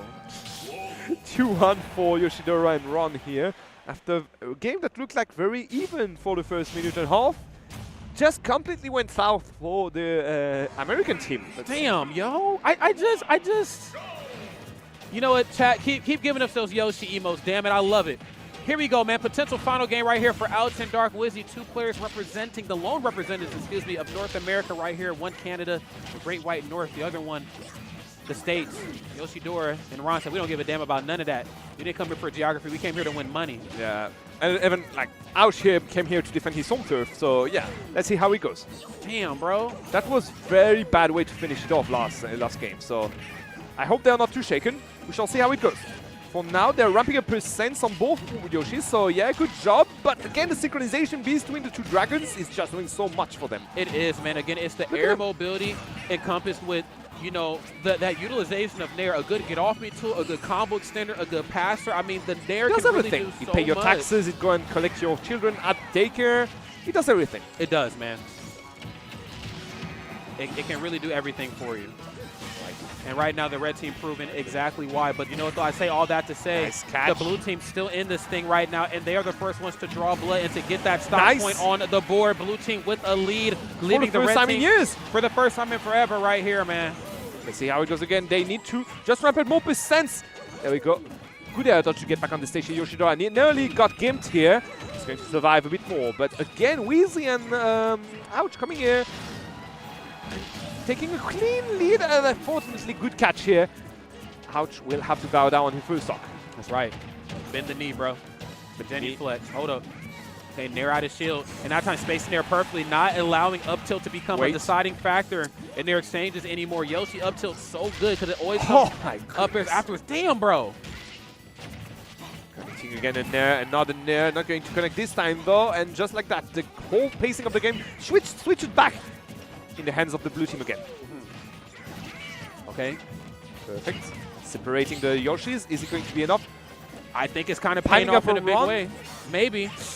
I mean, blue team's still looking good. Oh, build you down just to knock you back up again. Talk about physics in Smash, man. Drifting away from the first, surviving more, punishing the up smash. Ramping up more percent, 100% on both sides, or both Yoshi's story already on their second stock. Ouch and Wizzy already in the lead, and good catch again there into back air. Perfect reaction here by Dark Wizzy. The darkest of the Wizzies, man. Not to be confused with the light ones. Oh, wait a minute. Ouch! Ouch is everywhere he's needed, and that does work so well. Bro, I think we're going to game 5, Mr. Hunter. That does look like it, indeed. Okay. But you never know. The Japanese are full of resources, and just like that, up to up air. Uh-oh, wait a minute. Jumping out of harm's way. I think this looks like a castle curse, my friend. I might have actually cursed these fellows. I don't know yet. Oh, Nair out of shield every time, bro. Stop touching me. Oh, and then nice. Drifting away again, going for the back air afterwards. That's right. That's perfectly well done, and they just pile up on the last stock of Ouch here. Oh, ow! Rolled into danger. You are a madman. But I guess it probably beats rolling out. You don't want to be off stage if you're Wolf. Forward air. Oh, no, Wizzy! Dark is Wizzy. Damn, bro. Not like this. Please not like this. Good full spool here. And another good catch by Ouch. Maybe they are not out of the woods yet. Another back air. Not so dying. That would have been fancy, but you never know. Maybe another back air? Another back air? Nice. Good at. Nope, still in it. Oh. Still in it. Big character. Yeah. Ron, how are you going to survive this one? I don't see you doing. Yeah. Oh. Dude, there were so many ways to finish the whole set. Game, sorry, with a very fancy move. He said and we're going to. Yeah. A lot of flash. Just give me some fire. Back here getting it done. Game 5 is upon us. First game 5. First game 5 too. Yeah. First game 5, because we have to remind you guys again, if Dark, Wizzy, and Ouch win this one, it's going to be a reset. But yeah, Yoshidora and Ron, you may have sell them a bit early. Yeah, I agree. I agree. Now, right now, we're into game number 5. Both sides trying to figure out what the stage pick is going to be. Ouch has been an emotionless killer throughout this whole doubles bracket. I mean, look at him. He has not shown any emotion, really. He is in the matrix. He is somewhere else. He's in there. He's in there. He's in the zone. He is in the zone in a way that I've never seen a player really reach. He is just like, yo, bro, I don't care where we go. I'm ready. You want to run it on WarioWare? You want to run it on Great Cave Offensive? I'm locked in, bro. Let's do this. Now, Wizzy's in there. I do agree. On the other side, if we had have a camera on Ron and Yoshidora, they're already 2, and I don't know again. I didn't see them adapt that much. They've been doing the same thing over and over again, but it works. So yeah, what do you do in that situation? Do you try it again? You try. I think you try it again. Let's go then. I think you try it again. Oh, FD! Oh, wait a damn minute. Where's our platforms at, Hunting? Where are my platforms, bro? I need no platform when I can just jump in your face, I guess. I guess so, man. This is going to be a mini game for a good chunk of this match too. Who's going to let each other land the most comfortable? Whoever does that, man, is going to be the team that's going to lose. Let's go ahead and get a game number 5, a potential final game on one side. But I think I'm smelling a reset here, if I'm being real. We shall see how it goes. For now, again, even with the team kills, because we've seen a few team kills here and there on the blue team, they're still in there. They're still piping up the set and trying to get that game 5 going for them.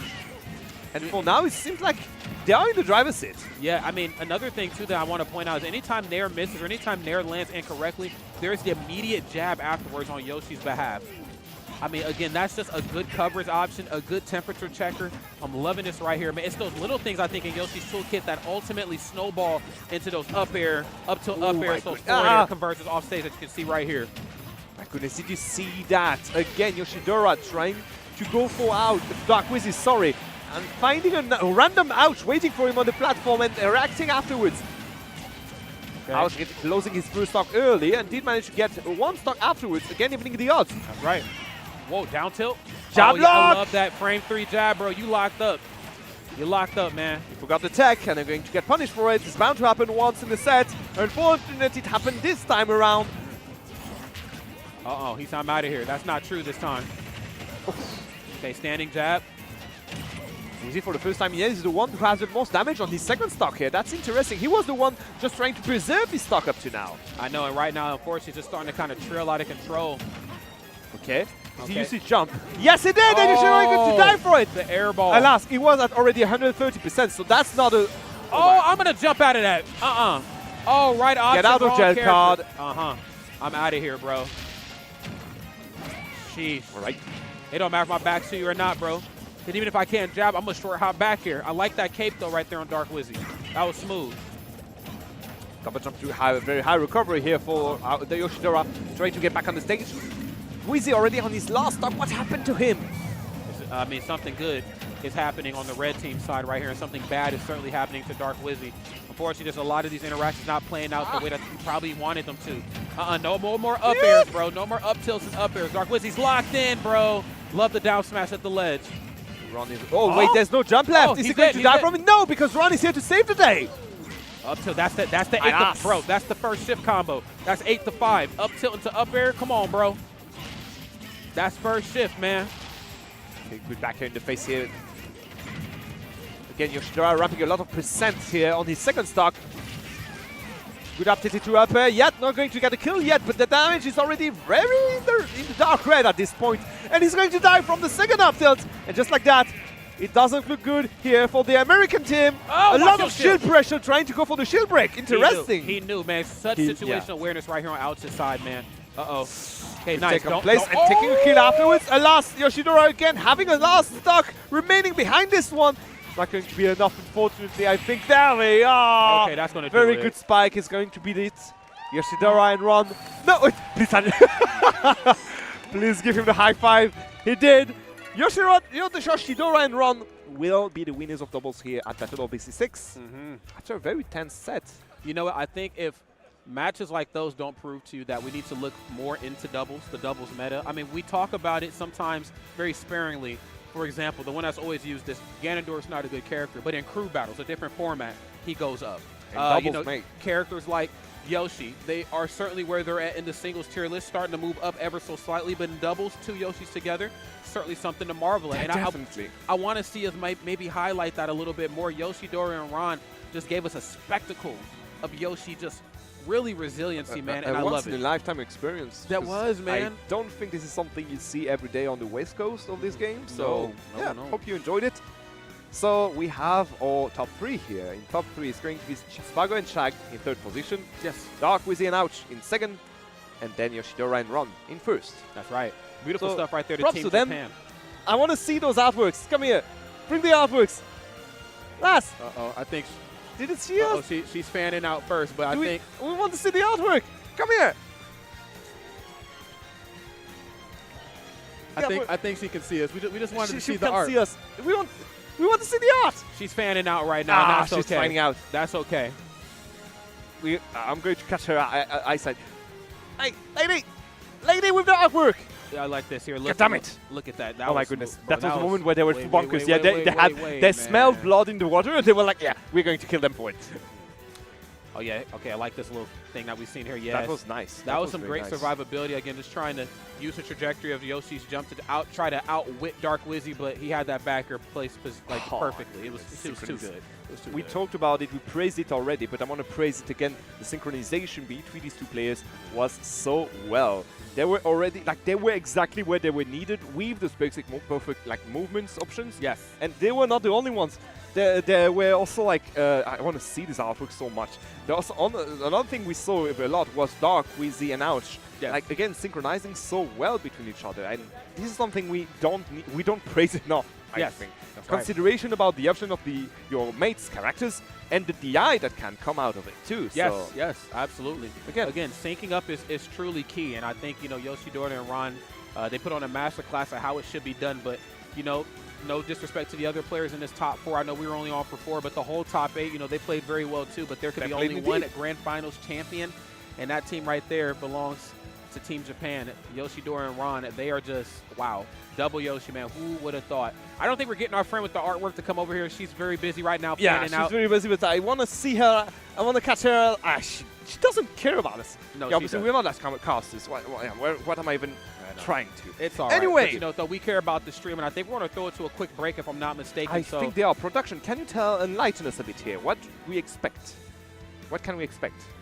I think we're throwing it to a break. I'm just going to throw it, and I'm going to see what they do. So with that in mind, friends, that's going to conclude top 4 doubles. Of course, as always, Humming, it's an absolute honor to do this with you, man. Humming traveled a very long way to get here, and of course, when he shows up on the mic, he shows up in a big way.